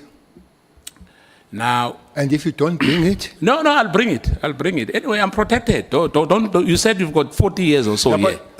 Chair, But I'm not threatening you, but I'm telling you that you have appointed a divisional commissioner yourself, not a national commissioner, as a minister. You said the minister doesn't do that, but we have done that. But let's start now again. Let me put it to you again, Minister. can I respond before you put? You can. Honorable member, I hope the problem here is that people, they say things, and when they're supposed to prove it, and they don't happen, they don't come back to say those things here. I would want that protection. If you say I've done it, you're going to bring the evidence. I would want to know what happens if that evidence does not come. We are not going to hide behind the situation that says you are protected. So we're not going No, to be we're not going to be painted. It's a law, and unfortunately, I'm protected. You can't do anything about it. Am I allowed to answer when I'm asked? Yes. Am I allowed to answer when I'm asked? Let's do like this, honorable members. The people of South Africa are watching us, and they want to see the best out of us. I just want to request both of you to tone down. And what we must do, Honorable Skosana, let's ask the witness questions and the witness response. Not because we want to dismiss the question that the witness has given. Because if a witness responds and say, I have not done this, and then you come back and say, but you have done it, you are now opening the matter for debate. Let's ask questions and not force the witness to give questions that we want them to give us as a belief. I thank you, Chair, and as well, let me be protected. When I ask a question, the witness should not as well question me. Because I ask a question, then you question me again. I need your protection as well. Thank you, Chair. Agreed. General, when the No, I'm honorable fine, I'm member asks you a question, may you please respond to the question. Both of you are protected by the chairperson equally. Nice to hear that.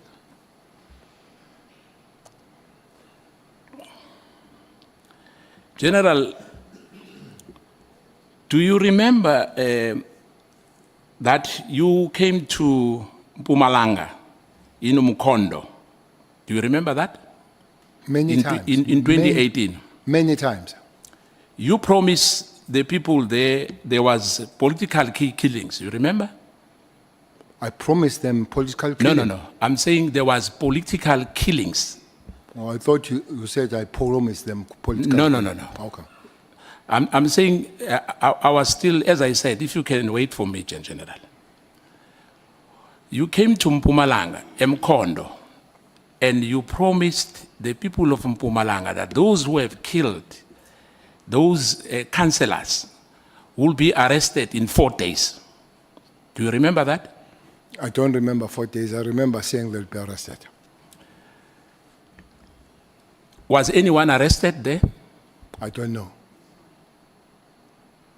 Do you know Alpha? No. I know Omega. Omega, that's how you promised that those people will be arrested within 4 days. Okay. And unfortunately for your, because you say you don't remember, the killings continue. 2 councillors after you've left were killed. I'm sorry to hear that. Do you have any relationship with then, at that time, with the mayor of that area in Mkondo? Who was the mayor? Vusmota. No, I have no relationship with him. You never spoken to him over the phone or have had a meeting with him? I've spoken to him. What was discussed in that meeting? I can't remember.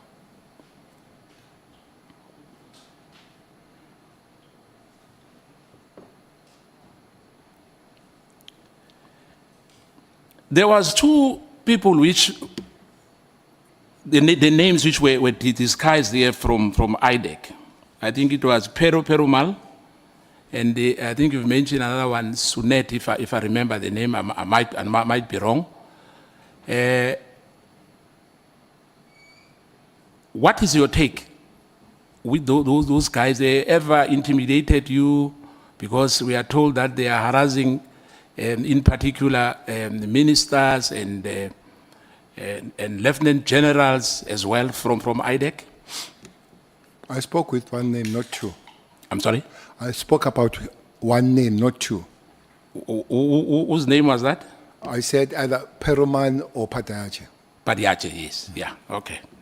Is it one person? Perumal Padiache? That's why I'm saying Patayache or Peruman. I can't remember, but one of those names is his name. In your understanding, what was the role of ID and the investigation matters in terms of jurisdiction?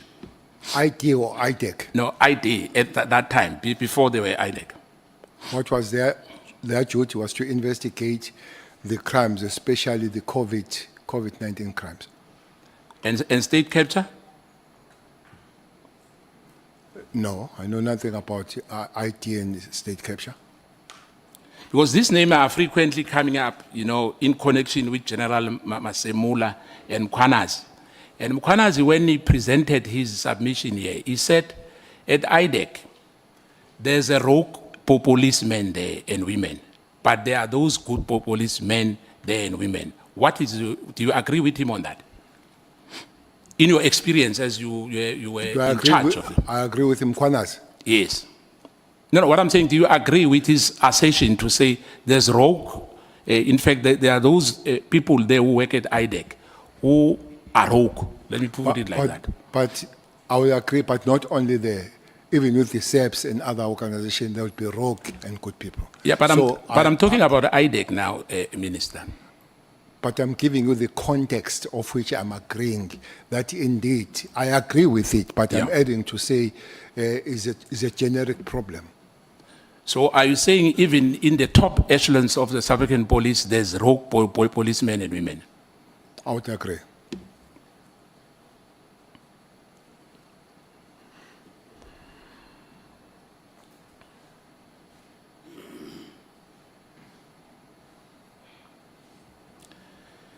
We have found that the real reason why the illegal disbandment of the PKTT, it was to protect the funders.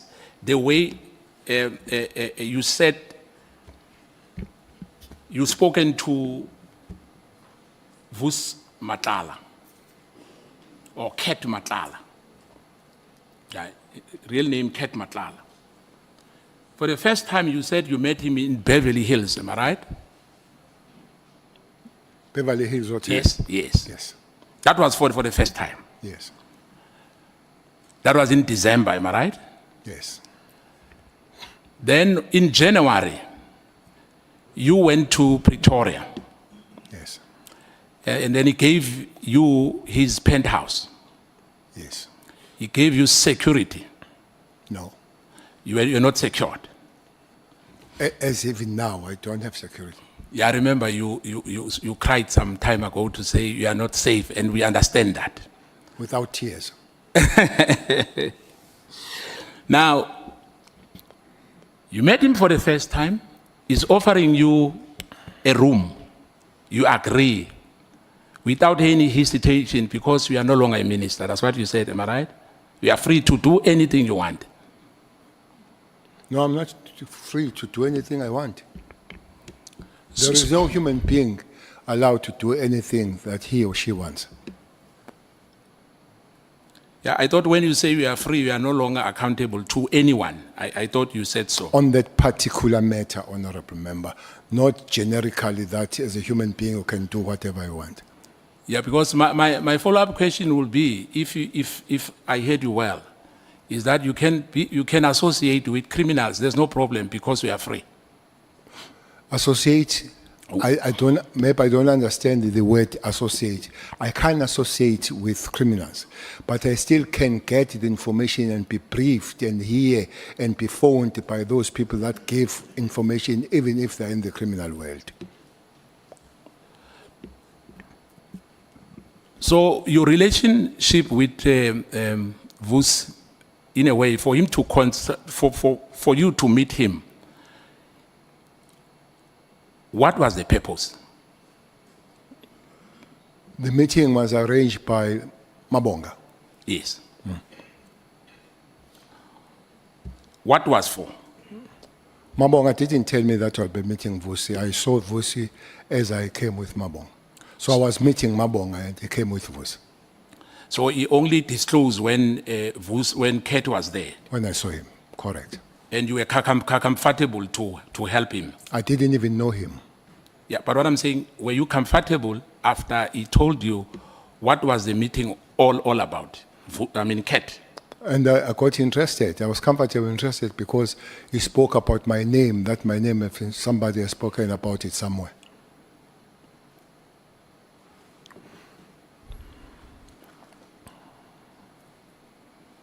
Do you agree with Minister Senzo Mkhunu's version to say he had all the right to disband MKTT? No, I don't agree with that.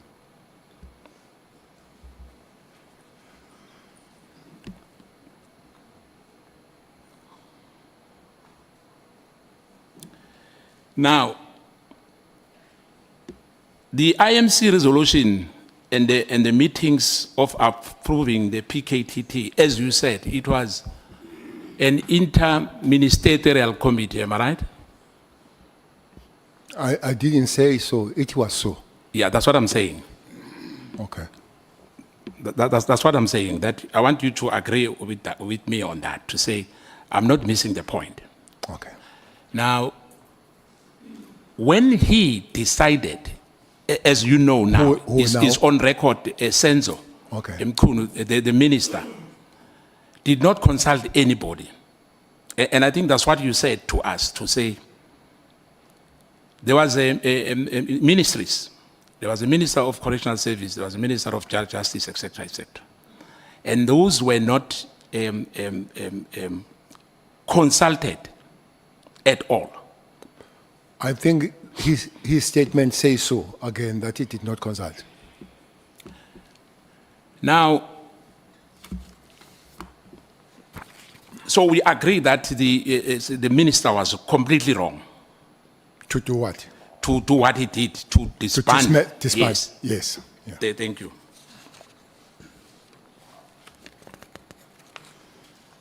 Now, there's, you call him Mary, if I remember, Professor Mary. Dihas. He says that, She. yeah, she says that you are a disgraced minister. Do you agree with that? I don't agree with that. Yeah, I'm just saying, I'm just reading what he wrote here. I don't agree with it. You don't agree with that? And you said you don't recognize Patricia Machale, if I remember well. I don't recognize or remember her. No, you remember her. What I'm saying that whatever Patricia is saying, it doesn't hold water according to you. Am I right? Correct. There's another gentleman who said he wrote you many letters. He calls Fikile Bambi. Have you ever received all those things combined to say that, they are trying to help the people of Cape Town. You mentioned Delphi, you mentioned Philippi and other areas. Because in this country, Minister, you know, issue of drugs, this country, Minister, you know, issue of drugs is a problem. Issue of drugs. Yes, yes. And in particular, in the Western Cape. Am I right? I'm not saying in other provinces there's no drugs. But in particular, in the Western Cape, we have a serious problem of drugs.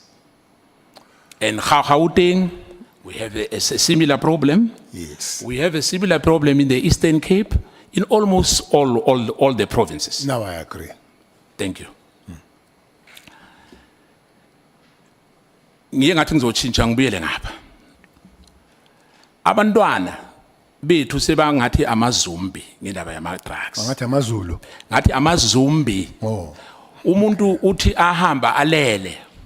Uthi umuntu ahleli amile.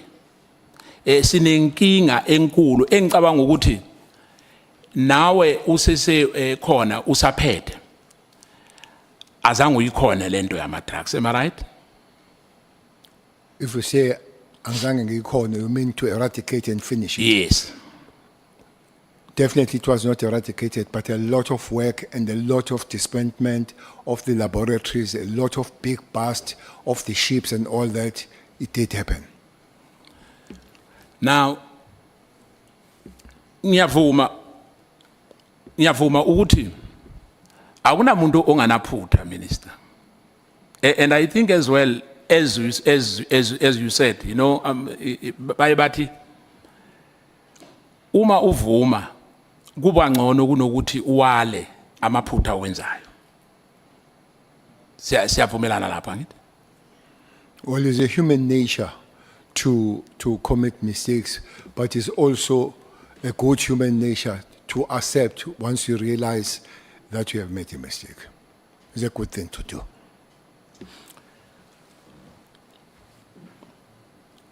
Ngiyacabanga ukuthi njengoba ushilo nawe uma usithumela le submission istatement sakho esila ezinjoba ngeke ngasho ekuqaleni ukuthi mangikulalele kahle ubugceka kakhulu abantu abavele abasebenze after you or abasebenze before you njengoba ngeke ngababala iphutha lakho ke endosi engilibonileyo mina mangiloko ngikulalele ukuthi akekho umuntu owenze ngcono ukudlula wena ngabe mhlambe ngibambe kahle ngikushongo lokho uthi kushiwo yimina ukuthi ngenze ngcono ukudlula wonke umuntu no ngisho ukuthi the way uzipresente ngakhona is like wonke umuntu oke waba uminister in particular njengoba ngeke ngakhuluma ngenda beside indaba yaseKhathomana ukuthi unathi may his soul rest in peace no Senzo Mchunu kunamaphutha amaningi abawenzile unathi ukhulume nge1 uthize iKhathomana, am I right? Can I remind you how many ministers I have counted? Yes, 7. Oh. So I've presented myself. I did not present on behalf of Minister Umthethwa or Minister Umchunu. They can present themselves and then you can make your assessment on that. Njengoba ke uke wezwa alana uminister osuspendiwe kuye kwezwakala ukuthi wacela uchief of staff wakhe ukuthi a record inkulumo yakhe ayikhuluma no provincial commissioner Mkhwanazi. Leso senzo ungasibona kuyisenzo esi right ngokwazi kwakho umthetho. Well, ngokwazi kwami ukuthi umuntu mayezokurecorda, for instance mawufonela ebank, ufonela insurance, ufonela phi, uyawonishwe utshelwe ukuthi uzorekhodwa. I think into wrong ukuthi ungakwenza lokho having not told anybody ukuthi uzokwenza, especially umuntu osukuzokhuluma nawe ucingweni ukuthi ungamtsheli ukuthi uzomrecord. Ngicabanga ukuthi into wrong. Ukhona sisese lapho ngicabanga ukuthi nawe waye waba concern ukuthi kunamaphoyisa aka athumela amafoni elinye iphone number beyakho ngongayekho emthethweni bayithumela ku batch ku judge ukuthi bakhona ukunilalela ukuthi nikhuluma ini ngalawo magama ngisho ukuthi uminister osuspendiwe ukomite icrime ngokwenza njalo ungabe ungavumelana nami I would agree that you're wrong, but to committee crime, I will wait for the lawyers to tell. I don't want to venture at the area where I'm completely incompetent when it comes to law. Ngiyabonga. Ngibuye ke ngize la izolo ngicabanga ukuthi before sizoqeda. Kuye kwaba issue ke wayiraise lana yokuthi kune issue ke wayiveza la. Engicabanga ukuthi ke kwenzeke kahle ukuthi uye wayiphika indaba yokuthi kune mhlambe into oyitholile ubunqane obutholile kodwa uGeneral Mkhwanazi uye wayi-withdraw leyo nto ngicabanga ukuthi sikhulumile ngayo angikhola ukuthi mhlambe uphatheke kabi minister kuleyo ngoba use-withdrawile uGeneral Mkhwanazi. Uyangibuza ukuthi ngiphatheke kabi noma ngiphatheke kahle? Yes. Hayi ngiphathekile nje. Uphathekile njani ngiyabonga. Now ngiyacabanga ukuthi kuye kwaba nenkinga lapha uke wathi benibo minister ne4 if I remember well. Wafa abantu abaningi bakithi lapha ePhoenix.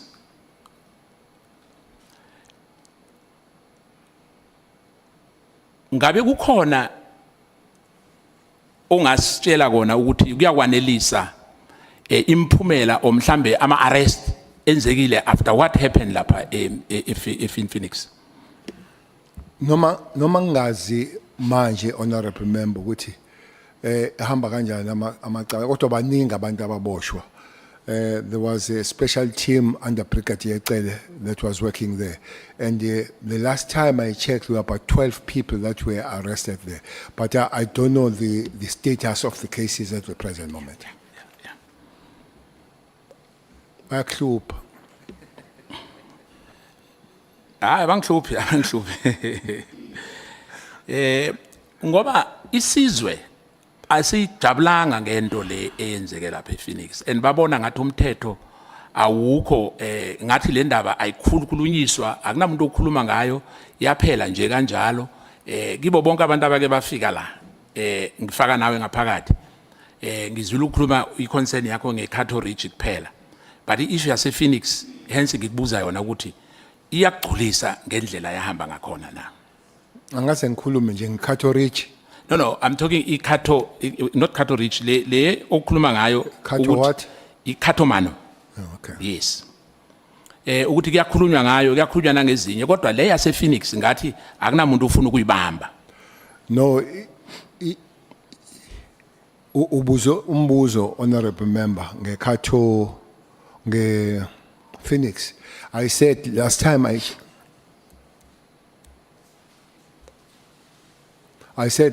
I checked, there were quite a number of people ababeboshiwe. So I don't know what is the status now, but there were people, some by then have been found guilty and doing some years. So it might not have been adequate, but there was a response in terms of the law dealing with the matters of Phoenix.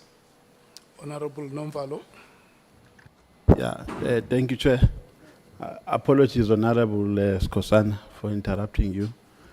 It's a follow-up question, Chair, arising from a question which was asked by Honorable Skosana in relation to political matters which took place in Mpumalanga, which was followed by the General's visit, wherein he made commitments of making arrests.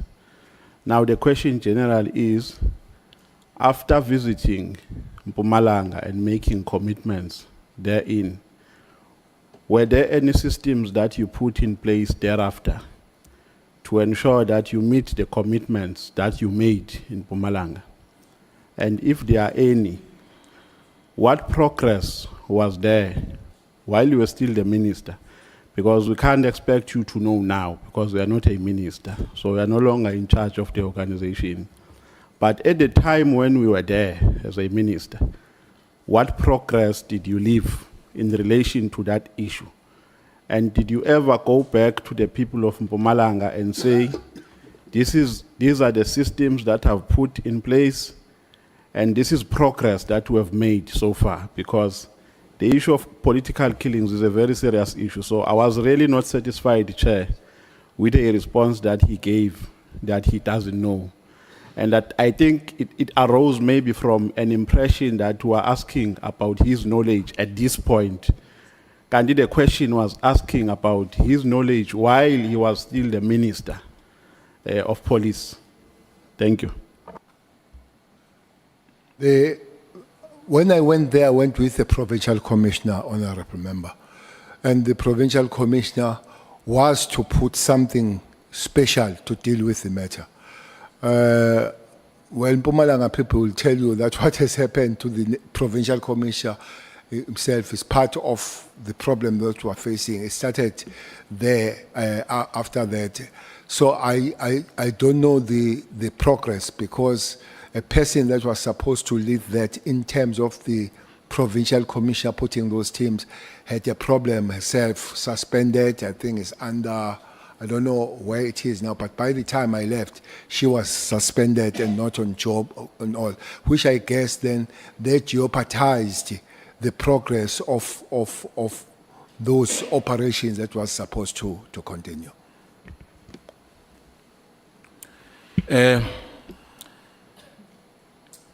Ngiyacabanga ukuthi angigculisekanga ke ngendlela ophendule ngayo, kodwa ke ngizochubeka ngoba lesithembiso wazenza njengesithembiso owasenza masikhuluma ngeissue yakaSenzo Meyiwa killing.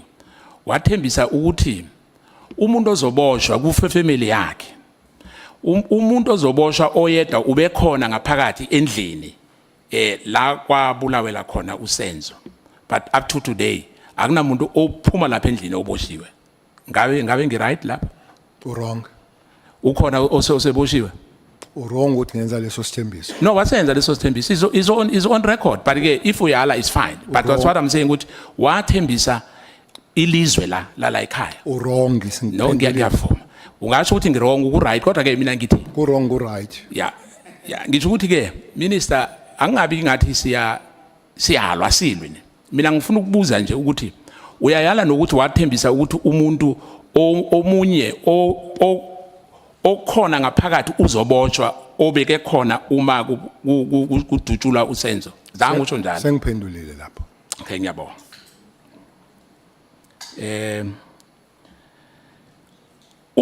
Uma ubheka njengoba kukhulunywe ngeissue yokuthi Matlala might have been the one uMinister Mkhunu obefuna afande i-presidential ambition yakhe or u-deputy or u-president in the next coming ANC conference. Ungabe wena leyo nto uyayikholwa noma uyikholwa?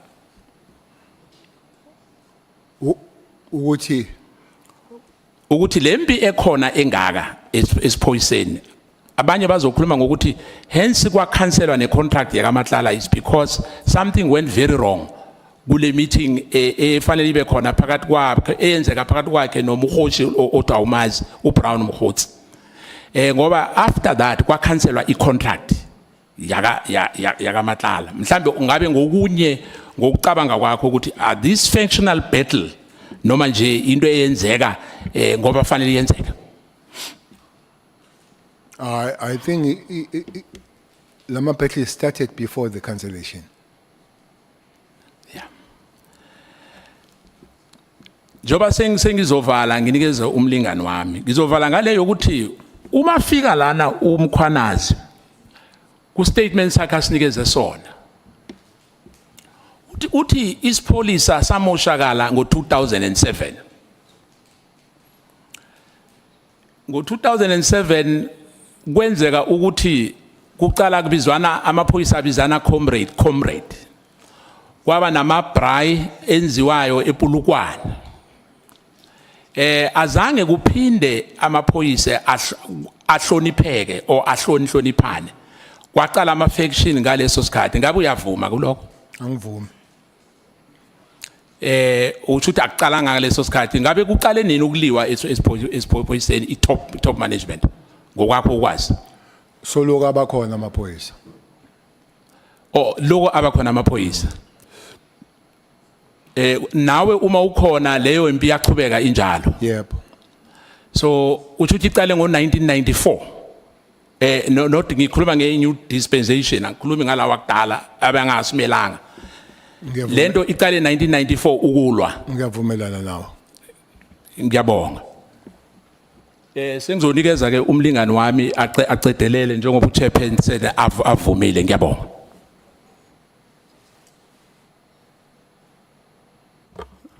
Can we speak, Chair? You can pass to another person, Chair. As the MK party, we have exhausted all our questions.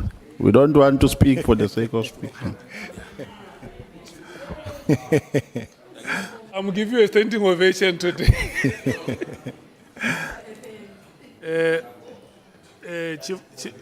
Chief Whip. Chief Whip.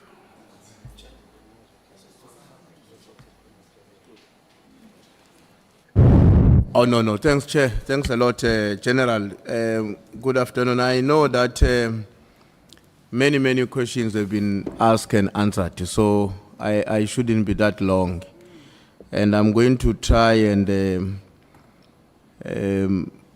rephrase the question for you to address a specific issue. For instance, in your submitted sworn affidavit, General, you speak about General Mkhwanazi, the decision about his suspension, but you also talk about on the same paragraph that you were directed by the then Minister and Deputy Minister to fire General Shabalala. Now, what I want to understand here, what is it that is so special about Mkhwanazi? Who is Mkhwanazi? And where does the country come from with Mkhwanazi? Because he emerges as somebody very central to whatever that has happened in our security cluster over the past a decade or two. Who is the man? Well, I really don't have extra information than what I have.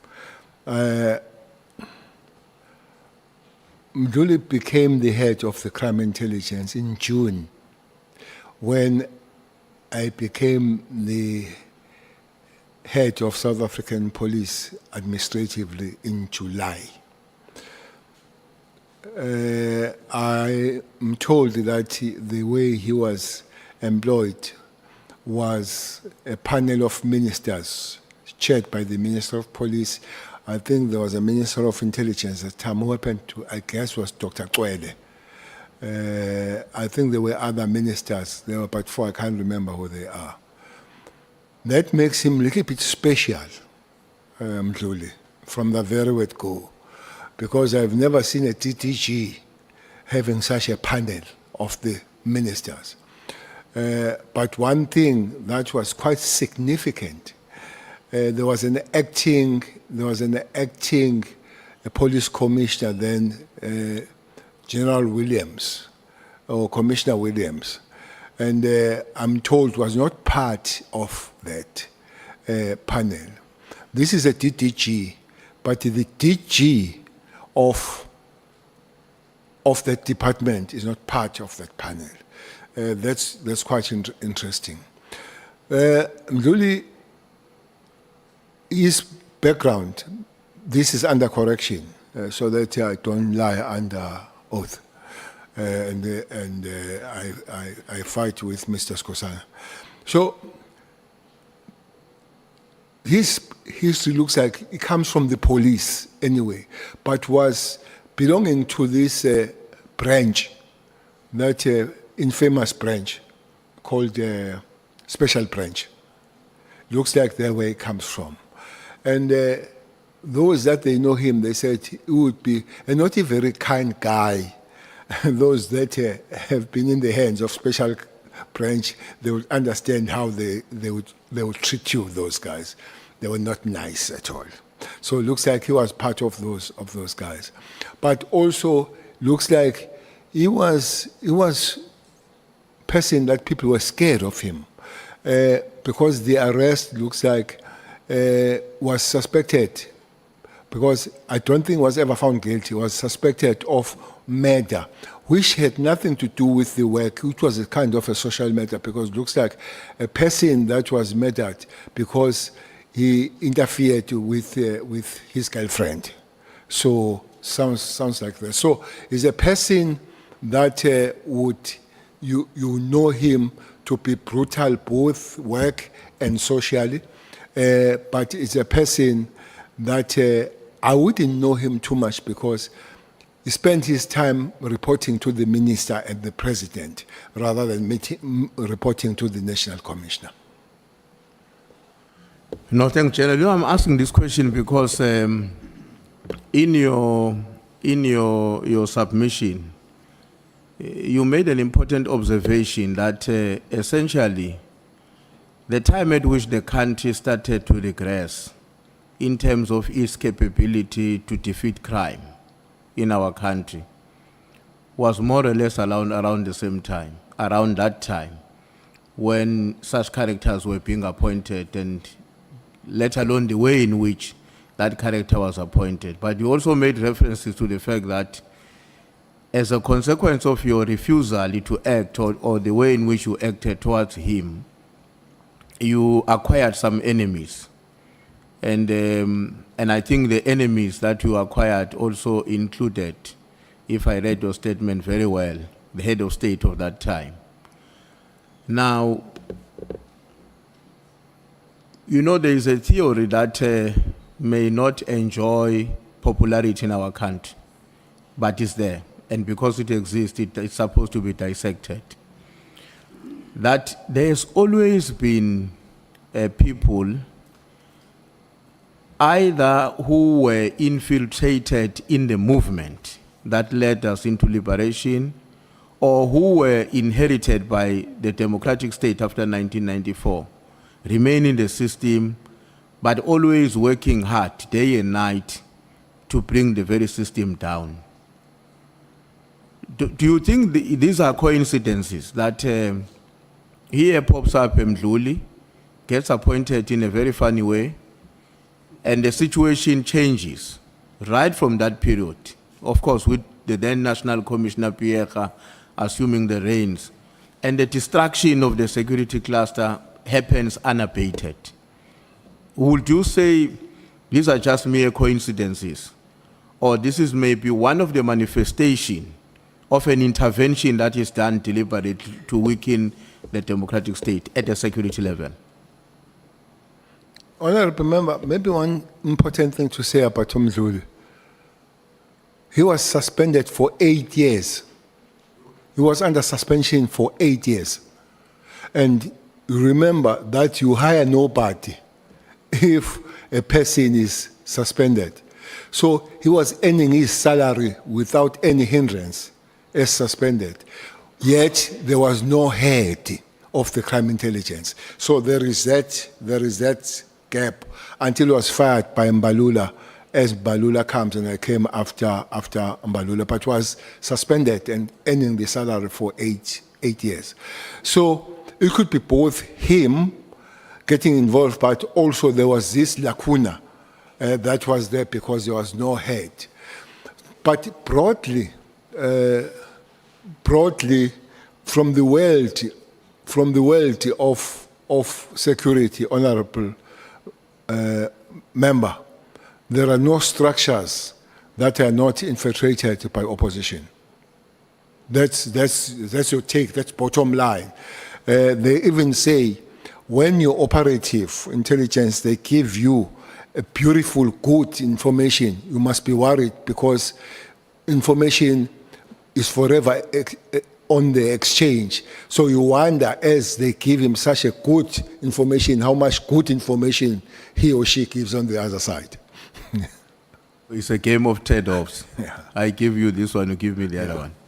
Now, General, the issue, you know, when we listen to Minister Mkhunu, part of his consideration, and not only him, I think General Sbia as well, there's this issue about the amount of money that was spent on the PKTT.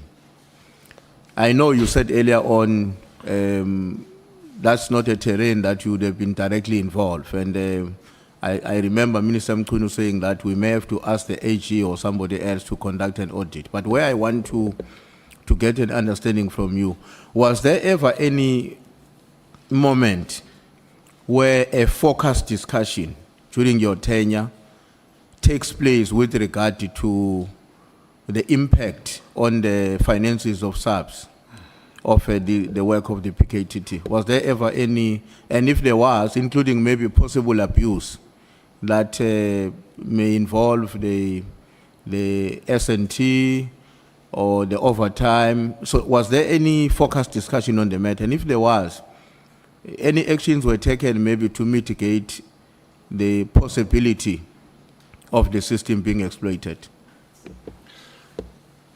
I think this one of abuse, there have been some specific examples that were made, Chairperson, that the operatives and the police were sleeping on posh hotels. They've mentioned one. I hear people saying that Beverly Hill is a top-notch. There is a top-notch hotel next to Beverly called Oyster. Oyster Box. That is a really top-notch. That's a really top-notch something. So there is an accusation. There is an accusation that we're sleeping there. I don't have that information that there are police that slept there at the Oyster Box. I don't know where they were sleeping. What I know is that they would have found the accommodation from the hotels or those places that they would have slept to. But I am under correction. For me, there would be no reason for the police to be sent to sleep at the Oyster Box, which I think Mamumeri speaks on it, that they were sleeping there at Oyster Box. But if they were sleeping in the hotels, let's say minus Oyster Box, is not something that will be awkward and be based only in KZN, Honorable Member. There is a hotel here, as you drive, near, is it a Mountain View? Is Tape View? There's a place called Tape View here in Cape Town. There is a hotel that is on the water, there's on the sea. The South African police of Operation Thunder were living there. As you sleep, the waves are almost on your room in that hotel. So then it could not be the problem then of PKTT. So it could be the generic problem that we'll have to work on. So for me, my argument would not then, if that is your consideration, you would have dealt with one unit and let others sleep on the sea. Now, General, you made some observations about. Sorry, Chair. Honorable Malem. I just want to ask General to remind us, Richard Mdluli, when he was arrested, was he not with another police officer called Kimba or Killer? Yes. What was Killer's role in the police at that time? What was his? Yeah, what was his role? Was he also in the crime intelligence? He's a crime intelligence. He's still there. He's still in the police. Has he not gone to Kuruleni to work in the Kuruleni there from Zwandile? Why ungibuza into oyaziyo? So I think it did go to Ugruleni, but I think it did come back to the CI. Yes, it did work for Ugruleni. You may proceed, Chief Whip. Yeah. No, thanks, Chair. No, I mean, General, I just want to ask if you have any suggestions that you would like to leave with us. Because you raise a concern about, and you identified it as a major problem confronting the police, the issue of, for a lack of a better word, I think you refer to easy bail, people getting bail easily. Never mind that they've committed crime for which the police are convinced conviction can be secured. I don't remember whether you have made any proposals about what exactly should be done, if any, if you have thought about it. Actually, I would love to add on this thing of bail. There is another animal called Parole. That's another big animal. Where people, I'm told, they are released on the good behavior in prison. And I don't know why you would have a good, how you have a good behavior in prison, because you're in prison. So you behave so because you're in prison. So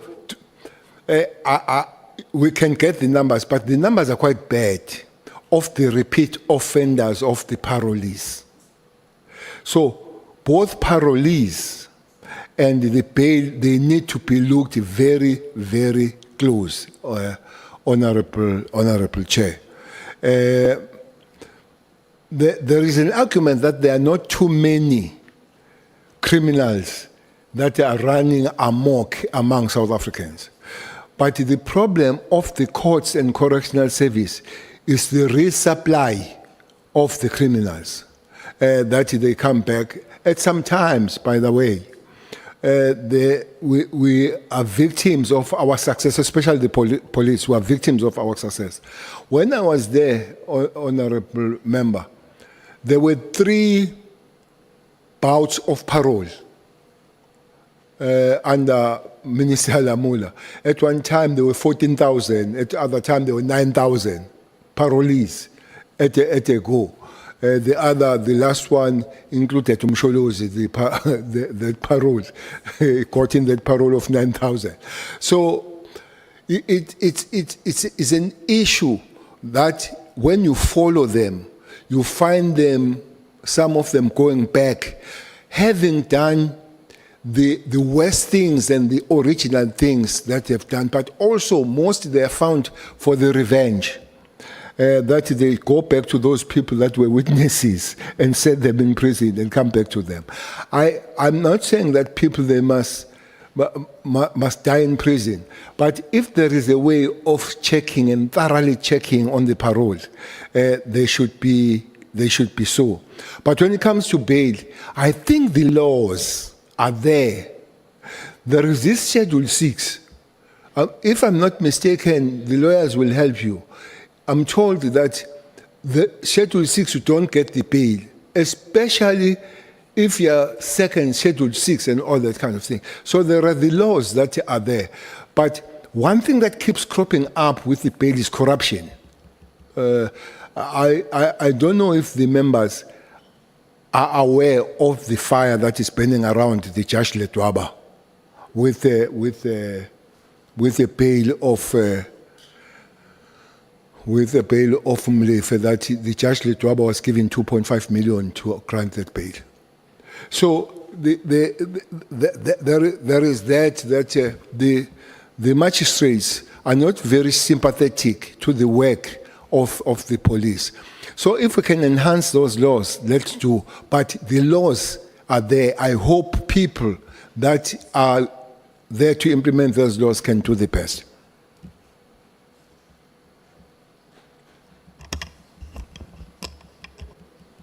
Let me check with the Chief Whip first. Did you want to make a follow-up on the question before I... Honorable Sangoni, Honorable Nomval. Thank you very much, Chairperson. No, I think we've heard you, General, on the bail. I suspect that the Chief Whip is also looking forward now to also our report. Beyond bail, are you seeing any legislative or institutional reforms that you think this Parliament should be considering to strengthen the police service, given your experience in there? Of the bail or policy in general? Not bail, beyond the bail issue, which is one matter. All of these challenges that Honorable Nduli was asking about, that you've spoken at length over the last 2 days, is there anything that you think from a law perspective or an institutional reform perspective we should be considering? Chairperson, I've said this time and again, or I heard Mkhwanazi talking about it here. I said this is a good learner. I've said it time and again. Sometimes I think those that I belong with them in the organization, they'll think I'm a rebel on it. We created the situation where victims are treated worse than the perpetrators. Perpetrators in South Africa are having it nice. And the victims are thrown under the bus by the system.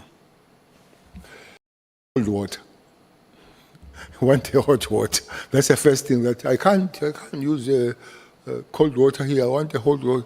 And indeed, you run around like a headless chicken getting hot water for him.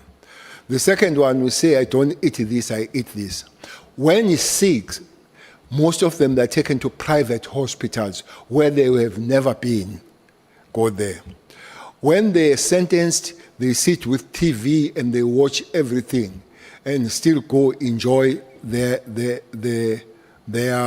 medication and all that. When they stay longer, they study until we have just been given the numbers of those that will be writing matric, and others, they come out with PhDs and all that.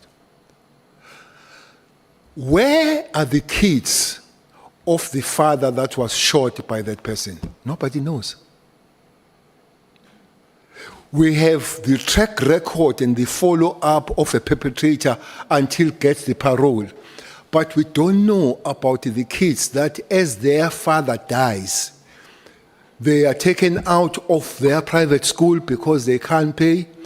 Their cars is repossessed, their house is repossessed, and kids, we call them paras.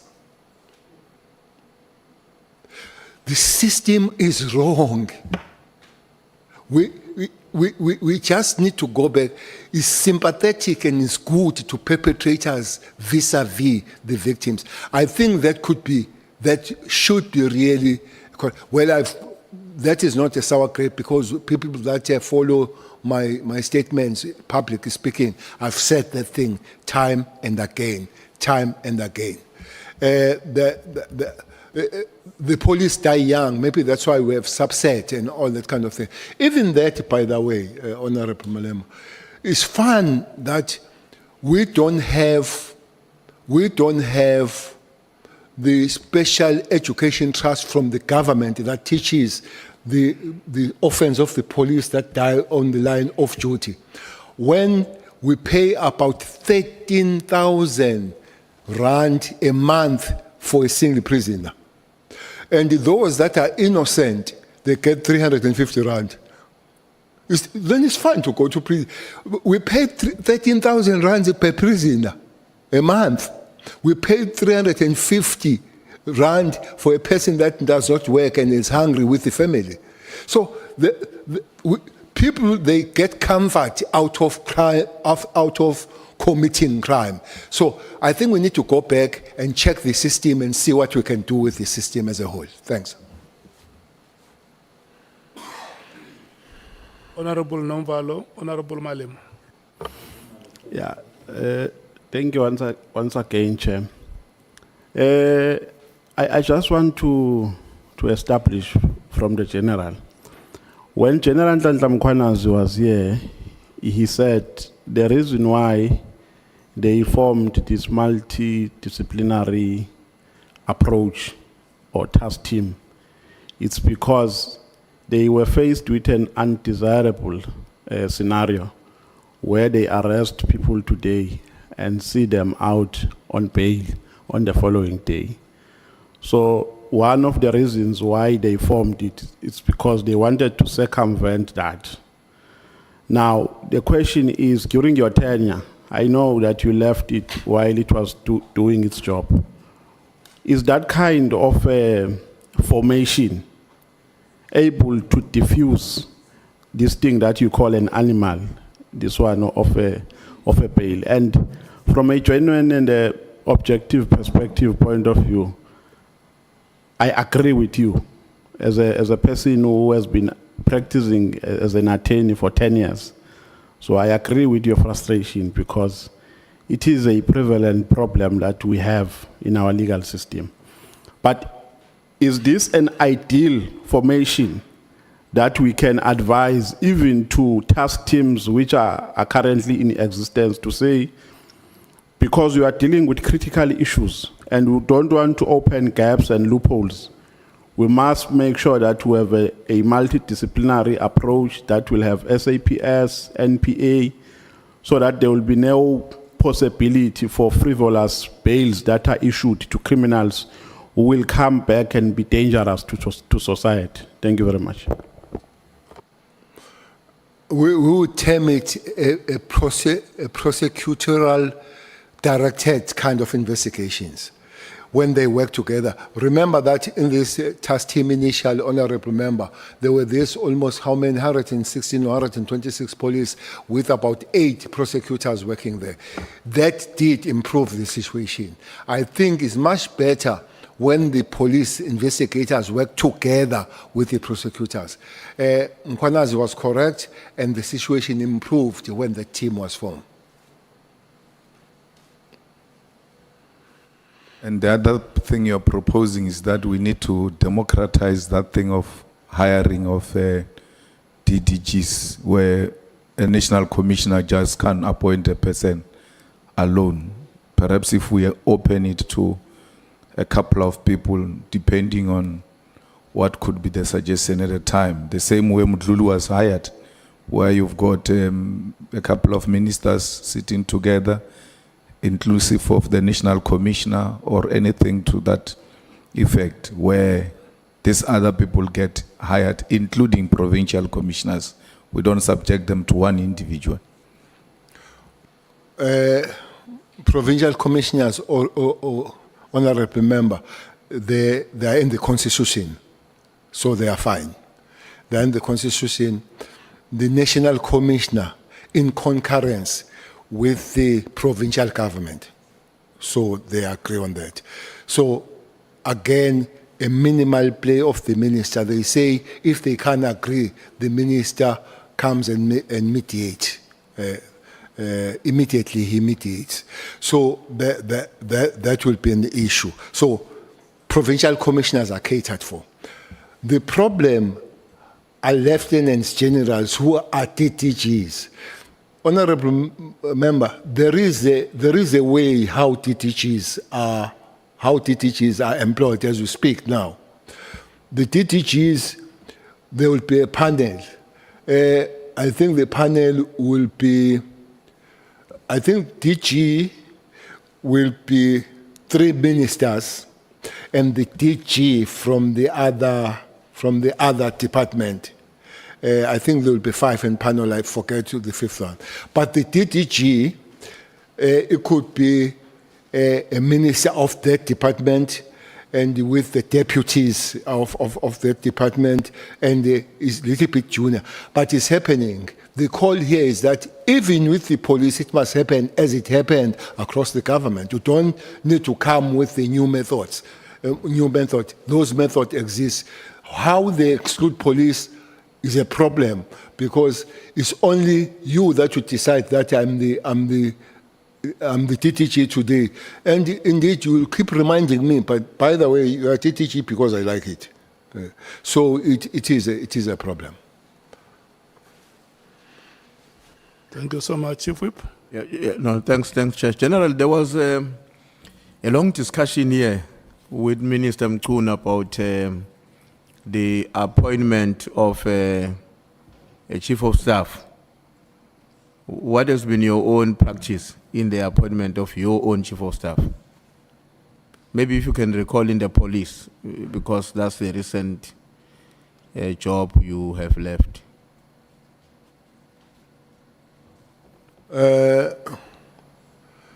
Chief of staff, there is a panel that chief of staff goes through, getting interviews and all that, and then they will recommend, and you've got, while there is a panel, you've got a very big say with the chief of staff that you agree with, but you don't sit on it. But as a minister, you do put the panel that will work on the matter, because it's a minister's employment, the chief of staff. But I can't wake up the next morning and shout that Mbele now is the chief of staff. There is a process nonetheless. So the process is basically to look at the things that should not be bothering you, like check qualifications and all these other things. Now, who goes into that panel, not as a member, but to be considered as a chief of staff? Mangit, who? I mean, do you have to submit 3 names, 1 name? Who else? And how do people get to hear about it if I want to throw my name as well in the panel and be considered for the chief of staff of a minister? I think it could be, chief of staff, it could be both, depending on the minister. You can internally advertise, or you can advertise externally, as it would have happened with especially the police body. Usually in the police, they start by advertising internally, and if you can't get that person, then you go externally. That's how it goes. The panel that would be there, and those that applied from outside, if it is that the way it has been advertised, or internally, if it has been internal, and then they go through and they give and then they give the names to you, and you agree. Okay. I'm left with 3 questions now, General. We're almost done here. Just before you conclude, Honorable Nomvalo. No, Chair, I was saying the chief whip must declare if he has an interest. We can lobby for him.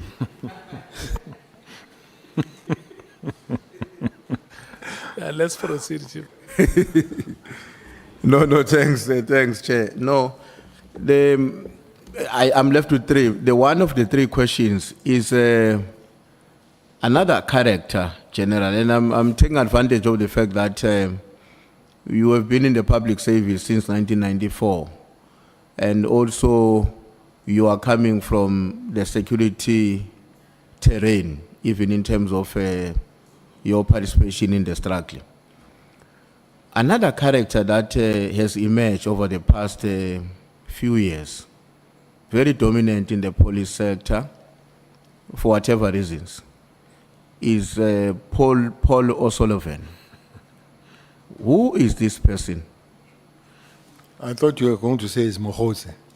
No, that one is a newcomer.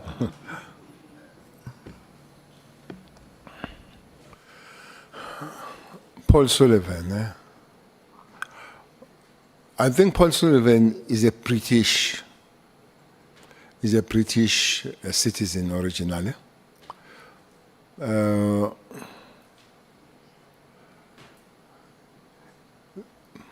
I don't know when he came in South Africa and all that kind of thing. Is one person that he plays big. So for some reason, I've never met him, but he really likes to talk about Cele. That's one person that speaks about Cele. One time was giving the history of Cele, when they were asking where it comes from, what is the history of Cele to be in this line of police. And he said, one time I was a metro police in Durban. He said I was a metro police in Durban. The metro police in Durban, their uniform is nice. By the way, they earn more money than the South African Police Service. The chiefs of metros earn more money than the national commissioner. That's another thing. That's another awkward thing. That is why this city of Cape Town, where Honorable Cameron belongs, they've taken a lot of members of South African police to Metro, because Metro gives better remuneration than the South African police. Maybe those are things that at a certain given point we'll have to really look at them. Sullivan looks like he's like an octopus. I'm sure you know octopus. Octopus is almost all over and speak about everything, sometimes that he does not know anything about. But it does look like his insecurity. His benchmark life is Jackie Selibe, that he took Jackie under. He had some form of security at the airport that Jackie cut off. I'm sure the path of taking Jackie under, it was quite several millions. There. Well, there would be information that it belongs to MI6 and all that kind of thing. But he is such a shady kind of a human being with a very little understanding of matters and very much big of himself. You know, I listened to him. Mkhwanazi did say this thing here. I listened to him initially, Sullivan, when he says he was sent by the president to scan a person that was going to be a national commissioner. And he told him about Masimula, and the president went on to employ a wrong person. So I heard Mkhwanazi saying that Sullivan said so here. I spoke to somebody this morning who was asking where Mkhwanazi took the thing, and I said, no, it was said by Sullivan. Sullivan, according to him, is nothing but the god of security world, the god of running the politicians, the god of knowing every and any other thing. So where and how it came about here, I don't know. Maybe for that, it's important to end there. But one that it has, because it's not very much verified, could be said at a later stage. But the guy goes much deeper and much problematic about the matters. She has a version of Auntie Mary, but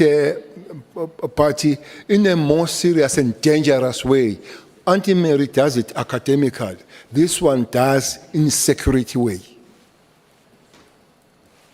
No, thank you. I'm asking because, you would have noticed I asked about Mdluli. I'm now asking about Liz O'Sullivan, because these are people who, from what we hear, whose involvement in our security cluster and the impact of their actions have been very, very devastating.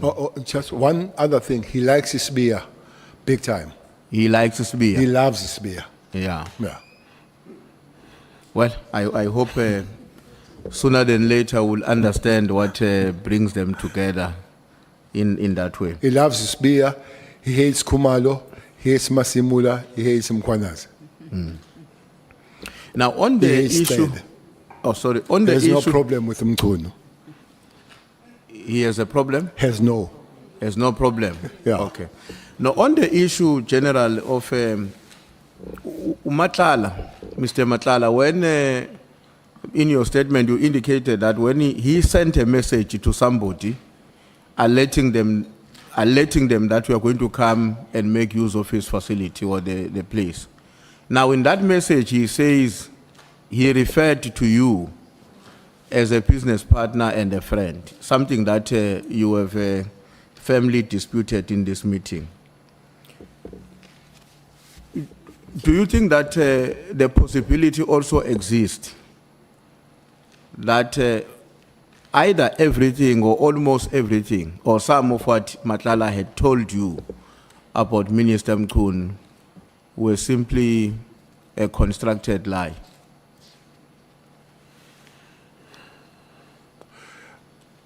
The story told will be forever 50-50 whether truth or lies until it's verified. But my problem here is Matlala says I'll be arrested because of this document. He says, here is a document sent to me by Mkhwanazi.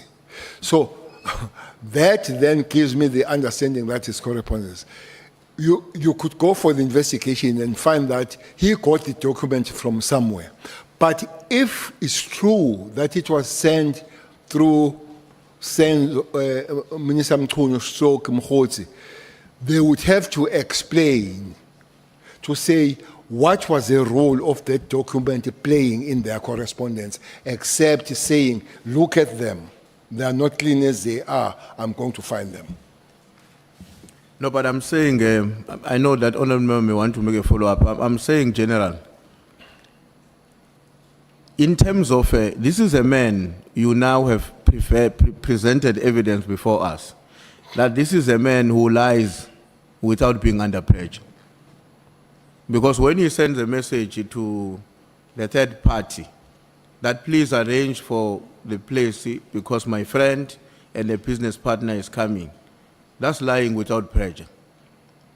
Why is it difficult for you to concede that it may very well be that in some of his assertion to you, he was acting in a way that he subsequently acted to you when he lied about you being a friend and being a business partner? It's exactly the point I'm making, Honorable Member, to say the document that is sent to him, and on those bases, the minister argues or stroke Mkhwanazi that the action will be taken, tells me that there is such a communication. That's why I'm saying 50-50, that there are things that could be lies. But when it comes to this one, only one thing that will make me change my mind on this one, if the document was not sent by them, but is a document that I don't think that Matlala would have an issue of hunting and having that document. Is a document that is in the circle of security matters. Indeed, it might happen that is lying about Cele and Zuma and all that kind of stuff. That is why, when Mr. Mkhwanazi says, that's lie, and that's why I'm saying that, it didn't say who's lying, Mr. Mkhwanazi. It might have been Cele lying, might have been Matlala lying, it might have been him lying, Mr. Mkhwanazi, because he might have said those things. So there is somewhere the truth. But if you say to me, this is not the truth, I would not have an issue to say I agree with it. But when it comes to I'm sure you did see on that one, I'll have a little bit of a problem believing it with ease. Honorable Malim. General, what is interesting is that at the Matlala Commission, Witness C says when they were raiding Matlala's house, he asked them that the wife must leave because they found him with the wife. The wife must leave, and then he remained with them. And he started throwing names that I know so and so, I'm working with so and so. And coincidentally, he told them that I've got a relationship with Mkhwanazi and I'm going to see Mkhwanazi. We have got an appointment and all of that. which is what you told us that is what he told you, that he knows this person and they've got some working arrangement through Mkhwanazi and all of that. Will that be a coincidence or a confirmation to an extent that there seems to be something happening between Mkhunu and Matlala? And what is more interesting is that he doesn't say anything about you to those police. He doesn't say, I've got this or that with Kele. He says, Mkhunu this, Mkhunu that. And then he puts Sibia as well in the whole thing, that they work with Sibia and exactly what we've been hearing here. What's your comment about that? Well, this is the 6th. The rate is on the 6th of December. Definitely, it would not come across with me. Much later in December, maybe there is one truthful thing that he would have said. But, Chairperson, I don't want to go beyond honorable member of things from other sources. So, as the honorable member has asked, why I would not concede that is lying when he says, I'll work with you, provided you don't work with Cele and Zuma on this project. It is online. It is online of politics. That thing of working with you in the project of becoming a president or a deputy president. But as I've said, that I would concede if I'm convinced that it was lies. But for the fact that there are other sources that come with that, so we'll have to look at it much closer. It did tell me about the payment. It did tell me and showed me the payment of the team that were argued that it was paid on behalf of Mkhunu coming here, their flights, their hotels, and all that kind of thing. So I know. So maybe one person that we need to look at very closely here would be Mkhwanazi. Mkhwanazi, with those screenshots, was asking a lot of 12 rand, 7 rand, or I mean 12,000, 7,000 and all that. He was making a lot of collection on that.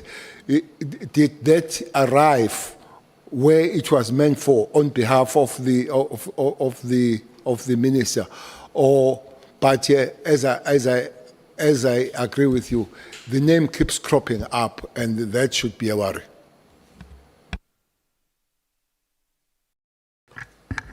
Honorable Sangun. Thank you, Chair. Not quickly, General, just on this thing that if we were to consider whether Mr. Matlala could have perhaps maybe lied, let's say, about him and the minister and Brown, did you not consider to ask him why he didn't go to Minister Mkhunu, who he has such a very good relationship with, and he's funding his presidential ambitions? Why didn't he go and report to Minister Mkhunu that Sibia is making him do what Sibia asked him to do, to lie? You didn't think to ask him that maybe, General? Well, Sibia was lying about Khumalo. Is that the understanding? That Sibia did not lie about the minister. He lied. He said Matlala must write the affidavit against Khumalo. Then I don't know why the reason that he would go to minister to say that Sibia says I must lie. I think it was more of the police issue. Maybe that question would be why it didn't go to the national commissioner or other people. I don't know why, and I don't see the reason why it would go to the minister. I've got only one question now, but you see why I could not finish early, as I had committed to Honorable Matthias and others, because my questions are provoking further interventions. One last question. I hope, yeah. General, it's my last question. You know, Matlala, this character, Matlala, you made a very good point earlier on that, and maybe you were also answering that question jokingly when one of the members was saying something about you being associated with a character like that, and you made reference to the fact that you are a retiree, you are no longer a minister. If you were a minister, you were going to have to come back and declare in an event where you had made use of the facilities of that person. Now, and I think we all have understood that. But besides the fact that you are a retired Minister General, you are not a retired leader of our movement and our people. And me and you know that our movement has historically prided itself as a parliament of the people of South Africa because of not just itself, but also the conduct of its leaders.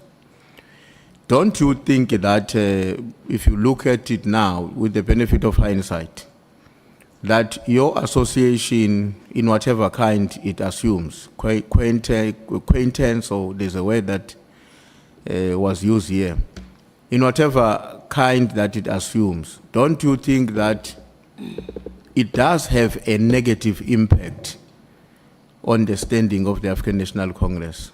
And don't you think in the context like that, you are contributing indirectly in diminishing the standing of the African National Congress by being associated with such characters? Thanks, Chair. That was my last question.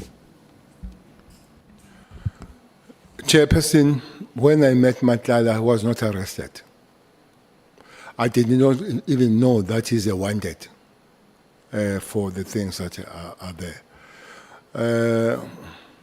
By the way, many of the leaders of Matlala, leaders of the movement, have been seen with Matlala.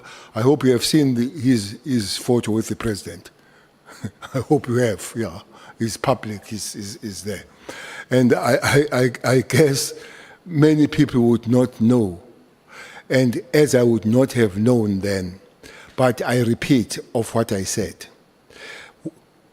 Taking what I know now, I would not behave as I behaved before I know who he is and what kind of a character.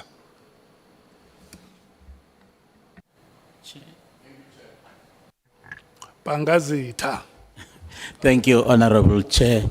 I'm actually prompted by the response of the General, because you know, one would have actually expected that the General, having been the Minister, you know, would have some kind of access to intelligence, you know, information.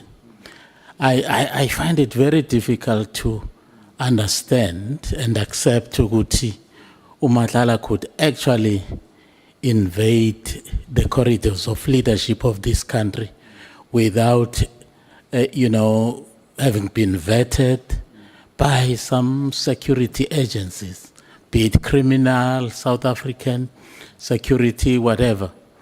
I can't accept that.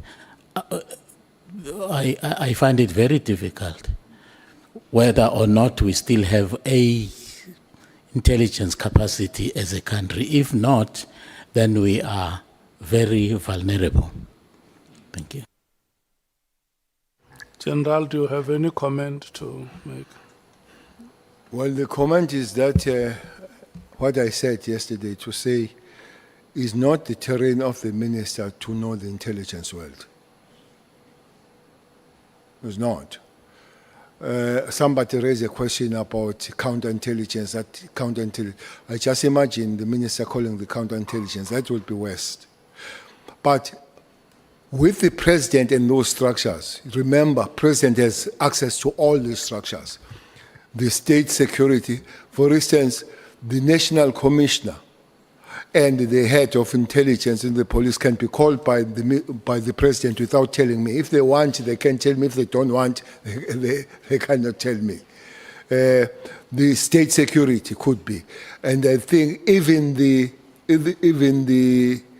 DI, president can have an access to DI. So if you ask me that question, I will take it that such a character would have been known and in the radar of these structures. At a certain given point, having said, Mr. President, there is such issue with this person. Has that happened? I don't know. Maybe it has happened. Maybe it has been after some time. But there is one problem about photos. It's a serious problem. I'm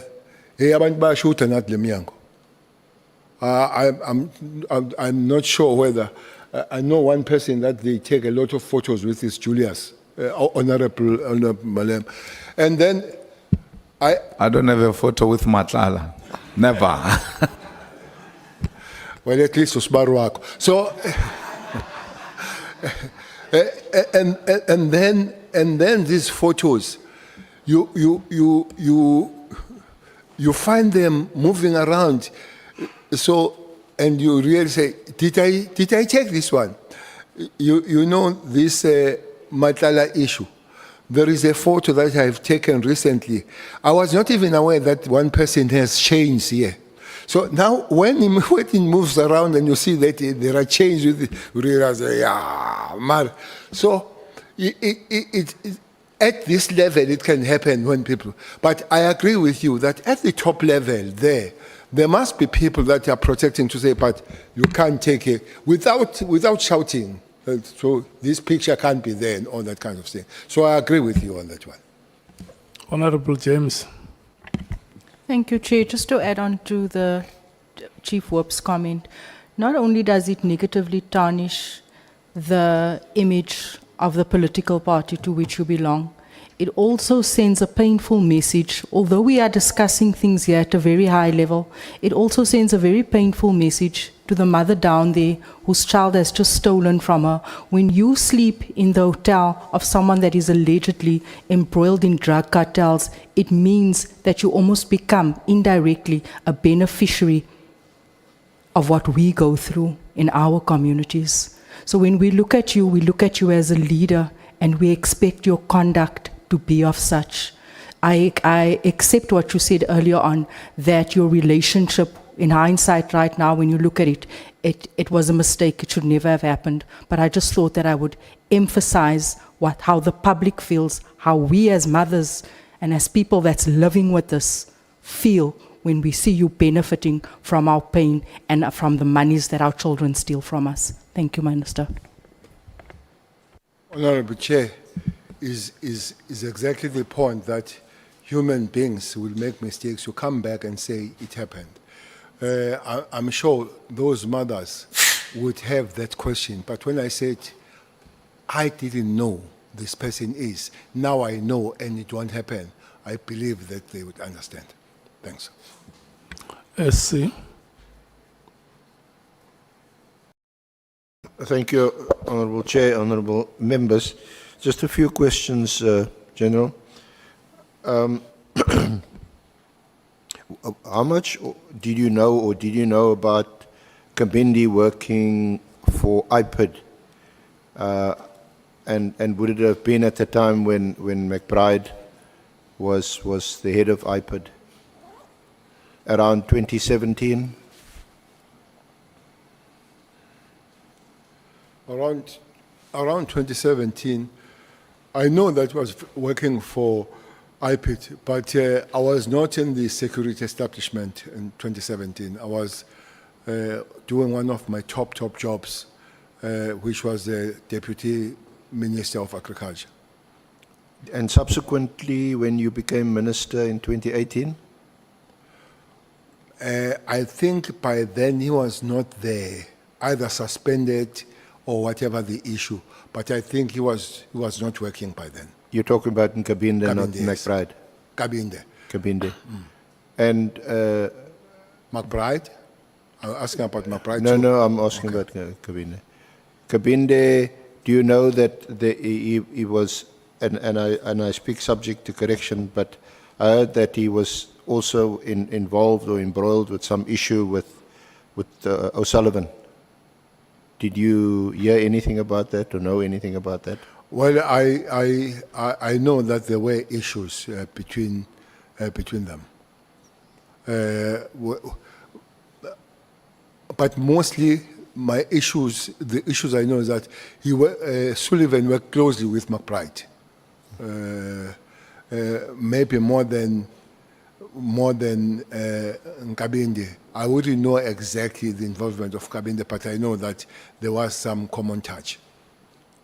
So the common touch between O'Sullivan and McBride resulted in Kabinde either being suspended or dismissed or resigning.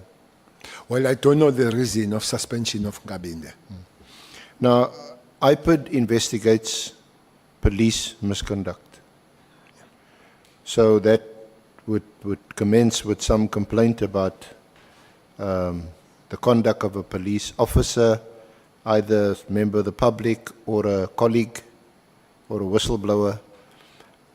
Would it be, in your experience, having been minister for so long and obviously interacting, I suppose, with IPID from time to time, that two officers of IPID would go and visit a complainant to discuss the case or maybe take a statement or ask for further information?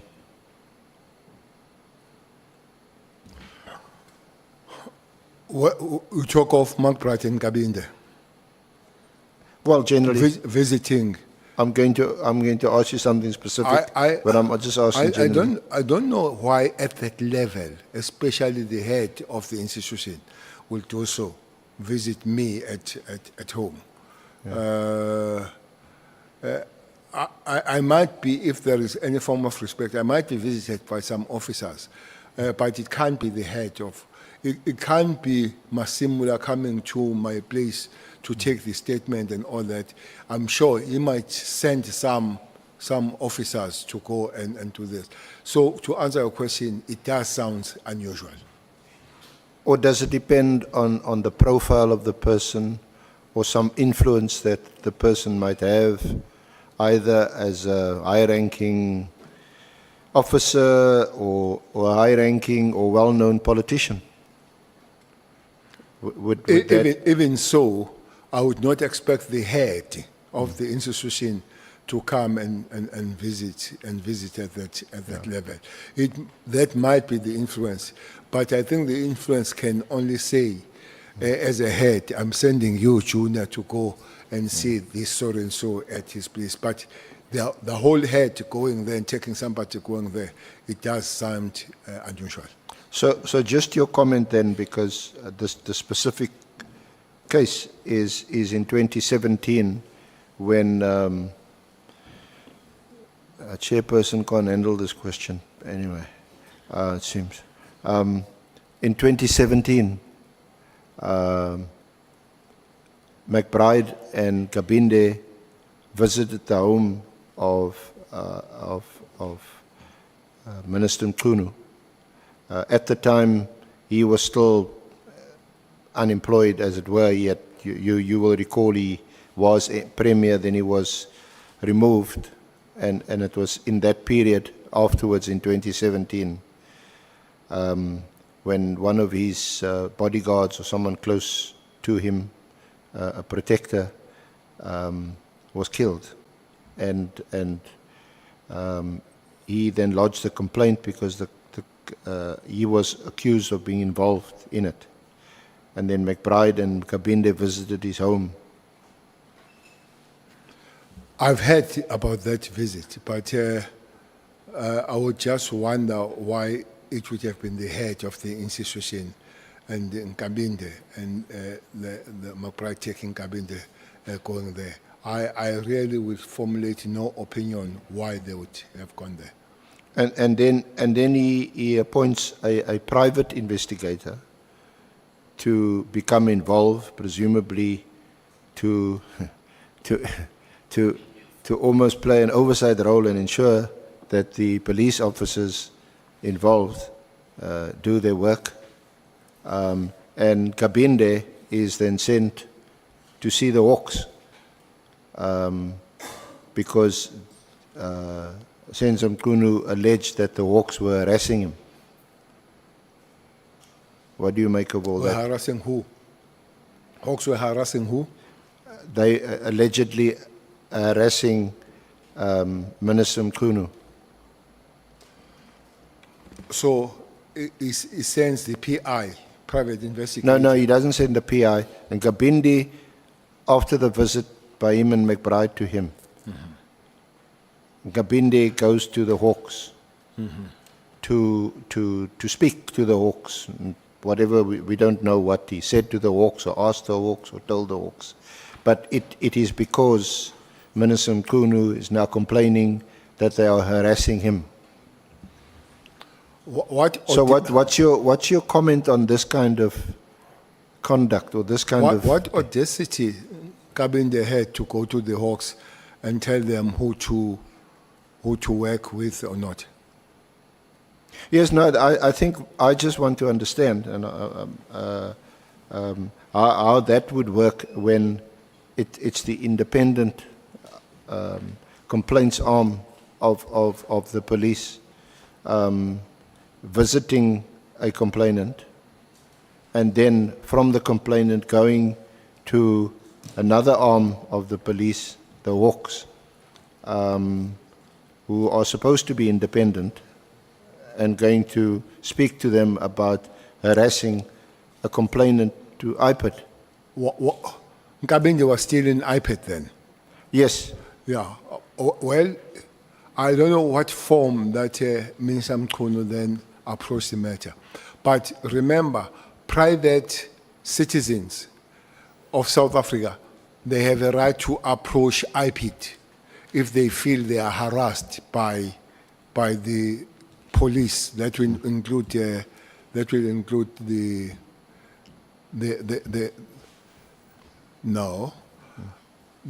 complaint about Hawks does not go to IPID. It goes to the Hawks judge. It doesn't go to IPID. But I think at that time there wouldn't have been a judge. I think it was fairly recent. So then, if the private citizen is harassed by the police or Hawks, then if there were no judges, they had a right to go and investigate the allegation, not to tell the Hawks to stop or not, because to investigate. And the police or the Hawks would say, we had a case to pursue. And then it ends there with the IPID must allow the police to continue to do their work. So I don't understand the modus here, why it would happen that way. Was it a courtesy visit to say stop it, or was it investigation? I wouldn't know. Thank you, General.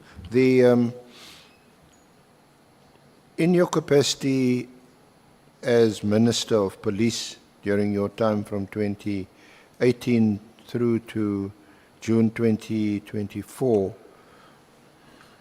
did you at any stage interfere with any police investigations, live dockets, or interact with the National Public Prosecution Service at all in relation to any case? No, I've never been part of dockets of the investigators. Under my job as a National Commissioner and the Minister of Police, dockets don't come close to me. So you don't at all, when you interact with the police, For example, we know that when you were minister, you appear on television regularly at the scene of a crime because of your concern as the Minister of Police. And as you told us in your consultation, you're an elected office bearer, official, and the people, when something happens like the tavern killings, when those youngsters died in the tavern, you go to the scene of the crime because the community are not asking, where's the national commissioner, where's the the provincial commissioner? They want to know, where's the minister? In many times, you will go there because the communities are making that call to say, where is the minister? And the member sitting behind you, Honorable James, will also remember that there were many calls, especially to Westbury, where we'll go and explain. Places like Enyobeni, people will send, will listen to them in the morning as kids have died the last night, where is the minister and all that. I've found out with my work that people don't expect National Commissioner to come and explain as communists. They expect politicians, the minister, to come and explain what has happened. And they'll even further argue to say, you are a public representative. We elected you. We did not elect the commissioner. Their job, commissioners, is to work on the crime scene, arrest and investigate. The job of the politicians is to link up and talk with the people there. Now, the reason why I asked you that is that in many of these scenes, crime scenes that you have visited, surely you would maintain an interest in those cases, like the Saldanha case, the tavern case in East London. Those cases you would maintain an interest, but would that interest, you'd maintain an interest. But Yes. isn't it so also that from time to time you would have more than an interest in the case? That you would either somehow become involved in the continued or further investigation of the case or the prosecution of the case, or whether or not the case should be prosecuted? Well, some of those cases, the communities, the relatives, the parents do need the ongoing kind of briefing. So what you would do is that the investigators, they take you through how far have they gone. Not about the investigation, but about the level that they've covered to try to resolve the case, and then you report back. But at no stage as a minister, maybe as a national commissioner you might, but no stage as a minister where you say, can you show me the docket? Let me see this docket. How far have you gone? What are you written in the docket? That is completely out of the terrain of the minister. Or once a docket is actually taken to the prosecutor to prosecute the case, you wouldn't become involved in the decision whether or not to prosecute? No.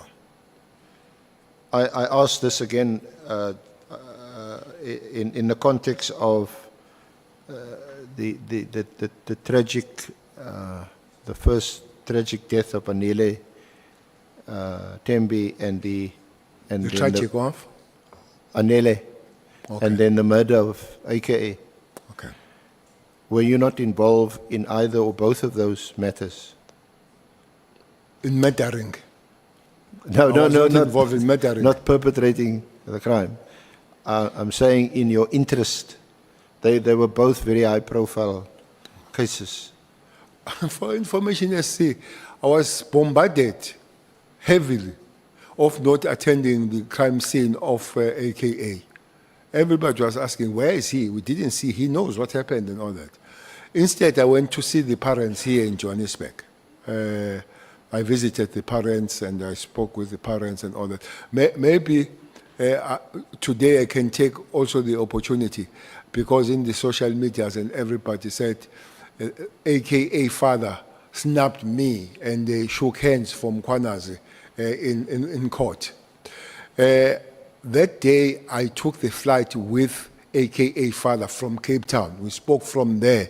We spoke at the airport and we agreed that we'll meet at the courthouse. So had no business then to come and shake me in the hand when we have met that early in the morning when we moved together from all the way from Cape Town to here. So I wanted to make that. But I had a lot of a link.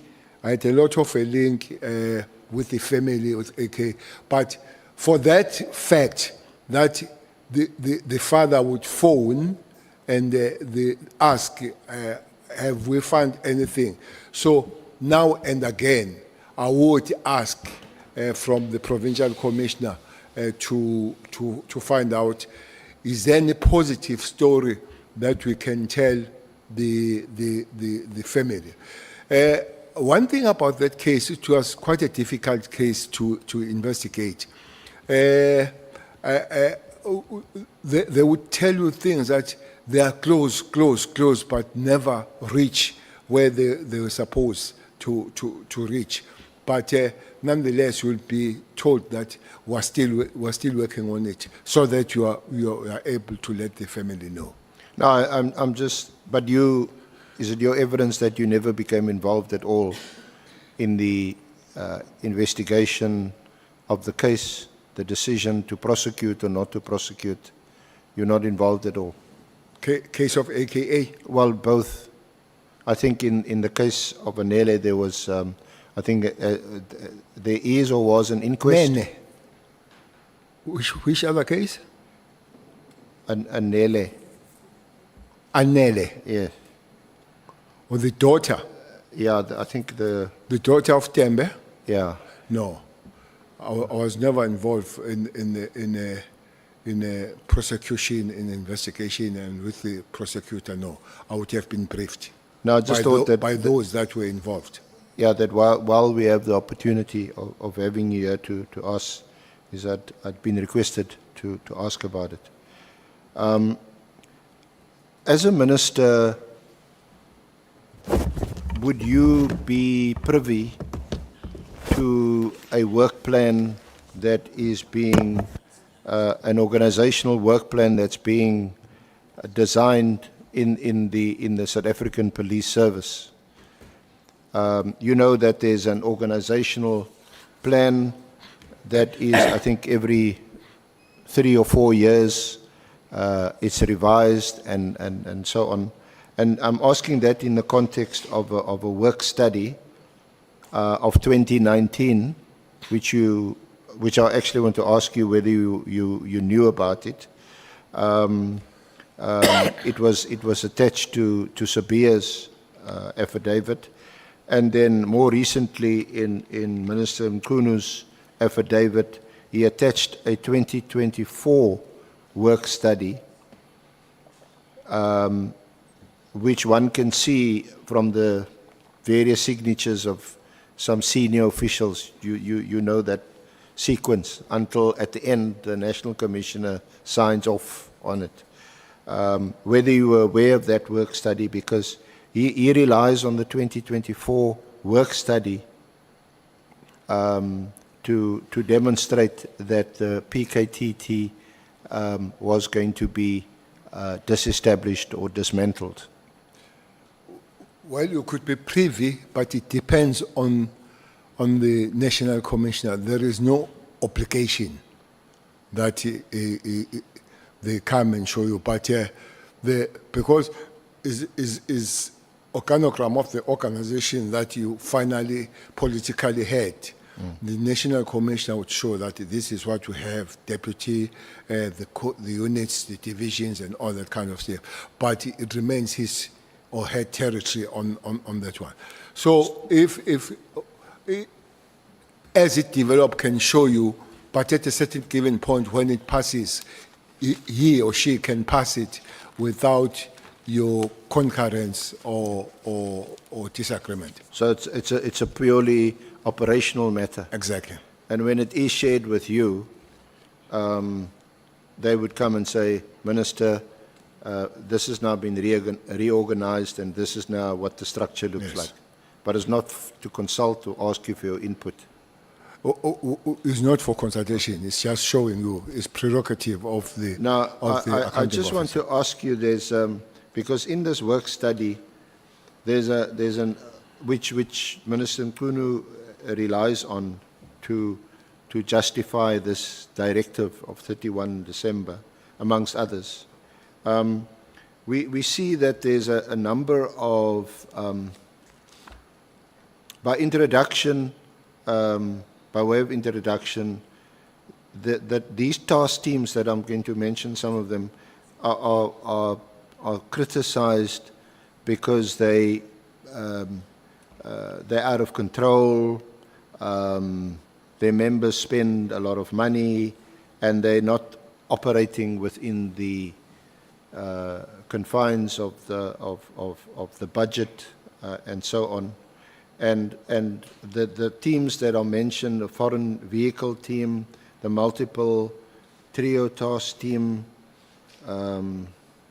the narcotics team, the kidnap and ransom team, the extortion team, and then there's the PKTT is not specifically mentioned, but there's reference to a political murders team, and there's about 10 or 12 different task teams. Now, this is a document that was signed off actually eventually in 2025 by the National Commissioner. But by the time you vacated office as minister, these task teams, it appears, were still in operation. Yes, they were, but most interestingly, why then December 31st you cancel one when they're all in the same line of problem? So why do you cancel one? Well, that's why I mentioned it to you. On what basis, without any reasons, do you single out one of these task teams? So there are almost 10 there. Yeah, and I know we're under time pressure, but if you look at the organogram, that's one of the reasons that Minister Nkunu gives, because you won't see them listed in the organogram. But why do you cancel one when there are 10? And to your knowledge, the other 9 or 10 or 12, are they still in operation? To your knowledge? Well, I don't know. I don't know if those task teams are there. But it would have been nice if the 31st letter would have said, deal with all this and count 10. Why one? Yeah. Because it seems to me, that these are dedicated multidisciplinary task teams, for the very reason that that particular area where crime is being committed has been identified for special attention. Would that be the case? Like extortion, murder, kidnapping? There will never be time, I see, where there is no task team established. For instance, in South Africa, kidnapping is a new thing. Extortion is a new thing. So you could not have had that thing in the organogram because extortion is very new. It started here in Cape Town a few years ago. Kidnapping, it came from Mozambique a few years ago and all that. And unfortunately, both of them, they need a lot of skill and dedicated people and machinery. For instance, kidnapping needs a lot of equipment of doing different things on it. And those equipment will take money to be there and all that. They are new things, they are specialized, so they'll have to put money on it. There will be other things, some other time that was not part of it that will have to be policed. That is not in the organogram, but we'll have to put them as a task team in response. And then some of them, those task team will have to end because maybe that problem has ended. So it's going to be a running target, this thing of task team, but permanently there as coming and going. But the question for me still stands that if there are these 10 task teams, whether exist or not, why on that particular day cancel one? It seems to me that the National Commissioner, presumably in consultation with his deputy commissioners for the very different sections like policing and so on, can establish a task team at any time for a specific purpose. For instance, extortion and I think those are the youngest. Extortion and the kidnapping team are the youngest to respond to the new crime in the market, because those are two new crimes in the market. Doesn't have to be on the organogram. No. Otherwise, if we wait for organogram, that takes about 3 to 5 years. The criminals will be laughing all the way to the bank, waiting for organogram. And ask people, why don't you arrest? No, organogram is coming. So although the PKTT was established to serve a particular purpose, it was a task team. This team continued to exist and to be funded from the police budget, and according to your evidence, it's still in existence.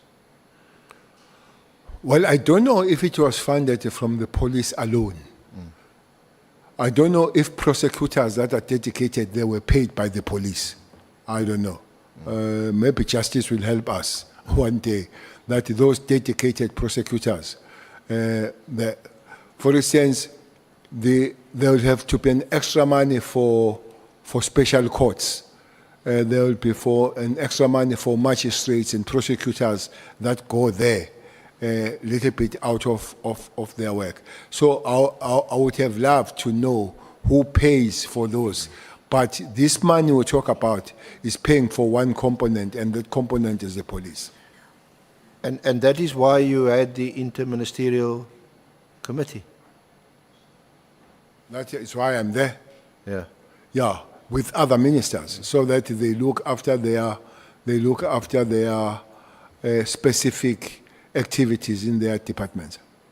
Now, I would have thought, or most people would have thought, that the establishment of the Independent Directorate Against Corruption was welcomed. But from the evidence of Lieutenant General Mkhwanazi, and it also appears to be the case from your evidence, that there seems to be, let me put it neutrally, some kind of issues against IDAC, especially in the wake of their arrest of Lieutenant General Khumalo. What exactly is your complaint about IDAC? No, I would not complain about the work of the IDAC, but I can't have a structure, such a powerful structure, that has no oversight. That would be my main complaint. That up to this point, I don't know any form of oversight, like the iPad with the police, like the judge with the Hawks. So otherwise, you'll find the people running amok without anybody checking them and telling them to fall in line. But you're not able to comment on the allegation that for some reason or other, Lieutenant General Khumalo was, of course, he was arrested and he appeared in court. Well, that's a story that is on the air. The Honorable Member Ngola yesterday said we'll have to find the letter. But that's a story I know, that the letter was written from the office of the minister to deal with this matter. If that is the case, it's absolutely out of order. If it could be established, I think is a matter that will have to be corrected and take a very serious corrective measures on it. That the office of the minister cannot write the law enforcement and enforcing agency to say do it. It can't be. Then just a last aspect relating to the terms of reference of this honourable committee to make recommendations to Parliament on possible reforms and remedial measures, because it's quite clear that there are a number of problems, and I think you've addressed them very well. But some people may be concerned Because the Parliament will also have to adopt an approach, and we've got a constitution. It must be done in accordance with the constitution, must be constitutionally compliant. But a number of people would be concerned about your approach to policing. We've heard you, I don't want to repeat the words here in this august chamber, but it appears to be an approach where, you know, you've just got to attack the criminals and shoot them, and you yourself have mentioned you're concerned about the right to bail. General Mkhwanazi, who seems to share this approach, he complains about the trade unions getting people off their disciplinary hearings. He complains about the media using allegedly confidential or information and putting it in the papers. And you also seem to have a problem with our system of parole. There was a famous statement here that was associated with me, shoot to kill. Yes. So even on the road, when the young people see me, they'll say, shoot to kill. I have made a challenge, and I want to repeat here. Show me where Cele says so. Either in a print form or electronic. I've never uttered that statement, that shoot to kill. Well, thankfully, I didn't repeat it, yeah. Yeah. It has been interpreted from my stance to say police cannot die with the guns in their hands. And I stand by that. SC, there are two ways of policing in South Africa. You police the masses that have a right to complain, have a right to march and all that kind of stuff. And you cannot use force to those people. That's why you train POP, public order policing, to go and deal with those people that are legitimately complaining about those things.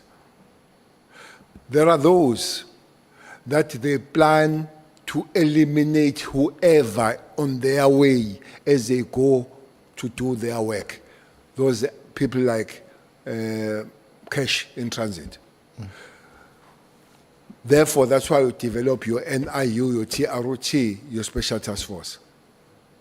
So the policing will be forever to approach what is a danger in front of you is an ordinary South Africans demanding the rights that they should have, and you police them as such. Or are the criminals that they want to take over the systems and make life difficult for everybody? So I always look at the tennis players. The harder you hit, the harder you return. That's how you play the tennis. No, sometimes you play a drop shot. That's how you play And the you tennis. just play it So over the net. we are not going to take the POP and give them rubber bullets and give them water tanks and say there is cash ice there. Rush, here are the rubber bullets. We're not going to do that. Again, we're not going to take a special task force and say, look, there are people complaining about electricity and water there. Take your life ammunition. So there'll be always these categories, and police must be enabled to respond accordingly. So a flexible approach depending on the nature of the threat or the crime being committed. If you're dealing with armed robbers intent on committing a heist, then you deal with them accordingly. I love my You don't send in public order police. I love my term accordingly. Yeah. Okay. Thank you very much, General. And again, thank you for your cooperation. And you're the one witness that we interviewed. We didn't see any lawyers in the room. And so thank you very much. And your evidence has been extremely helpful to inform our terms of reference. Thank you. Thank you, Honourable Chair. committee members. Okay. Thank you so much, SC and your team. Thank you so much, General, for the time that you have created to be with us here. And I want to take the opportunity and thank honorable members. Honorable Skosana, I see your hand is up. Thank you, Chair, and thank you to the witness, General Minister. He complained earlier, Chair, to say, I'm the one who brought him here. It's not true. It's so I just want to say to you, nothing personal. I know he was angry a bit, you know, that perhaps, as he said yesterday, that I'm the one who called him here.